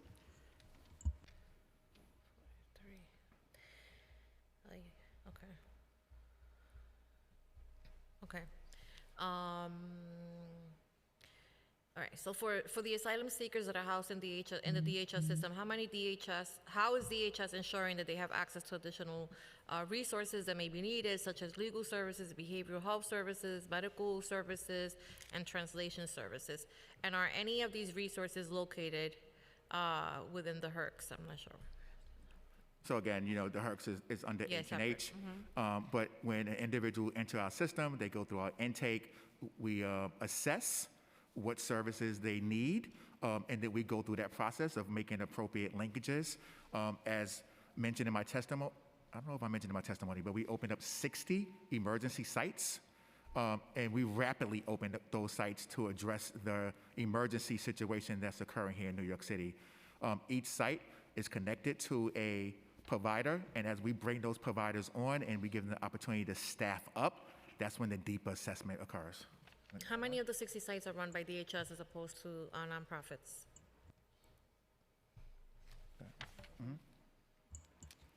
We'll get that information off you, Deputy Speaker, but to add to what the Commissioner was saying, we do know that we're covering sites with overtime staff right now, and so we are working with our sister agencies to provide services, specifically DOHMH, ACS, DOE to provide those services and to make those referrals to those who have need. Our contracted providers do make referrals to community-based organizations. As we bring on, as they get staff on, then they come and make those assessments and then do referrals. I'll get the number of sites that we're currently covering by ourselves. But it's, as they come on, we have 60 now, we're covering with the overtime staff. And I just want to be clear, Deputy Speaker, all 60 are under the jurisdiction of the Department of Homeland Services. No, understood, but I think this is from a contracting lens, there's a difference, right? Because it seems to me, and I've shared this with you before, that the DHS runs facilities have more access to more resources in lieu of baby formula, Pampers, food, right? And some of the nonprofit organizations are sharing that they've had difficulty being able to meet all of those needs because contracts are not being paid out on time because, for a variety of reasons. And so, it's important for me to kind of just to gauge, right, how many are being run by DHS as opposed to how many are being run by. It gives me some perspective as to, Okay, as Administrator Carter said, we'll get back to you. I really appreciate that. Can you tell us what the length of stay for an asylum seeker at a DHS shelter site is? And have we been able to move anybody out of the shelter system, asylum seekers elsewhere, place them with families? So again, if an asylum seeker decides to exit our system and go stay with family or friends, we don't track those exits. We just know they left our system. And it's been since April, so we haven't seen a large number of individuals exiting as far as for the asylum seeker population. But we do, when they come in, each individual, regardless of your status, we work with them. Okay. Can you walk me through what a typical what the typical staffing ratio is at a regular shelter? So, and what does that staffing look like? You have I know you have one caseworker, two caseworkers, housing specialist. Is that a separate, position? What does that generally look like? Sure, I can answer that, Deputy Speaker, and thanks for that question. At our non-emergency sites, we have a complement of staff that includes shelter director, director of social services, case managers are 1 to 25, housing specialists, operations staff, that includes those who do the physical cleaning of the building. We have what we call residential aides. There is security staff that's part of the budget. And so those are who we have at a regular shelter, not an emergency site, as they're coming on. And we actually have, as we're bringing on emergency sites, we have we have case management that does social services. We don't have what we are calling housing specialists in the emergency shelters. Case managers are doing the whole assessment of what the families and individuals' needs are. Okay. And you said the case ratio is 1 to 25 for case managers? Yes, and what I then add is that in this Families with Children site, we also have social workers. That's part of the budget, which we call clinical care coordinators. Are those social workers trained in mental health? Yes, they are. They all do biopsychosocial assessments of the families and see what their needs are, and then make referrals to the community-based organizations. Okay. Right here we go. Sorry, I have so many papers. All right.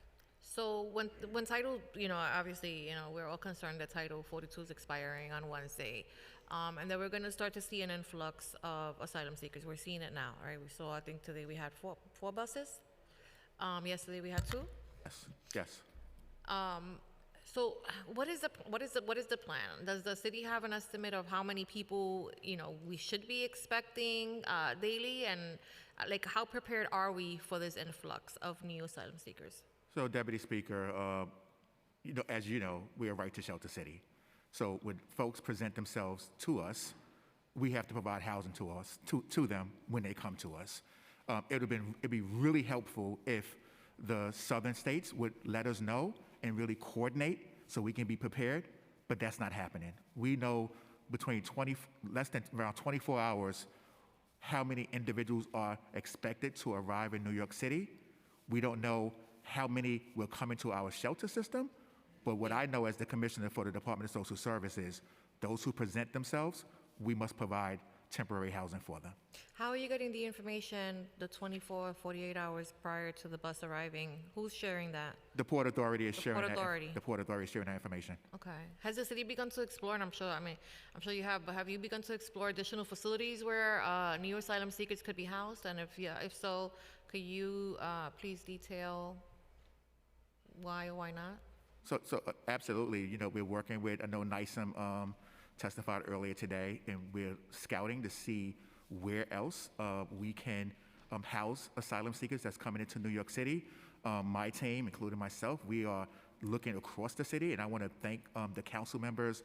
When we say we have to open up an emergency site in your district, I want to say thank you for that, because I know that, it's needed and we must do it. It's not something that we want to do, it's something that we must do.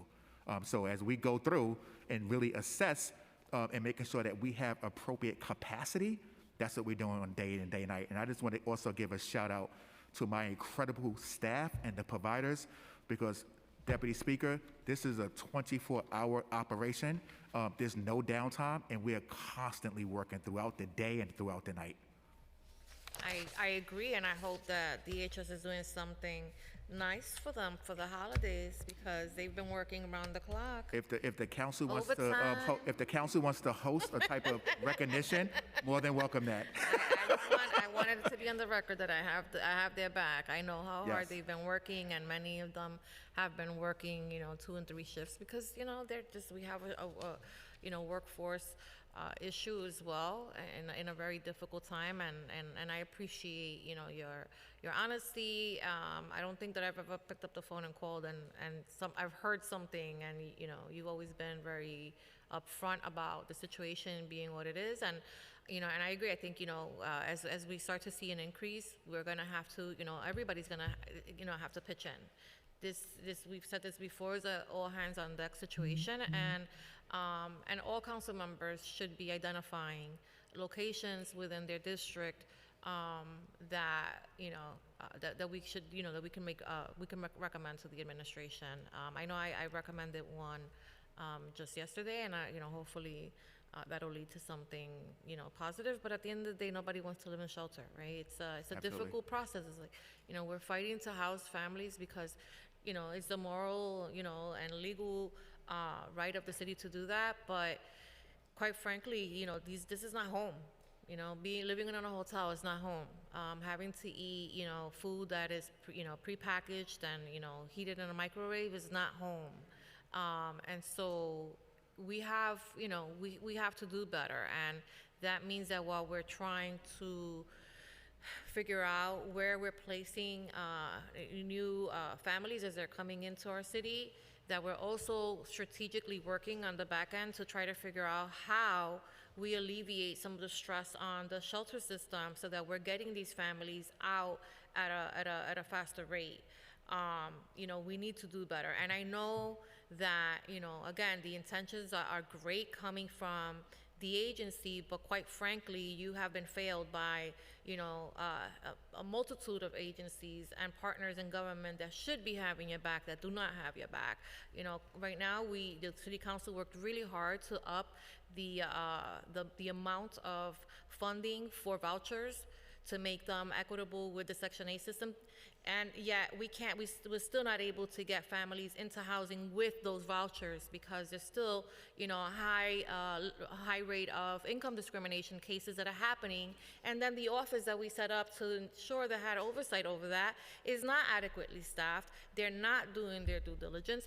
And so, if we really want to be, helpful here, we have to look at the entirety of the situation and figure out where our weaknesses are so that we can then add the resources necessary to help you be able to do your job more efficiently. It isn't fair, and I'm saying that here today because I'm really upset about it. It just doesn't, it's like the oxymoron of government. We cannot not fund, home-based programs. We can't be selective about who gets a one-shot deal for rental arrears when we know that the cost for living in a shelter is way higher. Give them the money, just pay the arrears, right? We have right to counsel. We fought hard for right to counsel, and we still cannot meet that legal mandate because we don't have lawyers. They're seriously underpaid, and court cases are still being processed. So these are all systems and that are failing you as an agency, and not allowing you to do the job that you intended to do by housing, families. We have, and I'm just sharing ideas. You can feel free to take them. Oh, I'm writing notes. Yeah, no, take the notes. But we have, right now in the budget modification, the proposal, we saw a slight cut to a unit at NYCHA, for instance, that is equipped specifically to retrofit vacant units and make them habitable. We shouldn't be cutting that. We should actually be looking for ways to incentivize the workforce to expedite that now. We have units. We have over 38,000 units that were identified as rent-stabilized units that were registered as, as being vacant. We should be working with the state, trying to identify who are these landlords, right? What incentives can we offer to make them willing, partners in government? And we need to fight to make sure that these landlords get paid, because the reason that they don't want to accept these vouchers is not because there's something wrong with the voucher. There's something wrong with the system that helps ensure that payment is made on a timely basis. And these landlords cannot sustain that. So, I'm gonna send something. I'll put something up, on Twitter world, and hopefully, some of these ideas will stick. But they're common sense ideas, and these are things that we can do today. We don't need any new money for. We don't need any new money. We don't need any new policies. We don't need any new laws. These laws are already enacted. We've done our due diligence at the council, right? Now the agencies have to do their part.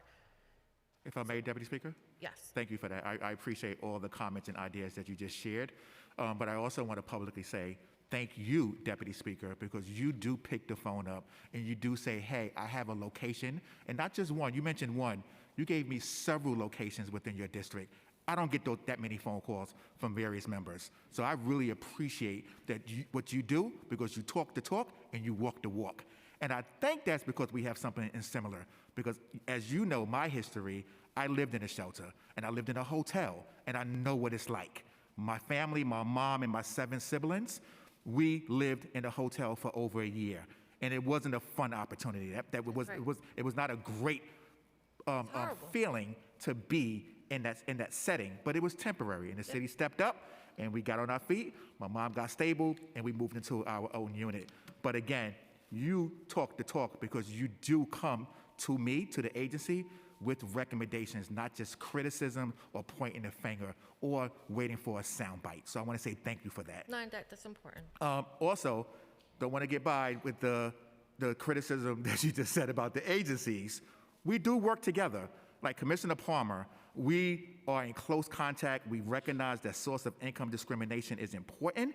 As you know, from HRA, we transferred our headcount over to the appropriate agency.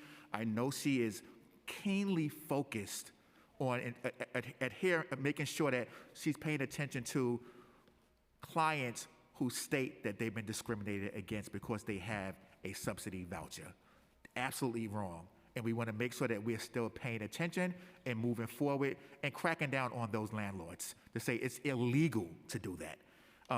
Right to counsel, yes, and it is a concern and an issue with lawyers, right? Because, you know, we're working with our providers are wonderful, but they're facing the same challenges nationwide, and that's a shortage of labor force.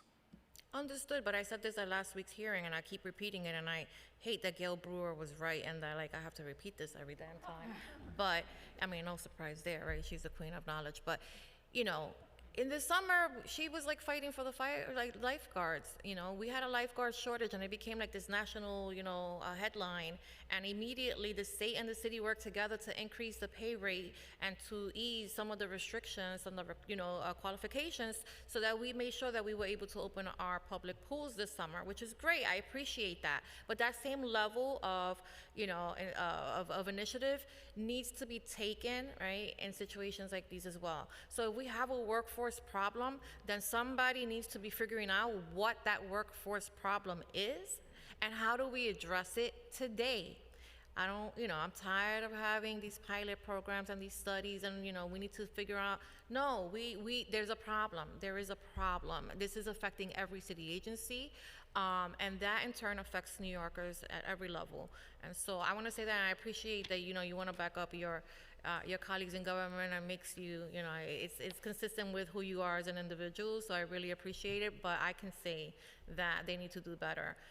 Because when I still have constituents that are coming into my office every single day, and they are telling me that they are being discriminated against, and that they didn't even know that there was a rule, that there was a law that prevents the landlords from telling them that they won't accept their vouchers, then we're not doing our due diligence. We're not doing public awareness campaigns. We're not educating the community, and we know that that works.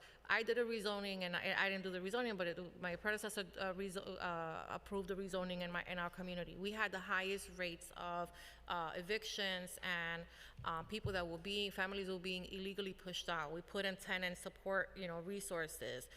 We upped our, you know, legal services strategy. And you know what? The number of people that were being displaced significantly decreased, not because landlords stopped trying to get rid of them, but because they understood their rights and they were able to fight for themselves.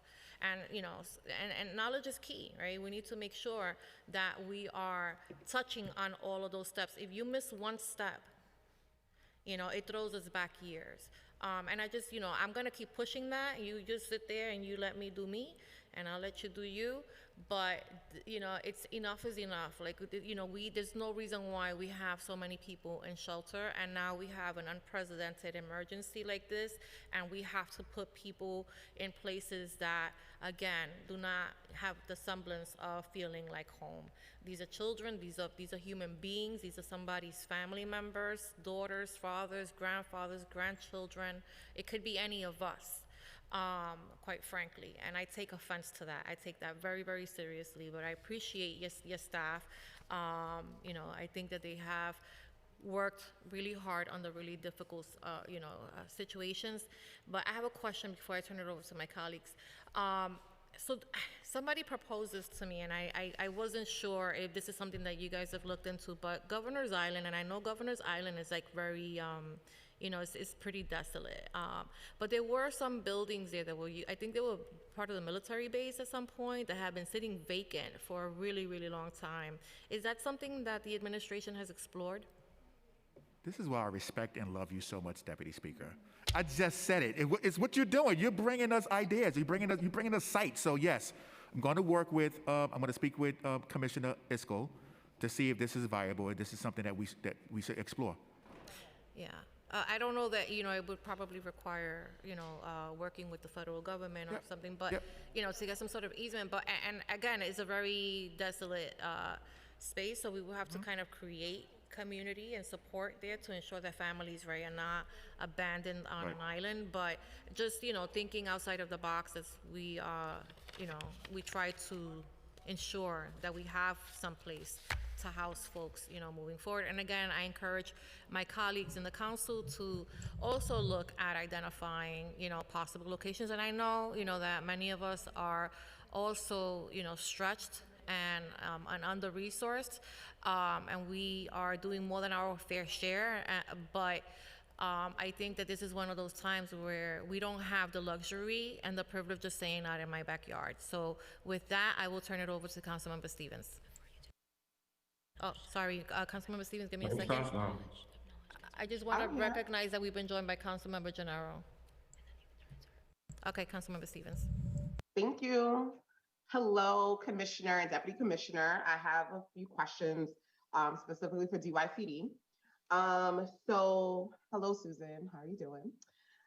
It's critical to actually gauge the scope and severity of the migrant crisis across RHY facilities.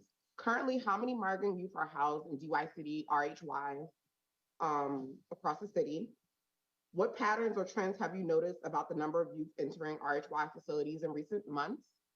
And approximately how many young people have been denied shelter each month for the past 3 months? And does DYCD have a long-term plan for a number of unaccompanied migrant youth entering RHY shelters as they continue to increase? Thank you, Chair Stevens. Thank you for that question. The information that we have about the impact at this time comes from our most recent survey about a week ago. Providers were reporting about 56 migrants from the southern border in RHY beds at this time, roughly 7% of our capacity. The majority of those young people are in our Manhattan-based programs. And with respect to trends, that's a slight increase from our report from the previous month, and again, a slight increase from our reports from our September surveys. Your second question was about, can you remind me your second part of that question? It was a number of questions. So I think you answered about the capacity.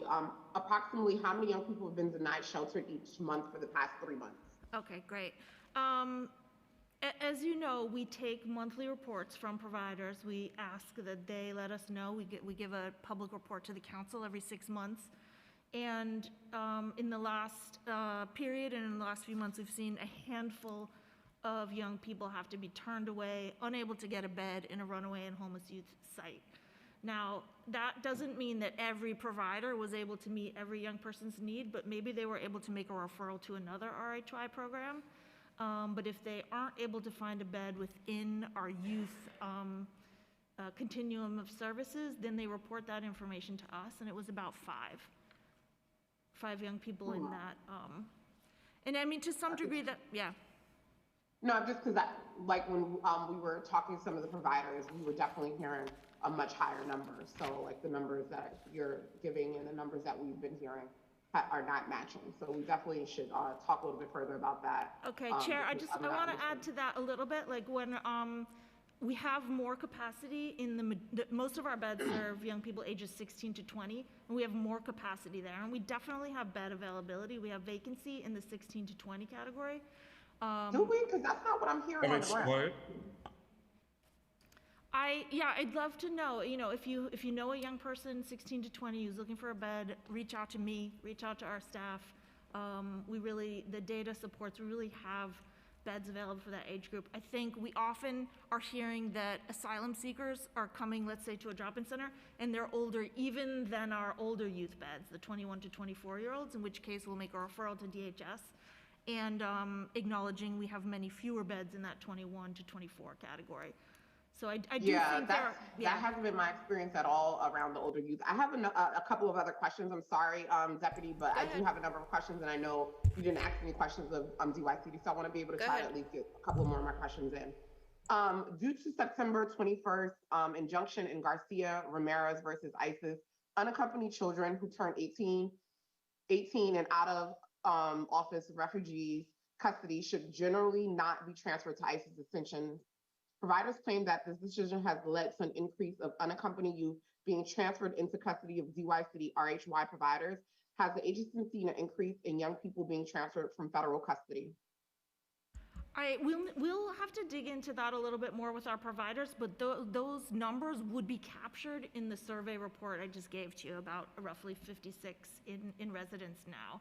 I don't think that we've gotten any referrals from OR, but we can dig into that a little further with our providers and get back to you. Yeah, we definitely have to dig in because, like I said, our numbers, what I'm hearing and what the numbers you have aren't matching. So we'll definitely talk a little bit offline after that. After this, how often is DYC communicating with providers about the multiple needs of migrant youth in their shelters? How is the agency supporting CBOs at this time? We're trying to do that in a few ways. Through site visits. I think our commissioner's at a site visit right now, trying to better understand the impact on providers. We have a monthly convening. Tracy, my colleague, convenes a monthly convening with all RHI providers, and this has been a big topic on the agenda, since the summer. On top of that, we're doing roughly 1 to 2 times a month, we're doing these outreach surveys to kind of assess if the impact on and demand on our drop-in centers and our residences have changed.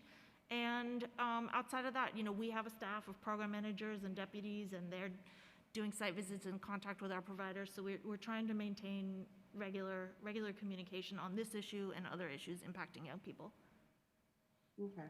In addition to beds, RHWA providers have testified that the City Council about the urgency and shortages of qualified lawyers to provide legal support for migrant youth. Is DYC coordinating with Moya to share available legal resources with RHWA providers? Yes, we are. Yes, we are. We do that. We've been doing that, pre this increase in migrant situation from the summer. We're always in touch with Moya to make sure we have the most recent resources and that our providers have access to that information. And can you share a little bit about what that looks like? Because the providers are saying they're not getting the support. So what support are you giving them to connect them with those? I mean, I definitely want to acknowledge that we've heard from providers that it's been a challenge to meet the demand for legal immigrant services. And at the same time, it's referring to the Moya resources, Access, Action NYC, and providers can also refer to the Navigation Center where they can get access to legal services. Yeah, we know it's hard. Like in all fields, it's exhausted as far as staffing and access. So we understand. So RH providers have also expressed the need for bilingual staff and readily available translation services. Has DHY explored granting programs no-cost access to audible translation services through Language Line? And if so, why not? We do offer access to Language Line through Community Connect. It's a DYCD hotline for communities, providers, young people to find out where our resources are. 1-800-246-4646. A provider could get access to Language Line services through that hotline, and we're exploring additional tools. Okay. And how are you getting that information out to providers? Because from what we're hearing, they don't know of this service. So how are you getting that information out? Because this is why we're asking this question. Okay, good point. Don't know about it. I think Community Connect is marketed broadly across DYCD resources, but we will make sure to do a push following this hearing and re-up that information. Yeah, definitely. If we can make sure we maybe send out an email or something to just get providers to know that this information is available for them, I think would be really helpful. Project Reconnect through the Department of Homeless Services provided resources to support one-way travel assistance to reunite youth with family members outside of NYC. Additional HERTs also provide transfer-based resources resources to recently arrived migrant youth or family members located outside the city. Has DYCD explored making those resources available to migrant youth in RHY facilities? And if so, why not? With respect to relocation services, DYCD has traditionally accessed like the Greyhound bus service that's accessible for runaway and homeless youth.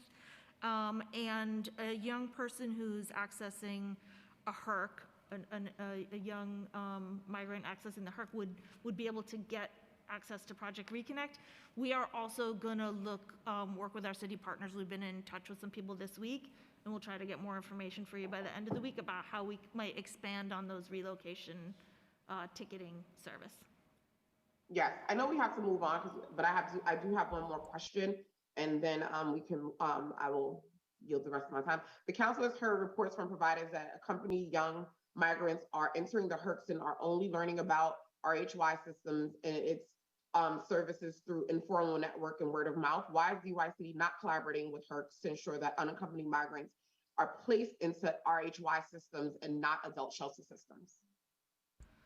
I think we're not working on a formal plan to place young people anywhere, including runaway and homeless youth services if they're in the HERC, but we do, and information thus far has said there hasn't been a lot of young individuals or mothers with children at the HERCs who would be eligible for RHY. Despite that, we're in touch with our colleagues. We're gonna make sure that they get our POM cards. RHY funded drop-in centers are a great resource for comprehensive services. So we're gonna make sure that HERC staff have this information if they see that they can provide to a young person and refer to DYCD. I don't know that we'll develop like a formal referral process outside of making sure young people know that we're there and there's a youth-specific service available to them. Thank you, Madam Deputy. Just as always, just want to reiterate that it is important that we are making sure that all city agencies are coordinating, especially when it comes to young people who are coming into this country who are scared and don't know. And so it is imperative that whatever information we have about our youth facilities, that we're getting that information out. Susan, I will definitely be in touch because as always, there's some discrepancies around numbers, especially with older youth and having availability of beds, because that is not what I'm hearing on the ground.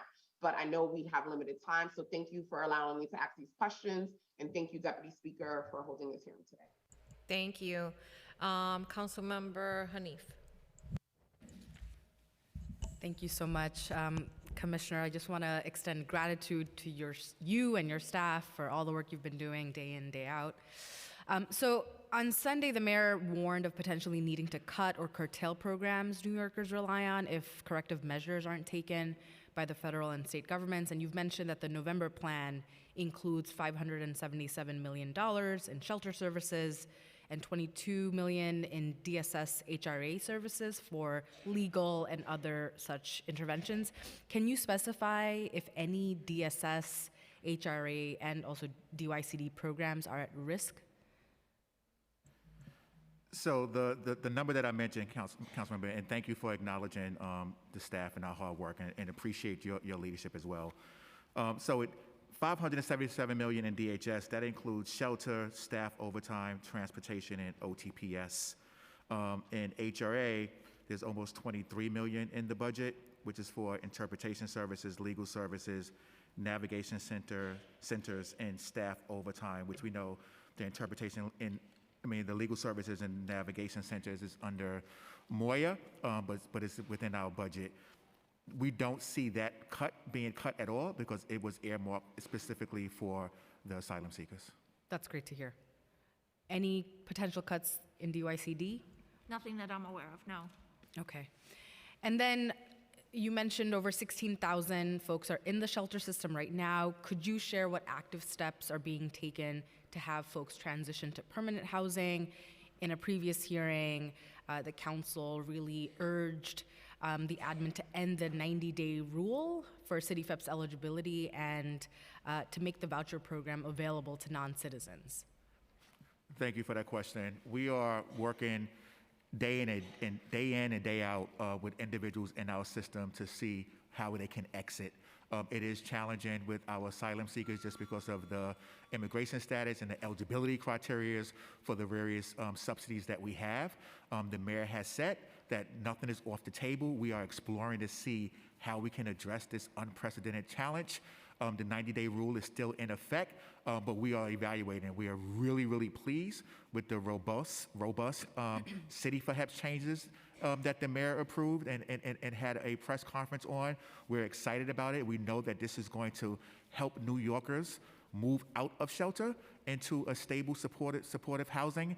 So we are looking forward to really implementing those new changes. Since adopting the changes to City FEPS, or just in general this year, how many folks have exited the shelter system? I can get back to you with that information. My team will follow up. Thank you. You're welcome. Thank you. Thank you. We will now hear from Councilmember Gutierrez. Oh, I'm sorry, Brewer, and then Gutierrez. Thank you. A couple of things. One is, I know, and I want to thank all of you, but particularly Commissioner Carter for being so responsive. The issue of the housing. Now, this is not under you with the faith-based. Obviously, you've got synagogues, churches, mosques. Are you part of the discussion on trying to get some of them to be places where people can live? Have you heard anything more about the announcement that supposedly there'll be funding for that? Thank you, Councilmember Brewer. We are in communication with Pastor Monrose and Cabrera in working with our faith-based organizations throughout the city to look for opportunities to house our unsheltered New Yorkers. Okay. That conversation is ongoing, ma'am. Do you know how much money will be allocated toward that? Because it can't be done for free for these organizations. That I am not aware of today. Okay. The amount. All right. Then the second issue on food. Now, it is interesting to me that that people who are from the asylum seekers, from my experience, which is much more limited than yours, they are very intelligent, committed, hardworking people. When I offer them water and they already have water at the bus station, they say, no, thank you. As a New Yorker, I'd say, I'd like 3, please. So they're much nicer than I am and much more responsive and good families, much better than me. But the question is, they don't seem to have food because they're at the food pantries. Uptown Wagon, which does nightly opportunities for food and clothing, everything was gone in an hour from these families. So what is the food budget at your shelters? Because obviously you don't have the budget, I assume, for HERCS, or is it the same provider for your shelters and HERCS? Because the food budget, there's something off about the need for food. Now, maybe it's just at the HERCS and not at your DHS. It's a little confusing to the outside world because it's one administration to have this division, a little bit on the silo side, in my opinion. But given the fact that you feel it is, do you have any food issues at the DHS, or is it just at the HERCS centers, and is it the same provider in terms of a contract? So, Councilmember, we serve 3 meals per day in our locations, breakfast, lunch, and dinner. At our Family with Children, our regular system, families are provided the opportunity to prepare and cook their own meals. But in our emergency sites, we do provide breakfast, lunch, and dinner, and we follow the food standards and regulations that's in place, and that's for every shelter client. When we hear of any concerns with food, we follow up immediately. So if you are hearing any direct concerns, please bring it to our attention. And as always, Councilmember, we will address it. Okay. So at your emergency sites, what is the budget for food, if you can delineate, at your emergency sites? So we have 3 contracts, 2 of which are MWBEs. I can get back to you with the exact number for the budget. Okay. And so there are 2 MBEs, and those are for the 3 meals per day per family? Yes, ma'am. Okay. And that's for individuals and family, basically? Yes. Okay. Do you feel that for some reason it doesn't seem to be meeting the need? I don't know if the families are coming from you or from the other system, the HERCS system, but just so you know, they are out there looking for food. Now, it might be because they're complaining about I know that the speaker mentioned this, you know this, people are complaining about the kind of food that they're getting. You're aware of that. Are you making any changes in that realm? So we follow the food standards. You know how I am about food standards. I don't pay attention I know to. you are. I don't want to say this, council member. I don't like standard things. Yep. And when my wife makes dinner and my 3 daughters look at the food and be like, nah, I don't want to eat that tonight, and they say they're going out to get something on their own, I do question it. But the food is here, but we don't want this food. So it's their choice to go get another meal. Okay, well, I'm just letting you know that is a complaint. The speaker, to her credit, mentioned it, so it might be something to think about if you're just wasting food. Maybe Noted. the MBE folks could change it or something. I Noted. don't know. I don't go with standards. I go with what works for the folks. My final question is on the youth issue. It's mostly the folks at Covenant House, but are they still filled? I know you said you have beds, but I am hearing between the door and Covenant House and other amazingly fantastic providers that it is hard, and it's going to be even harder to deal with the young people because of this population, I would assume, being increased. But you say you have beds, but I don't think Covenant House feels that they're swamped. Can you respond to that? I don't. I'll have to get back to you on Covenant House's utilization today. Sometimes they are looking for other resources, and sometimes they're able to accommodate. They have more beds than many of other programs, but I acknowledge that they have reported that at times they're full. But they have access to like the 50 residential programs that we have across New York City to make a referral to a young person. So that's not great, right? If they're right in front of them, we want them to be able to like come in and get a bed. But at the same time, we're pleased that they can find another youth-oriented resource in the city that DYCD funds. Okay, I don't know if it's as easy as you state, but I appreciate it. We'll follow up too. Thank you. Thank you. I think that we've lost a couple of council members that had questions. Some of them will join us a little bit later. Before I dismiss this panel, however, I have 2 questions. One is related to clothing, right? So what is DSS doing to ensure that school-aged children who are asylum seekers have access to what they need? We've heard from, a lot of families, obviously it's cold. Many people came here with a bag, with nothing, bare essentials. Who's funding that? Whose responsibility is it to fund that? So it's thank you, council member. It is part of our contract. So with our providers, we make sure that those individuals have the appropriate clothing articles, especially for the winter months. I want to thank the council and so many community-based organizations and philanthropic partners who are donating clothing articles. It's really helping. I was just on Saturday at an event with Council Member Joseph, who is my council member, and we gave out brand new coats.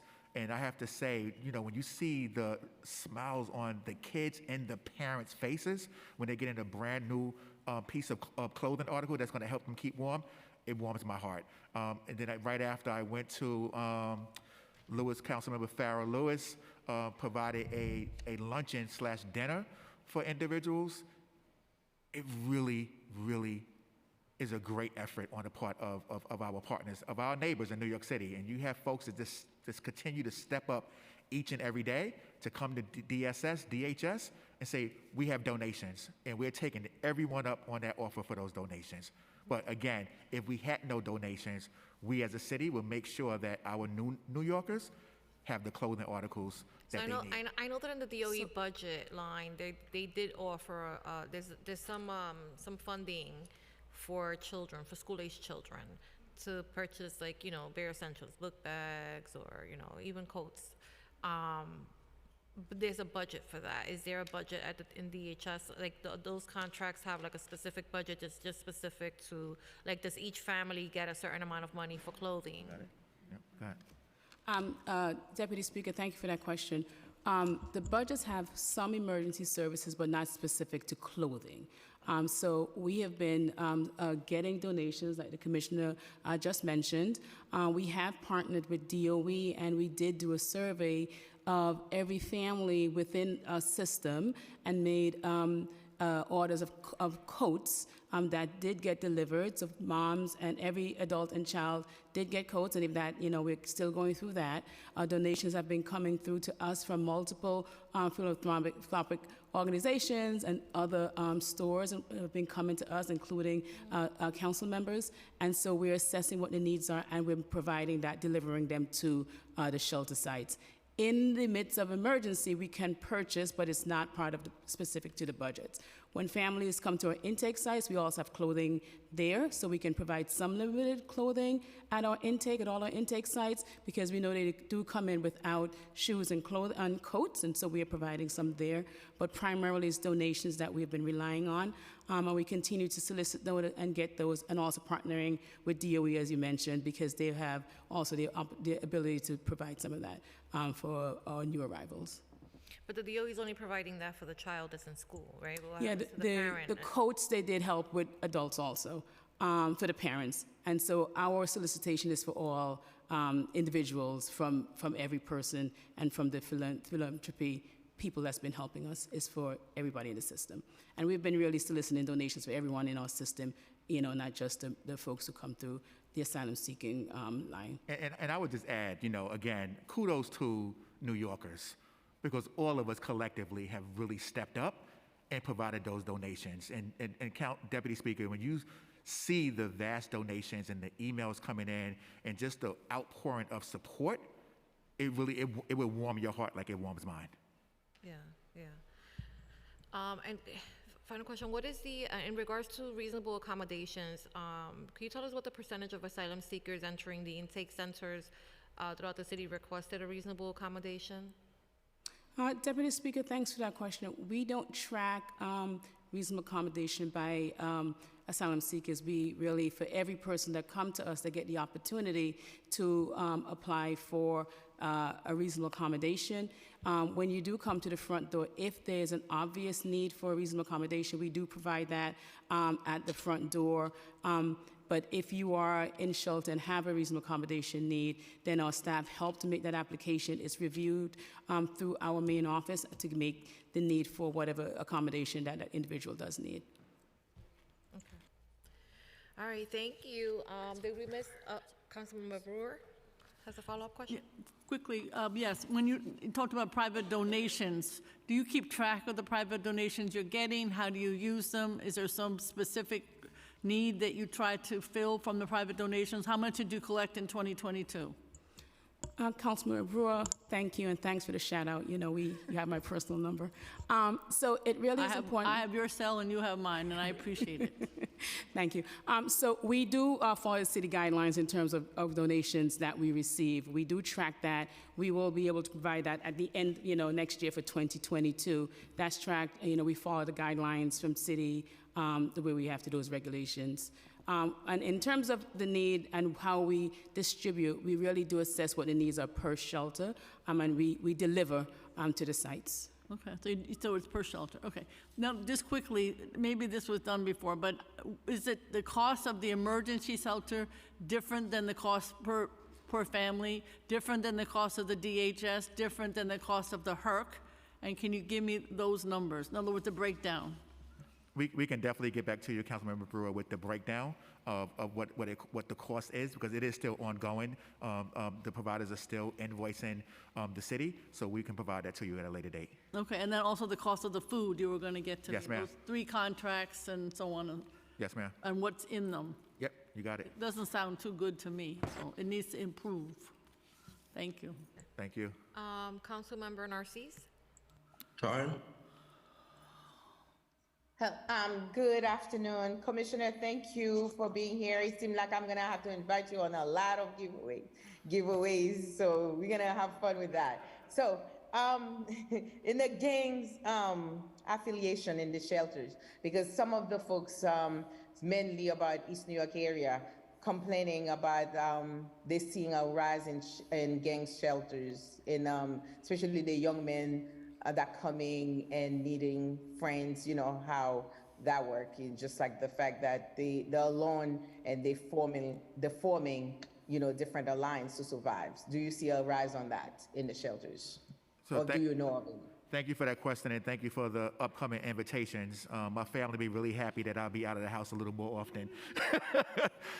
We take, violence seriously in DHS, and we address it accordingly. So if you are hearing, or any council member are hearing any concerns, please bring it directly to our attention. Our law enforcement, I have a very close relationship, working relationship with Commissioner Sewell. We meet on a regular basis, her team and I, along with DHS police. So if you hear anything, please let us know. Do you think in the long run you can work with cure violence within the periphery where the shelters are located? Maybe they can work inside to see how they can best help. Is that possible? Is something that you can see in the future? Absolutely, we are collaborative. We don't want to work in silos, and the mayor has directed us not to. So of course, definitely want to work with the Cure Violence interrupters as well. So I thank you for the great work you've been doing and continue doing it. And we need all the help we can get, especially now more than ever. We are in a challenging time, and thank you for what you're doing. Thank you. Thank you. I appreciate you as well. Thank you. Are there any other members that have questions that we've missed? No, doesn't seem like there are. Well, thank you so much for coming today and testifying before the body. Again, very appreciative of all the work that you are doing day in and day out. Happy holidays. And with that, thank you, Deputy Speaker. This panel is concluded, and we will take a very, very short recess before the Department of Education comes up. People are texting me like, does he know how long he is so stupid? There's no words. I get like all these texts. Like, is he really for real?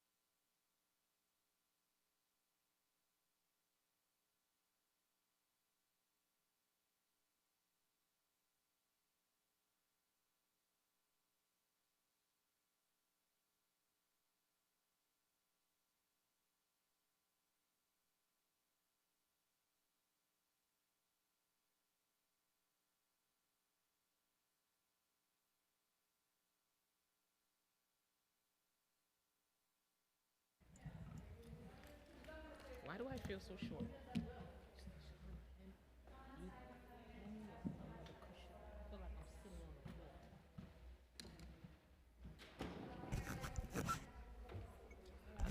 Deal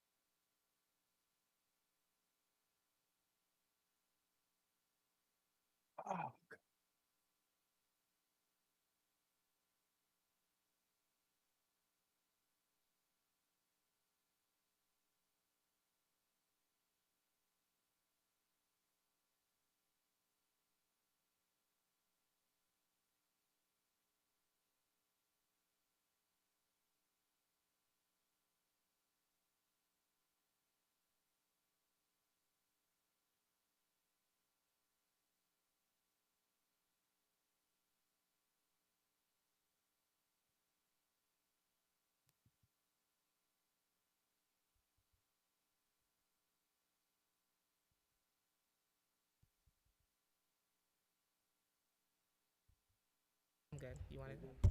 Yeah, it works.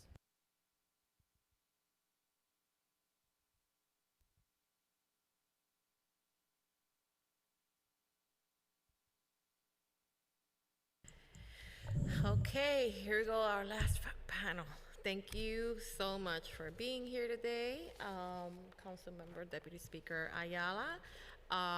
We're going to first hear from our chair, Rita Joseph, and then we will administer the oath. Thank you. Good afternoon, everyone. I'm Rita Joseph, the chair of the Education Committee. Thank you, everyone present here today, and to those who witness testifying tomorrow. Every child in New York City has the right to attend public school regardless of immigration status. According to DOE, children who have received we have received approximately 10,000 students in temporary housing, mostly children of recent migrants over the past 6 months. These children have faced incredible trauma, leaving their homes, and required culturally competent trauma-informed services and care. Unfortunately, these new students are entering a system that's already struggling with a reduced budget. In response to the influx of new students with particular need, the administration announced Project Open Arm, a plan to support all new arrival students and provide additional supports for students in temporary housing. The administration also provided $12 million in funding for DOE schools enrolling 6 or more students in temporary housing since July 2nd of this year, amounting to $2,000 per student. This funding enables schools to provide additional curricular instructional support for multilingual learners. However, this funding cannot be applied towards hiring additional teaching staff to meet increased needs. Though the work of the administration has done thus far for the support of the newer migrant families is commendable, this work is nowhere near complete. Every month, more and more students suffering from disrupted learning enroll in DOE schools.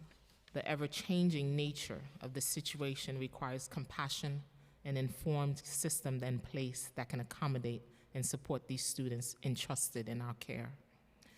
We are here today to learn more about how we can continue this critical work and properly address the educational needs of new arrival families. Like all New Yorkers, these families deserve to be treated with dignity and respect, and it is our duty to provide them with the educational service they deserve. Thank you to everyone here prepared for this hearing. Not without any further, I'd like to turn over to DOE, to the Council Committee to administer the oath. Thank you, Chair. My name is Nadia Jean-Francois, Committee Counsel.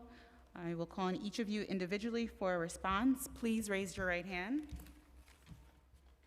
Do you affirm to tell the truth, the whole truth, and nothing but the truth before these committees, and to respond honestly to council member questions? Melissa Ramos? I do. Sarah Kleinhandler? I do. Mirza Sanchez Medina? I do. Flavia Puello Perdomo? I do. Jillian Smith? Rose McEldoing? I do. Jody Sammons Chen? I do. Thank you. You may now begin your testimony.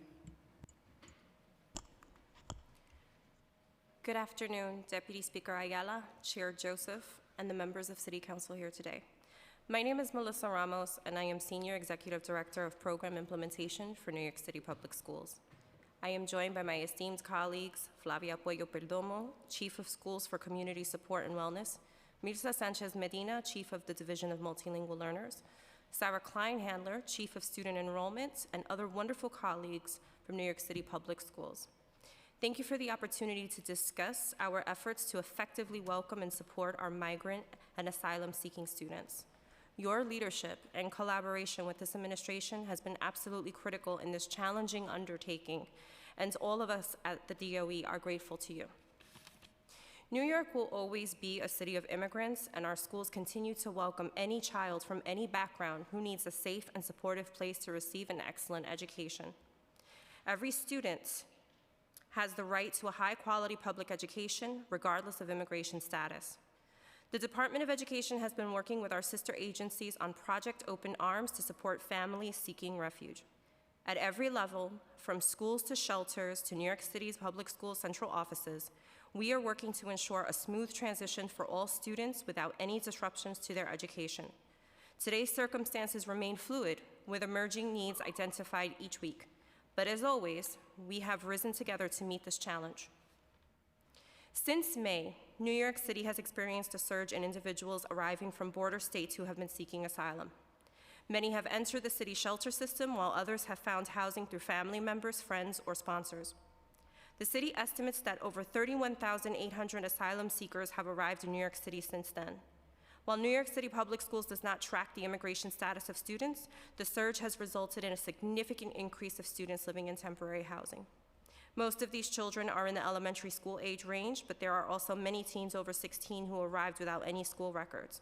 Approximately 40% of children in this influx are aged 0 to 5. From the very beginning, New York City Public Schools not only helped to launch Project Open Arms, but Chancellor David Banks crucially appointed me as a point person to lead the coordination of internal efforts within the agency. This work requires both intra- and interdepartmental coordination. In addition to the helpful weekly calls convened by City Hall to keep stakeholders informed, the DOE held its own briefing for elected officials and staff that brought more than 100 people in attendance. Thank you to Chair Hanif and Chair Joseph for contributing greatly to that briefing. We also thank the Council for being such valuable partners in this effort. From the moment these families arrived in our city, New York City Public Schools has helped to facilitate student enrollment and support families' immediate needs. To start, we set up an enrollment office at the Asylum Seeker Navigation Center. Enrollment counselors at the site have been helping families connect to schools while providing backpacks, books, and school supplies. Many of these families are residing at shelters across the city where the DOE staff has staff on site to assist them. Our students in temporary housing staff, including our STH regional manager, family assistants, and some school-based STH community coordinators, are working at shelters to support families with such issues as enrollment, transportation, wellness, and more. The STH team receives daily updates of new shelter locations from DHS, and we ensure that STH regional managers are fully informed of new sites so that they can activate their district teams and get personnel out to meet with families. The support this team provides includes daily check-ins with families to share enrollment options, conduct needs assessments, and do wellness checks.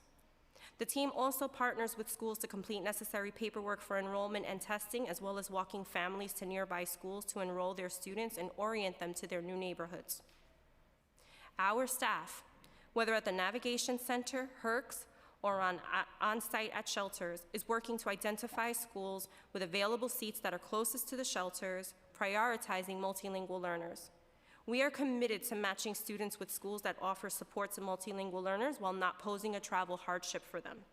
As of this week, we have enrolled over 9,800 students in temporary housing at schools across the city since July 1st. Throughout this challenging set of circumstances, all the materials we provide to families continue to be translated into the appropriate languages, and we support families with selecting the best language program for their children. Once students are enrolled, we work closely with superintendents and principals to conduct initial assessments to determine what comprehensive and targeted resources are needed, especially to support diverse and/or multilingual learners.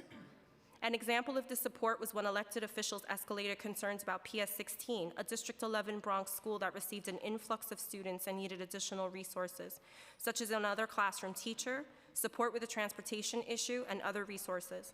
Almost immediately, the school received their mid-year fare student funding to hire an additional teacher, a bus stop was added to make traveling easier for students, and families benefited from the shared table, an initiative that safely repurposes non-perishable food and fruit. We have also provided more financial resources to schools so they can fully support these students, including more than $60 million for our newly arrived New Yorkers. That amount is divided between over $50 million in additional fare student funding that has gone to support students in temporary housing who have entered our schools during this time, plus $12 million from new emerging needs. This supplemental funding allows schools to provide additional curricular and instructional supports for students in temporary housing and multilingual learners, as well as family support and essential school purchases. Schools with 6 or more new students in temporary housing received an allocation of $2,000 for each student enrolled since July. And those allocations enable schools to support the following priorities: ensuring language access and support. In collaboration with superintendents, the Department of Education is ensuring that all families are supported in their native languages and that school leadership is aware of the constellation of resources available to provide translated content-specific information. Providing academic and extracurricular programming. New York City Public School curricular and instructional resources are culturally and linguistically responsive, and we provide educators with additional guidance related to second language acquisition and specialized instruction for diverse learners. Extracurricular activities are also targeted to students' needs and interests with the goal of enhancing their academic and social experience. Creating supportive classrooms in schools. We are working with schools to make sure students receive universal social emotional supports that help them build positive relationships, develop social and emotional skills, and connect to additional support when necessary. This includes programs like advisory, health education, restorative practices, and others that are designed to support the needs of the whole child. Additionally, many schools implement a strengths-based social-emotional screener that is used to assess and support students' social-emotional skills and development while connecting them to interventions. School leadership and staff have regular check-ins to review attendance and social-emotional data and ensure that interventions and supports are activated as needed. This also includes coordinating continuously with community providers and community-based organizations. Project Open Arms is working in tight coordination with critical CBO partners and other organizations to provide families with critical resources and services. Many thanks to the council and city administration. Every school has money for a social worker, and in some cases, a school-based mental health clinic that provides mental health services. In addition to the approximately 5,000 social workers and guidance counselors who work in our school system, nearly 400 DOE schools have school-based mental health clinics. More than 170 schools have on-site clinical services with contracted providers, and over 330 schools have mental health resources at school-based health centers. Our central team is continuing to work with superintendents and principals to deploy additional resources and support as needed. And while these investments predate Project Open Arms, they are proving to be more critical with each passing day. Since the arrival of new asylum-seeking families in May, we have worked closely with our partner agencies, including the Mayor's Office of Immigrant Affairs, the Department of Social Services, and others involved in Project Open Arms to support these families and students as they navigate their new city. For example, New York City Public Schools Office of Student Enrollment, Pupil Transportation, and the STH team presented back-to-school webinars for DHS and HRA, family shelter provider partners in August, which our agency partners and advocacy collaborator, Homeless Service United, provided outreach for. These webinars included information focused on multi-language learners and enrollment support for migrant families. Our STH team is working closely with DHS partnership teams to coordinate and highlight donation needs to be sure those contributions are spread out across shelters. They have also worked closely with ACS's Preventive Services Office to identify preventive service agencies in impacted districts with capacity and the ability to manage language needs. Those teams also connected with the Food Bank for New York City to receive a list of food pantries in impacted districts. In conclusion, since May, Project Open Arms has performed a comprehensive interagency effort to support families seeking asylum and ensure that children are provided with a full range of services to start their New York City public education. I want to thank the Council for providing essential support toward this ambitious undertaking. Your leadership in this crisis has demonstrated how the home of the Statue of Liberty continues to stand as a beacon for those who want to find refuge and thrive in the United States of America. Additionally, many of us sitting before you today share similarities with our newest New Yorkers. For instance, Chief Flavia Puello Perdomo was an international student herself who graduated from New York City Public Schools and stands as a great example for our students. Chief Mirza Sanchez Medina, a bilingual teacher who was recruited from Puerto Rico, led an international school that served as a model for other schools. And I was a student in the Bronx who benefited myself from wraparound community services because my mother, who only had a 9th grade education, had no means to support us on her own.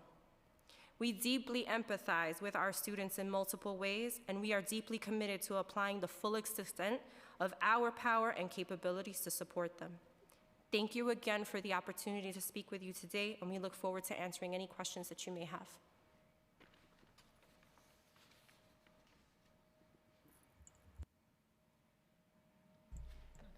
Is anyone else testifying? Okay, all right. Councilmember Joseph? Thank you again.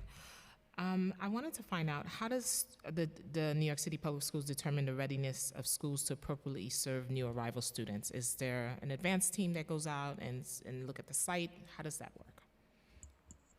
We work in close concert with our superintendents, and we know that certain districts have been impacted more than others. For example, District 2 has received a great influx of students. We also know District 30 has received a great number of students. And so our first point of contact is with our superintendents and our principals, making sure that we reach out to them and ask them, how are you doing with resources? Do you need additional personnel? Do you need additional teachers? And that is something that we saw in PS 16 in the Bronx, and that principal said, we need the additional support, please help. We have all these extra students and we need another E&L teacher.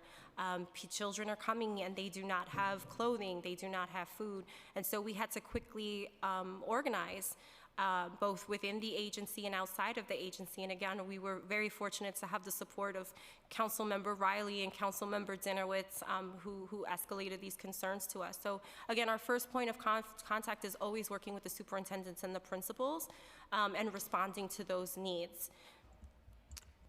Thank you. How are you ensuring new arrival families are safe, supported, and have the opportunity to thrive in schools in which they are placed?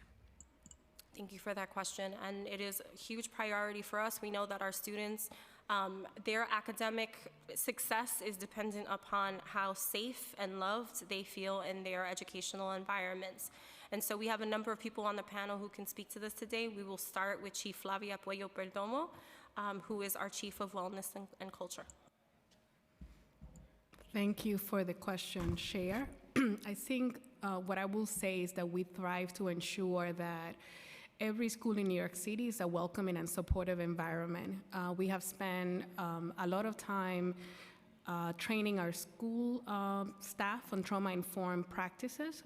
So during the pandemic, we had around 75,000 school staff, including teachers, administrators, who were trained on this.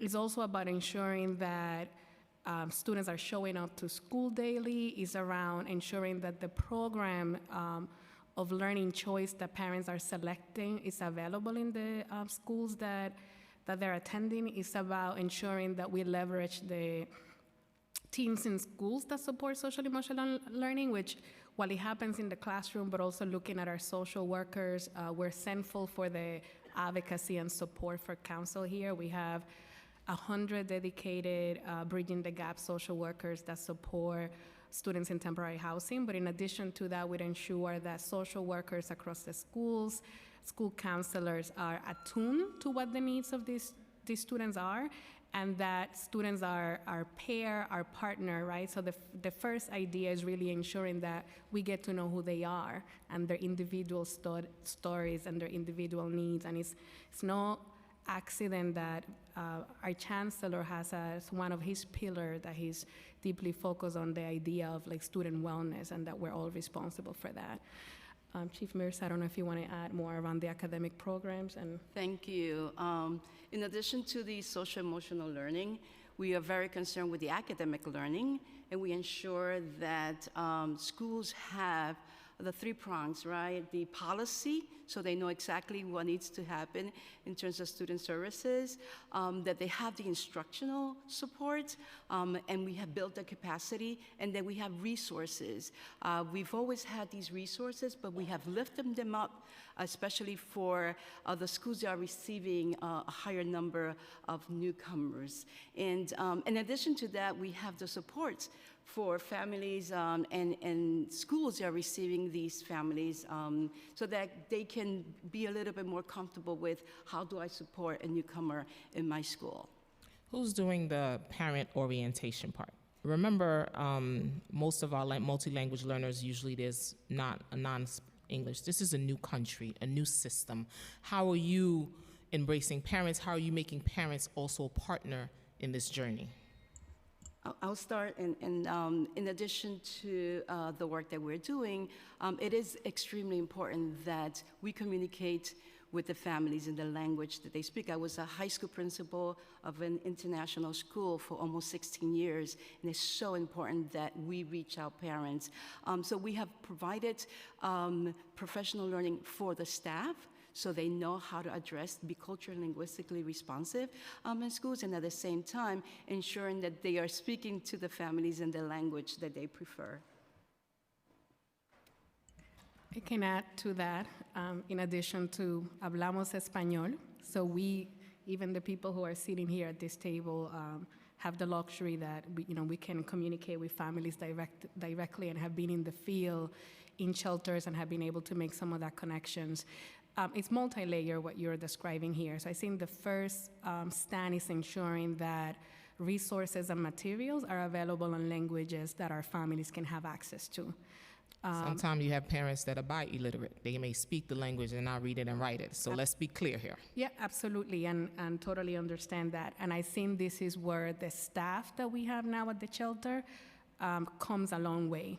So I know that I came here recently and testified in front of you on November 16 around the work that we were doing to hire the STH coordinator. So we right now have 64 coordinators that are shelter-based, that are precisely present and visible in And bilingual?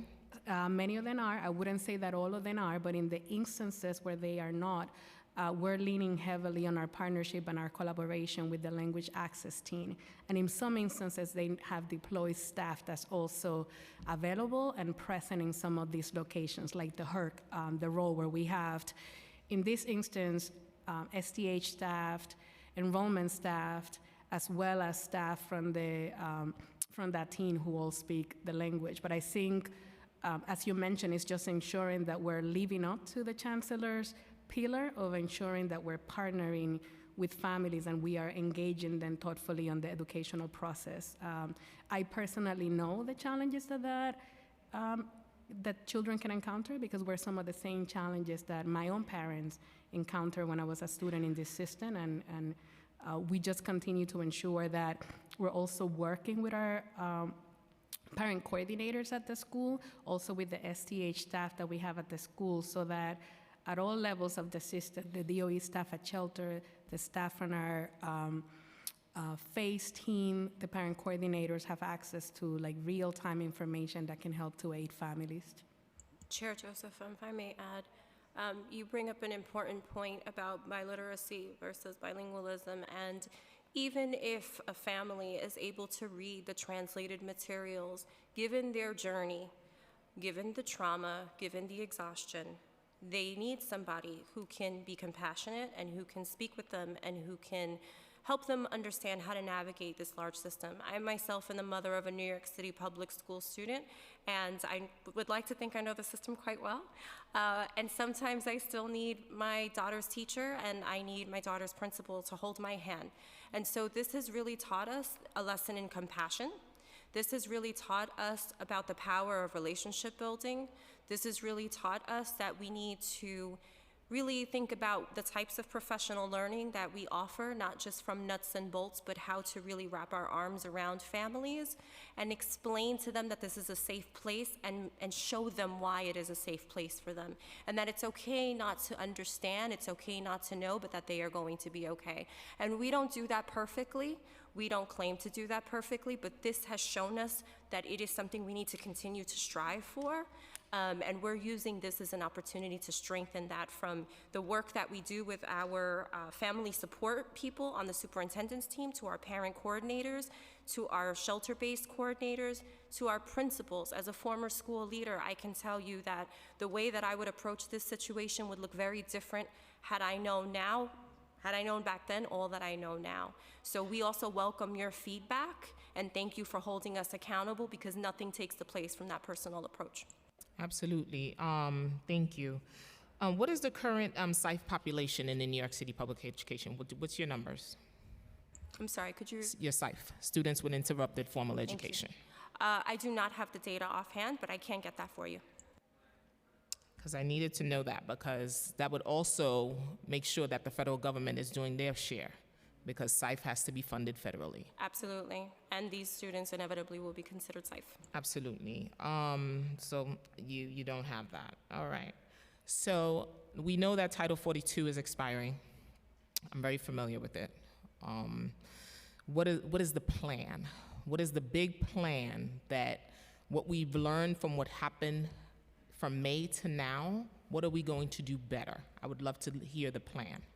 Absolutely. And just this morning, we hopped on 3 different planning meetings to reflect upon things that have gone well since May and things that have not gone so well. And part of that is the parent support piece, strengthening our language access coordinating piece, and making sure that we are looking closely at our enrollment practices. So these are students who, they are in temporary housing, first and foremost, and under McKinney-Vento Act, they have the right to enroll in their zone school. That being said, we also know that the zone schools in some of our districts are reaching capacity very quickly. We also know that because the school is close to a shelter, there might be a school that's a little bit farther that actually would serve the students in a much better way. So we know that we need to work even closer with our superintendents and our principals to identify the best settings. We also need to lean on our social workers and the amazing work that the Bridging the Gap social workers, very much thanks to the council we have in our schools. And I am going to pass it over to Chief Puello Perdomo so she can speak a little bit more about that, as well as to Chief Sanchez Medina, my apologies, to speak more about the specifics in their verticals. So I think I will continue to build upon the work that we have done in support of council in terms of hiring the additional coordinators, so ensuring that we're continue to be strategically about placement, about the capacity that we're building for the coordinators to ensure that they can serve families to the best of their ability. So everything from ensuring that they're fully equipped to understand all of the rights that family have under McKinney-Vento, that they're making deep connections with the DHS staff that's on the shelter. In some instances, we're also piloting work around attendance interventions and supports, continuing to build the capacity of SCH staff that's actually placed on schools. So it's really looking at a lot of the infrastructure that we have for the students in temporary housing teen and what we have learned from the new residents that have come in, what we have worked on well, where we need to improve. But in addition to that, continuing to be strategic about the needs that school leaders and teachers and school staff are escalating to us central. The way that we really leverage the students in temporary housing teen is as a team who helps to remove barriers. And those barriers can range, as my colleague mentioned here, from access to transportation, access to school programs, and just ensuring that we're listening to the families and that we are, based on the real time and based on connections, building our resources and ensuring that we don't lose sight of the relationships, and that schools are seeing these students, that we're tracking their academic progress, and that we make adjustment as needed. I think it's a dynamic situation as you described, and we're learning about what parts of our systems have worked well and areas where we have to make adjustments to ensure that we can, in real time, meet the needs of students at the appropriate time so that students, get their supports for the need. So. Thank you. I will add that we are very grateful for the support that this council has given us. We are looking at how do we revitalize the instruction that our multilingual learners are receiving.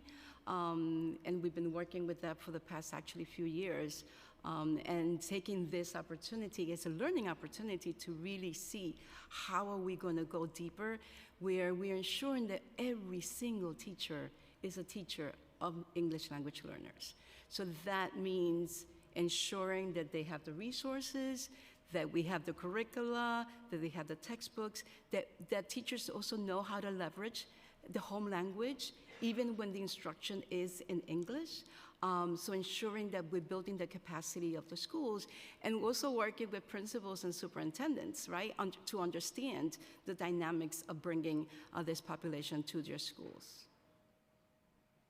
And our youngest New Yorkers from 0 to 5, how are we accommodating them? We are working closely with our early childhood education partners to identify seats that are available to them.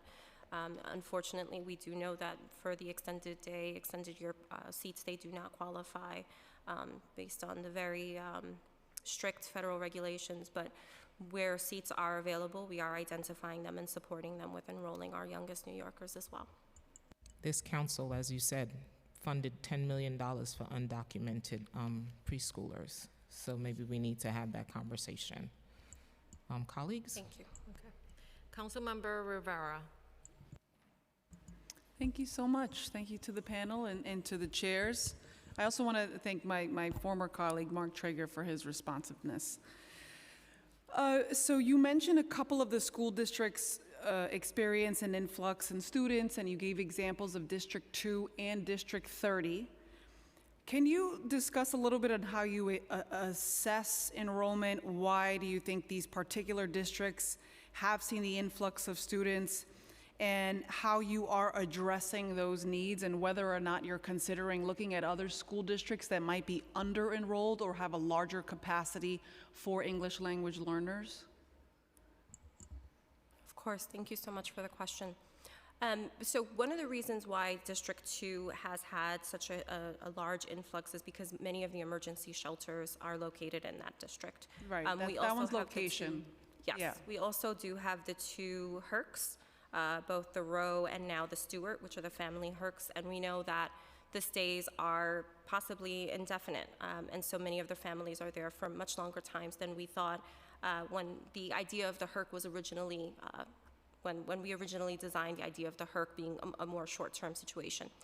That being said, we know that there are schools in other districts, neighboring districts, that have available seats and have really strong programs. And that's where we have to go back to working with superintendents and identifying those schools without creating a travel hardship. Now, students in temporary housing do have the right to busing.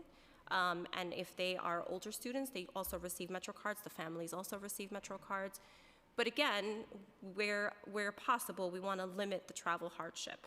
And so it's being very strategic with our partnerships with our superintendents and our principals to determine which schools are available, which schools have available seats, and making sure that we place students thoughtfully. And that work is happening. It has been happening, and it's happening even more now because, as Chair Joseph mentioned earlier, there was a lot that we learned from this experience, and we know that there are ways that we need to improve. And that was one of the areas. We know that we have an enrollment policy for a reason. McKinney-Vento Act prioritizes students in temporary housing going to their zone schools for a reason. We do not want to create travel hardships for these students. That being said, this is a unique situation, and where we can be thoughtful, we will be thoughtful and strategic. Well, I certainly want to work with you, District 2, clearly in my council district. And I just wanted to ask, and I'll end there, and I want to thank the chairs for their graciousness. Okay. Can you explain, you mentioned in your testimony you have a relationship with ACS for preventative services. Can you talk a little bit more about that relationship and how that impacts families? Absolutely, and before I pass it over to Chief Boyo Perdomo, I would like to mention that for us, contact with ACS should be supportive. It should be a last resort, and there are a number of things we do to intervene to help our families before an ACS call is made. And that's very important to us, and that's a conversation that we have even prior to all of this, but especially now, understanding how important that is. And so I'm passing it over to Chief Boyo Perdomo to talk a little bit more about that. So just to add, and I'm also going to have Jillian Smith, who's the Executive Director for the Office of Safety and Youth Development, join me, because she coordinates and supports a lot of our partnership with ACS.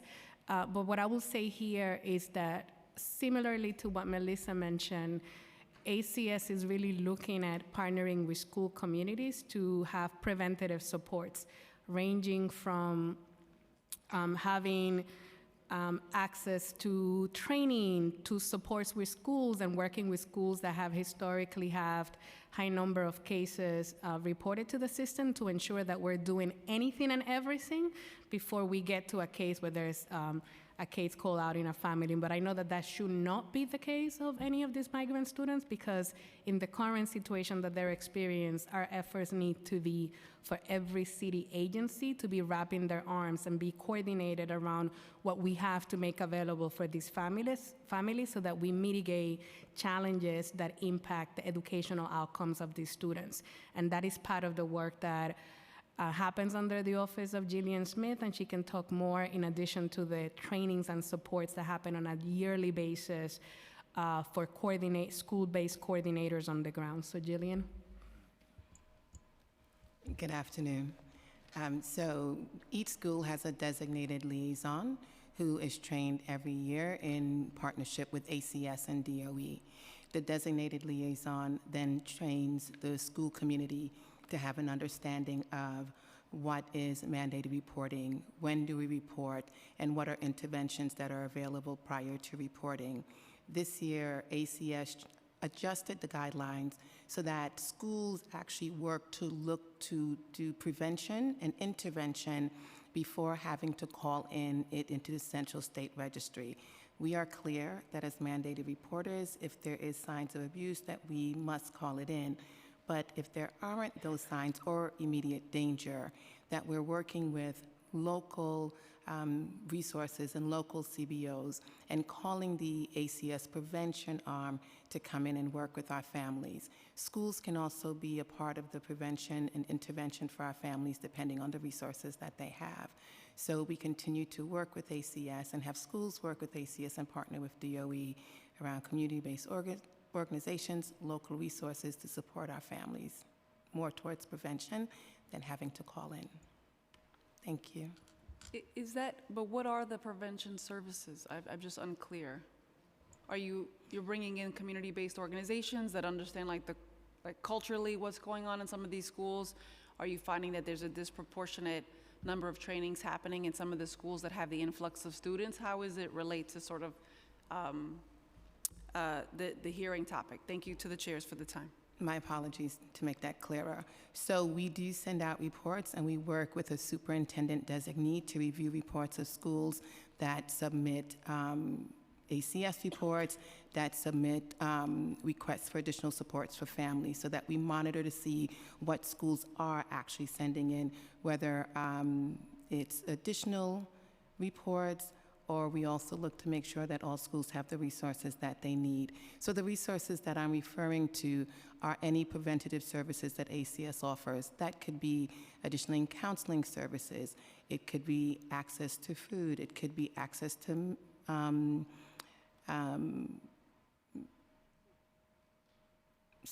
mental health. It could be access to care. It could be access to clothing. A number of things that we have local resources with, and as well as using the preventative services that ACS has. So it runs the gamut, really depending on what the needs of the families are. Thank you, Councilmember Rivera. Councilmember Hanif? Thank you so much, Deputy Speaker Ayala and Chair Joseph, and thank you, Melissa, for all the work that you and your team are doing. And I also want to give a shout out to School District 15 Superintendent Rafael Alvarez, who with our schools and in collaboration with Councilmember Aviles and myself, put together a beautiful community of action, collecting necessary items for all the newcomer students. So just a big shout out to him and his entire team. So the $2,000 allocated to schools with at least 6 students from asylum-seeking families is such an important start, but this amount does not meet the Fair Student Funding requirements, which is $7,000 per student, and I'm afraid that as a result, we're not gonna meet the adequate bilingual education and socio-emotional needs and resources that can address the immense trauma that these students have endured. Can the DOE commit to immediately providing full Fair Student Funding formula to schools who have enrolled these students? So thank you, Chair Hanif, and the day of action was beautiful. I saw pictures. Superintendent Alvarez and his team did an amazing job in coordination with your offices, so thank you so much. We would like to point out that the amount of money that our schools have received back is upwards of $60 million. The 2000, the additional allocation through the SAM, that was to support our schools because we know that the money that they get for students in temporary housing does not update in real time. So if they had 12 students in temporary housing in the 2021-2022 year, they're not getting that increase for the 35 that they have in the 2022-2023 year. So if you have an additional 50 to 60 students in temporary housing, we gave you the additional $2,000 per student. Now, in terms of the fair student funding, schools have been held harmless. Whenever a school had 15 or more students in a given grade, we actually made sure that we gave the money back to the schools within days. And so in many cases, the schools they have plenty of funding right now to be able to hire additional teachers. We're working closely for any school that is still experiencing any hardship. But it is a case-by-case basis and really working in close concert with the principal and the superintendent to identify any needs. Those needs range from technology, from additional teachers, to social worker support. Whatever the schools need, we are taking a close look at their budgets. So then you would say that schools have the necessary funding to support the newcomer students? I would say that schools that have received a huge influx and schools that have escalated concerns, that their needs are being met, absolutely. Okay. And then I understand that the SAM 65 money can't be used to hire permanent staff. Given the immense need right now, will the department be changing this policy? As this money is temporary, this money is just for this year, that money was allocated to hire sub-paras, so you can hire temporary personnel, a bilingual sub-para. You can pay 6-period coverages for a teacher who is bilingual and who can perhaps support in another area, but we will not be using it to make permanent hires. And is there any determination for the next school year? At this time, there is not. And then I know that the mayor's preparing to formally ask the federal government to reimburse the city $1 billion for the cumulative costs related to asylum seekers. How much of the funding is for education? I'm not sure, but I can get back to you. Okay, and then what funding stream does the city expect to receive these dollars through? Would you have those details? I can definitely get that information for you. Great, thank you. Thank you. We will now hear from Councilmember Brewer, followed by Councilmember Aviles. Thank you very much. I, too, want to thank in District 3 Superintendent Samuels, and then this morning, PS 75 and JCC were wrapping amazing gifts. So there's a lot of collaboration going on. I think PS 75 has 50 students, and the local JCC did a huge collection. So there are things like that are very special, but it's many challenges ahead. So the busing and the Metro cards. So my understanding was because eventually, hopefully, busing will happen, particularly if families move from one community to another, but still want to be at that school. So can you update us on, the status of the Metro cards, busing, where we're at with that kind of situation? Obviously, parents prefer a bus, but these parents are amazing. They'll do whatever they have to. They didn't all get Metro cards on a timely basis, but I know you're trying. Could you just update us? Thank you, Council Member. And I just want to quickly mention, through the work of the Borough Response Team, your advocacy for using our faith-based spaces has been super helpful. And there was a great day of action that happened in Manhattan, and a lot of that your work inspired, so thank you for that. In terms of our work with Office of People's Transportation, I do have my colleague Jody with me here today, so I'm going to ask her, so please join us. Thank you. Hello, thank you for the question, and thank you, Melissa. So on transportation, we do provide busing to students who are in grades K to 6. so long as they want that. In some cases, families do not want busing, which is totally valid, and so in those cases, we give them a Metro card, and we give the parent guardian a Metro card as well, so that way they can travel together on public transportation. For the students who do want busing and are in grades K to 6, and in some cases preschoolers, and in some cases middle schoolers, we work as quickly as possible to get them on a route. Now, students who are in the DHS shelters are automatically routed so long as they select busing. The students who are in our doubled up settings in our domestic violence shelters, in the HERCs, that is through a request process, which we are working to expedite, and we are in constant contact with Chief Puello Palermo's team to make sure that we're supporting families, especially those who, as you noted, may not have the literacy to be able to access and may not have the digital literacy to be able to access. It is a partnership, and so we're continuing to work together on that. As far as the Metro cards in terms of ordering and providing to the schools, as soon as the schools tell us we have X number of students or we're anticipating X number of students, we work to get those Metro cards to them as quickly as possible. We also, when we start the year, and especially in light of this influx of students, we started the first day of school with overhead for the Metro cards, just to make sure that we had more than enough on hand at each school, so that way there was no delay. Okay. I mean, I think the issue is when you are a family and you're moving from one to the other, I guess this is a HERC. For those of you in the system, it's easier to understand. DH, HERC, emergency. It's a little confusing for the rest of us. Yeah. But the issue is, I've just had the experience, it takes a little while to get the Metro card, and then we don't know when the bus is going to show up. But, you know, I'm just letting, I don't know how many, do you know how many Metro cards you've given out family-wise so far, and how many have actually gotten busing, or is that something you could let us know? Yes, we have those numbers. I don't have them committed to memory, but certainly can share it with you. Okay, and you get any complaints that families are not getting their Metro card, and so therefore they are not coming to school, or they're just figuring out what to do?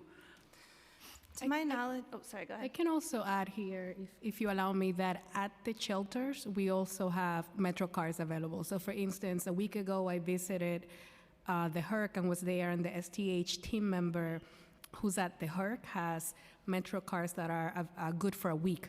So if in those instances, while we're working on some of those systems and ensuring that families have an opportunity to connect with the school, I don't want to wait for a family to have to go to a school to a Metro card. So we are being diligent to ensure that our staff who's on a shelter, who's there, who's physically making that connection and really touching base for that family can help to provide that, to expedite some of the processes that you're describing. And I think it's also important to know that we just initiated a task force that's an interagency collaboration around transportation matters, spearheaded by City Hall, includes advocates, includes community leaders. So I think any kind of information and nuances that you can continue to share there, please be in contact with me, be in contact with the transportation team. We want to really get this as right as we can, because we know that we have done a lot, but we haven't created a perfect system. Okay. So getting your insight would inform the work that this task force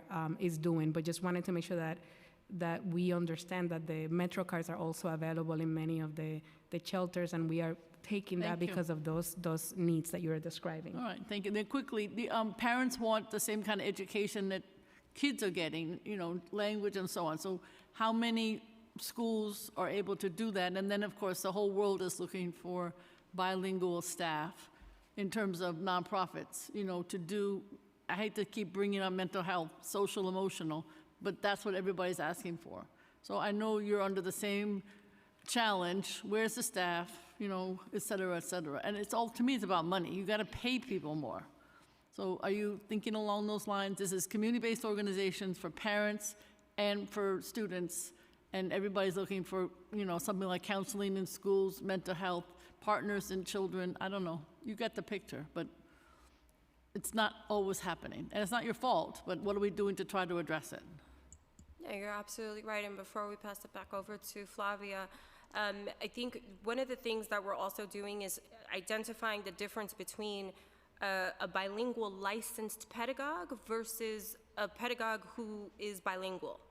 And leveraging all of those resources. And so I myself am a licensed English teacher, but I speak Spanish fluently, and so I am someone who would be of great assistance. And so we see a lot of schools where they're taking these bilingual teachers to support and push into other classes. Also, our bilingual paras are, they're gems that we often overlook.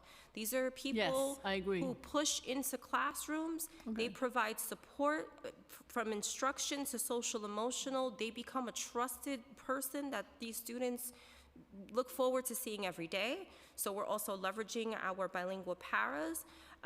We continue to recruit for bilingual teachers and for bilingual social workers.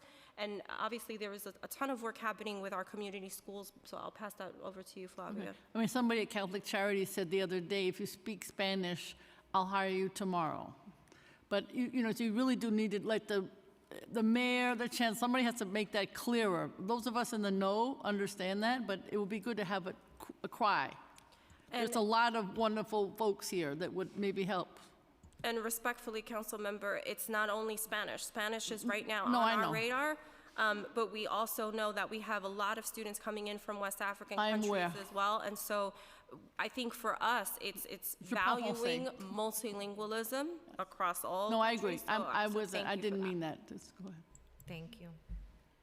Councilmember Brewer, thank you for the question. And I think I'll start with the piece that you mentioned about supports for families. So one of the things that the Students in Temporary Housing team has been doing is working with our District 75 superintendent, Superintendent Esperance. So we have begun to provide surveys, but also getting the STH coordinators to connect directly with families so that they have an awareness of the adult educational programs that exist within the District 75 umbrella, because I think we have a range of families or parents with a range of needs, ranging from what Chair Joseph flagged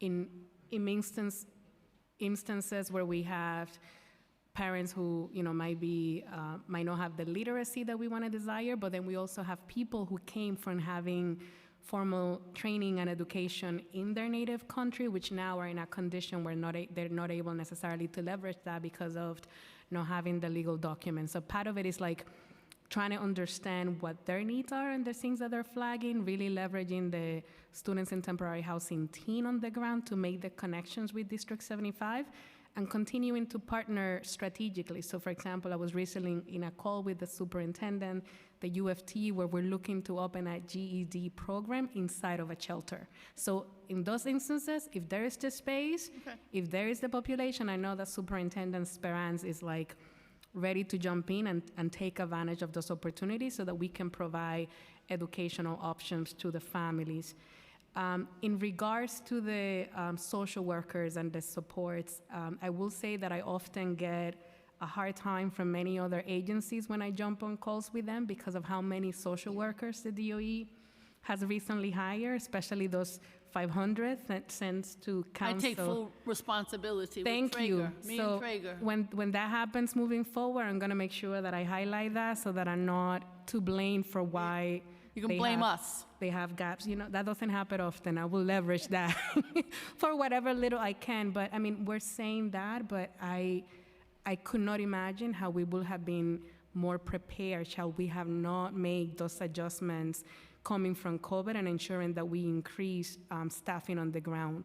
But some of that is also leveraging our partnership with health and hospitals, collaboration like the Mental Health Continuum, which also was funded through council, that has been a learning and an opportunity for me just to work with New York City Well, to work with Health and Hospital, to work with DOHMH to ensure that we have really coordinated efforts so that each of these agencies can really work to deepen the needs and supports for families. So I hope that we can continue to build upon that. As of now, for the Continuum specifically, we only have funding for this year, but I know that I will definitely count on the support from council to continue to build that and continue to position us so that we can support students in the school, which oftentimes is the more consistent point for many of our families. Thank you. Thank you. Thank you, Councilmember.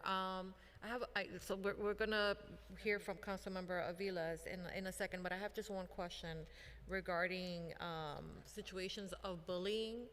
How is the DOE handling, those situations where children who are new arrivals are being bullied at the schools, and what type of resources are available to them? So before we pass that over to Flavia and possibly also our partner from OSA, Jillian Smith, the first thing that we're super excited to talk about is our partnership with NYPD. Their head of immigrant affairs works closely with me. He reached out to me a couple of weeks ago. Thanks so much to elected officials who actually connected us together. And Detective Ramos and I are working on a joint task force to discuss the bullying issues that could possibly start happening. And so what's important about that is really thinking about the partnership with NYPD and how we can come to the table in a different way than I think sometimes we normally do, and thinking about how NYPD can be a friend in this work, and really we can educate our students on what it means to welcome our newest New Yorkers, and how we can be compassionate and how we can be supportive, and also keep a very careful eye on them. So I'm going to pass it over to Chief Pollo Perdomo and ask Ms. Smith if she can join us as well.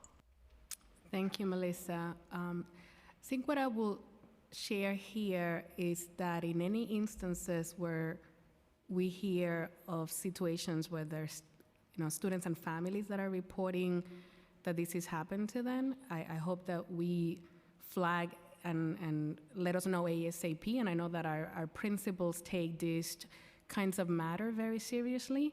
I have been nothing but pleased, and my heart warms when I have gone to many of our schools that have received some of our new migrant, and I see how it's seamless, how within a classroom these students have been welcomed, and how teachers and principals have integrated them within the school community.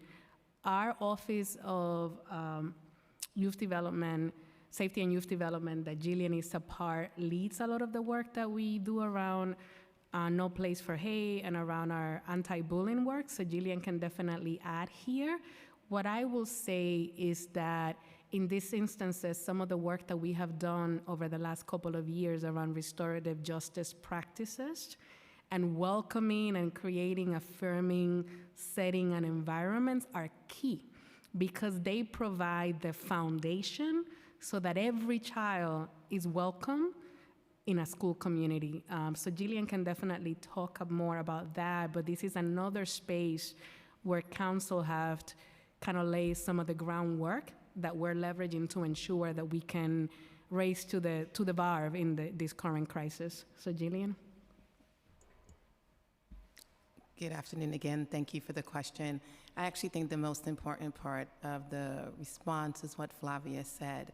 The work that we've been doing around restorative justice for a few years now, which the council has supported, has allowed us to actually create spaces that are warm, that are welcoming, that parents and students and teachers and administrators have engaged in knowing what does that feel like, understanding not the other, but understanding us and everything we want to feel and be when we are in school spaces. We also have the Respect for All piece that we continue to do with all schools. We also engage school staff in training around equity, around safe environment, around what are ways that we can academic and social emotionally teach children how to create affirming environments that they want to be a part of. And we do that with teachers, and we do that with students and with our parents.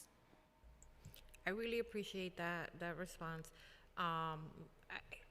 Melissa, could you elaborate a little bit more on your partnership with the NYPD? Because when I hear the NYPD and students, red flags are like ding, ding, ding, ding, ding, only because that it doesn't really fit what I, in my mind, think of when we're talking about restorative justice. It seems very punitive, and we're talking about bullying, right? Bullying can mean, a child making fun of another child. Doesn't necessarily have to lead to physical violence that would merit the intervention of the NYPD. And I value the NYPD for the work that they should, should be doing. I don't see there being a role in the schools for the NYPD in this way, so I just I want to make sure I understand. And apologies for not being clear, Council Member. The partnership would not be within the schools. This is really just thought partnership between Immigrant Affairs and me as the point person for Department of Ed. And when they convene and they have conversations around bullying or anything that's happening in neighborhoods, they will invite me to the table to have those conversations with them as well and to provide insight, in which case I would absolutely invite my colleagues to join. It's a very new conversation. It's not tied to any one initiative. It was really just the head of Immigration Affairs just reaching out and saying, hey, we want to hear what's going on. We want to see if there's any way that we can be supportive, but it's not for them to take an active role in school. That's not our approach either. Our approach is a restorative one, and making sure that we leverage all of our own internal resources, particularly around the pillars of restorative practices, to support our students. Yeah, I love my schools, and I think that they've done a tremendous job in really in pivoting and trying to identify ways, right, to be helpful to families, and they've made a number of calls to our offices, and I think that there's a sense of community that you get when you're walking into a school building that is very different and unique than when you're in a shelter system, right? And so I find it an appropriate setting for receiving certain resources. That's, it's great. But I also think that when we're talking about bullying and poverty and, and children not speaking the language and, maybe having disabilities or wearing glasses or having a stutter, that those are all teachable moments. And that I think is where, the DOE could be, a little stronger. I've witnessed a couple of interactions where it just, the aggression was matched with aggression. And I think that there has to be an understanding of where is that coming from, right? That doesn't just, kids don't just wake up one day and, and decide they're gonna go bully their peers, right? There's usually something underlying that's happening. And I think that when we don't look, take a deeper dive into that, we miss an opportunity to really be, impactful in that child's life. And so this is something obviously of concern. It's not just, in the school system. We're seeing a lot of this happening even in the DHS sites where, people New Yorkers that have been displaced and that have been housing insecure for a while and living in shelter conditions feel like newly arrived migrants are receiving special treatment. They're receiving, privileges that they don't have access to. And I really want to address that and say that is actually not true, right? Many of these families we know come here with nothing, bare essentials, if that, and they don't qualify for many, for many programs and services. So they don't have access to cash. They don't have access to, clothing and, the things that many of us, have access to. And so we're working a little bit harder to make sure that we at least, right, give them that step up. And they're not necessarily starting at zero. But thank you for clarifying that. And we will hear finally, I believe, from Council Member Aviles. Time starts now. Hi there. I was waiting to be unmuted. Thank you, Deputy Speaker, for all the hearing today. I'd like to know, in our briefing materials, it was noted that the DOE does not keep track of students in temporary housing that are enrolled in publicly funded charter schools. Is that true? I'm sorry, And if so, why not? I'm sorry, Council Member. Are you asking if we keep track of the number of students who are in temporary housing in charter schools? That's correct. We do keep track of the number of students in temporary housing who are in charter schools. We have started compiling that data. And how many students in temporary housing are currently enrolled in charter schools? I do not have the numbers committed to memory, but I will get you that information as soon as possible. That would be helpful. I'd love to know like what that looks like across the board, across all the schools. I wanted to go back to, I guess, the 3K process and understand a little bit more around how parents are engaged in being able to enroll and accessing care.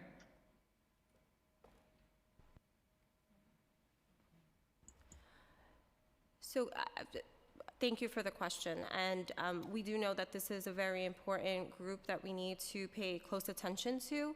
And so as families express need for seats, whether it's through the shelter and meeting with their shelter-based coordinators, then we identify available seats and we provide that information to families to support them with enrolling in those programs.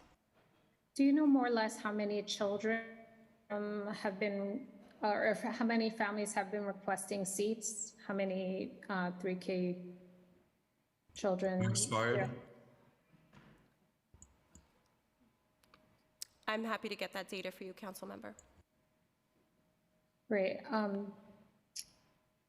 Speaker, if I may, just one last question. You may. You may.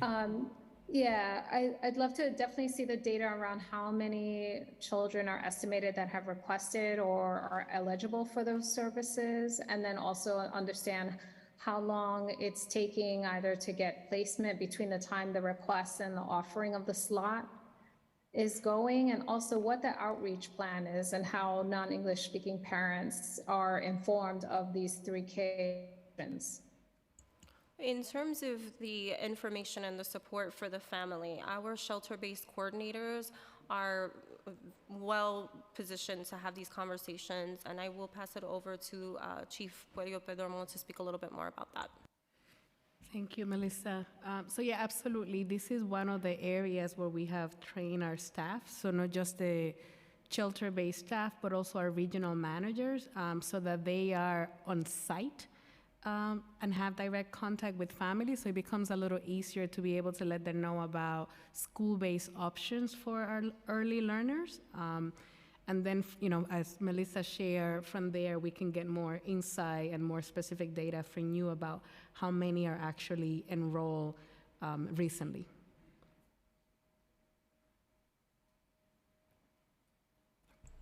Thank you, Councilmember Aviles. I have one more question regarding the number of seats for English language learners. Do you know what is the total number of seats citywide? The total number of seats, I'm sorry? Of classroom seats for children that are non-English speaking. So it depends on the program. I'll pass that over to Chief Mirza to discuss, but we have 3 different programs, so it depends on the program that they're seeking to enroll in. So thank you for the question. Every student that comes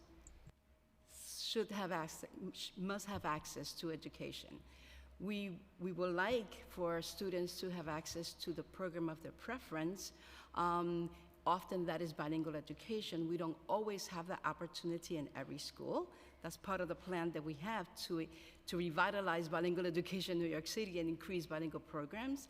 But they do have ENL services, and all ELLs must have ENL services. So we don't have a number per se, but we do have, all schools must provide these services.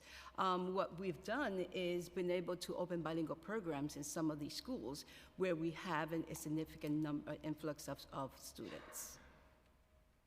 I ask because I know that a number of children were sent to District 4 in my councilmatic district because we had available slots. Which is great, right? We want them, we want to be able to use them if we have them, and want to make sure that they're available to all children that need them. But that, it concerns me that, right, we don't have the capacity to build that in every school building, because what's happened is that the families that are living at the Row, which is a hotel in Midtown, are traveling to East Harlem to take the kids to school. I would imagine that many of them are not comfortable putting their children on a school bus. They don't know, right? The system here. And so the schools were concerned because they were sharing with us that the parents sometimes idle in the community because they don't have anywhere to go and they can't afford to keep coming and going. Those Metro cards are not unlimited, and they can't, go back to the Row and then come back again at dismissal. And so, so that's concerning to me, the fact that they have to transfer. So ideally, what I would do would be call DHS and say, hey, is there a possibility to transfer these families to a shelter closer to the school? But because they're in a HERC, that's not possible. So I want to reiterate that every single one of our students must be served. And I'm going to toss it to Sarah to speak a little bit more about enrollment. And where opportunity presents itself to open bilingual programs, we do so. But the ENL service is provided to every single one of our students who are English language learners who have been identified as English language learners. That's part of the Commissioner's Policy Regulation 154. Sarah? Every school has an ENL coordinator? Great question. I won't say, I don't have that number, but I won't say that every school has an ENL coordinator. That would be amazing if we had the opportunity to ensure that every school had an ENL coordinator. But every school has the mandate to ensure that every single one of our Ls are served. But you have to be served by an ENL coordinator. When the parent comes into the school, they must be screened using the HILS form with the home language. So it has to be a pedagogue that it's trained. Correct. Yes. That's why she's good. See? Yeah, and I appreciate that question. No worries. Yes, thank you. Chair Joseph, our dream would be for, the expansion of PS 189 all over the city. All over the city. All over the city. And on behalf of the Chancellor, I can say that we absolutely believe in bilingual education. And prior to the influx of asylum-seeking families, this has been a priority for this administration. And Milsa is not only a great leader in it, but she's an example of why that type of educational model works for our students. We're using this as an opportunity to expand those programs. It's not happening as fast as we would love for it to happen, but our goal is to make it happen. That being said, there are other models, as you well know as a former bilingual teacher, and so our children are getting served, but we are going to make sure that we are expanding those bilingual programs. I know that you have a program called Extended Certification. I've been saying that from day one, either extended certification or ESL extensions. So the program allows teachers who already have the Common Branch to get an extension and then commit to working for 2 years. How is that looking? How is that program looking? How many teachers are currently enrolled? And what's the pathway for how do teachers who want to become bilingual teachers, how can they join this program? Absolutely, and there are multiple pathways. So you can join through CUNY, and again, I'll pass it back over to Milsa because this is really her baby. But there are multiple pathways, and I myself was able to take advantage of that, and they're subsidized.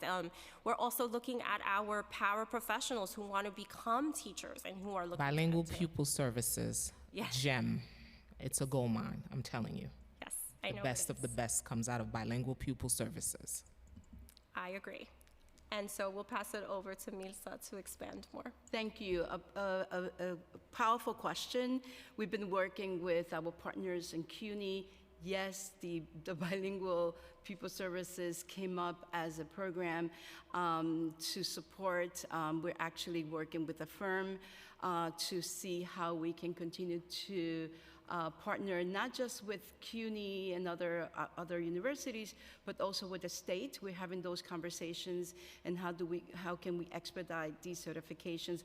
Also, as a bilingual teacher who was certified in New York City, it is extremely important that we do this and take advantage of the many, many professionals who speak the language, who could really support and want to jump in.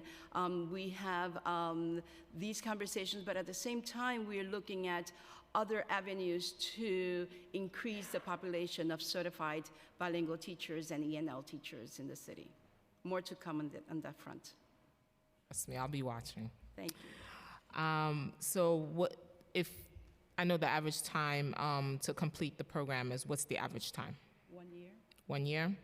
What's the effort for DOE to recruit more teachers into this program? Now we got to bring them in as well, because a lot of people are like, I don't want to go to school, I'm tired, I want to do this.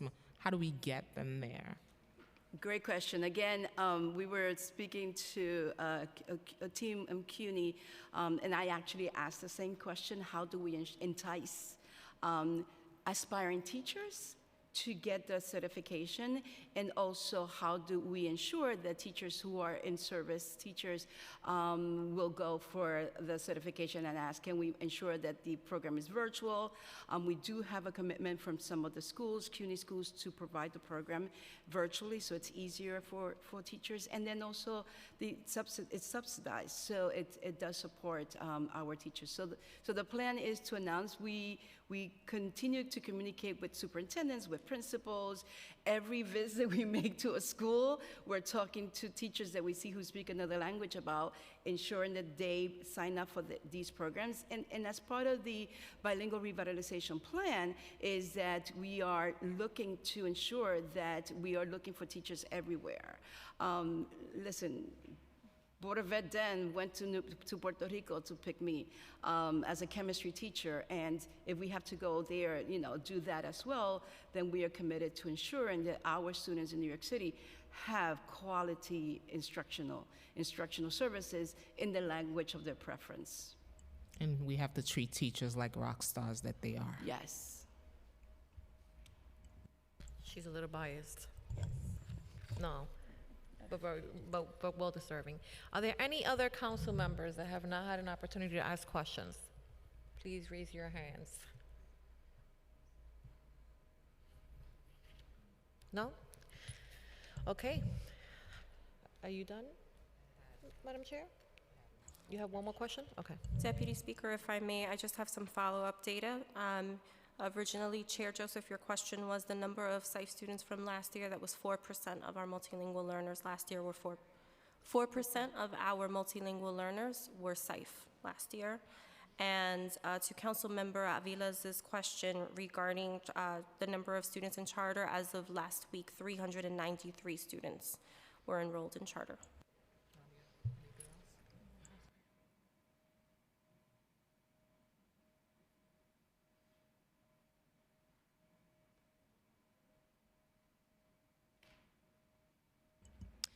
We know that recently there was recruitments from teachers, for teachers in the Dominican Republic, and we saw controversy around that.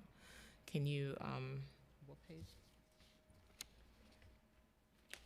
Just wanted to make sure I'm reading my notes correctly. So, so we wanted to know what was the impact the allegation had on those 22 teachers, because now that's 22 teachers that's going to be missing again from in front that used to see our students every single day, and what impact has the allegation has on new recruitment offers? Thank you for the question, Chair Joseph. Those teachers are currently in our schools, all 22 of them. We are working closely with our HR department and New York State Education Department to support them with their certification process. And so there is a pathway for them to receive certification, and all allegations were reported. We are making sure that we are prioritizing those teachers and their support, making sure that they feel welcomed. We are partnering with the UFT to support them, And so we're very confident that those teachers will remain with us and continue to contribute to our students. Recently, when I met with them myself, I thanked them for their service because they are bringing tremendous talent to our children. All right. Yeah, hold on. I have one more question. And in terms of emerging needs appeal money, when appeal is made to you, how often, how fast does it get out the door, get to the schools as they need it? If an appeal comes to us on day one, I can tell you that within a couple of days, schools are receiving their money.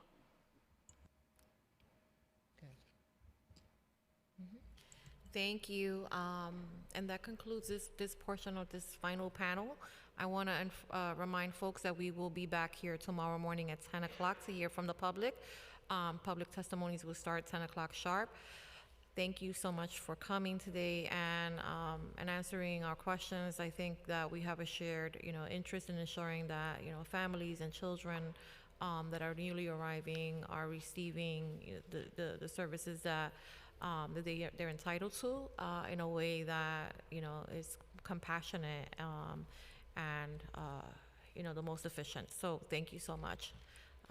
And with that, this hearing is. Do you want to stay? Thank you always, and let's get ready. It's gonna be a wild ride, guys. Thank you. With that, this hearing is concluded. Thank you.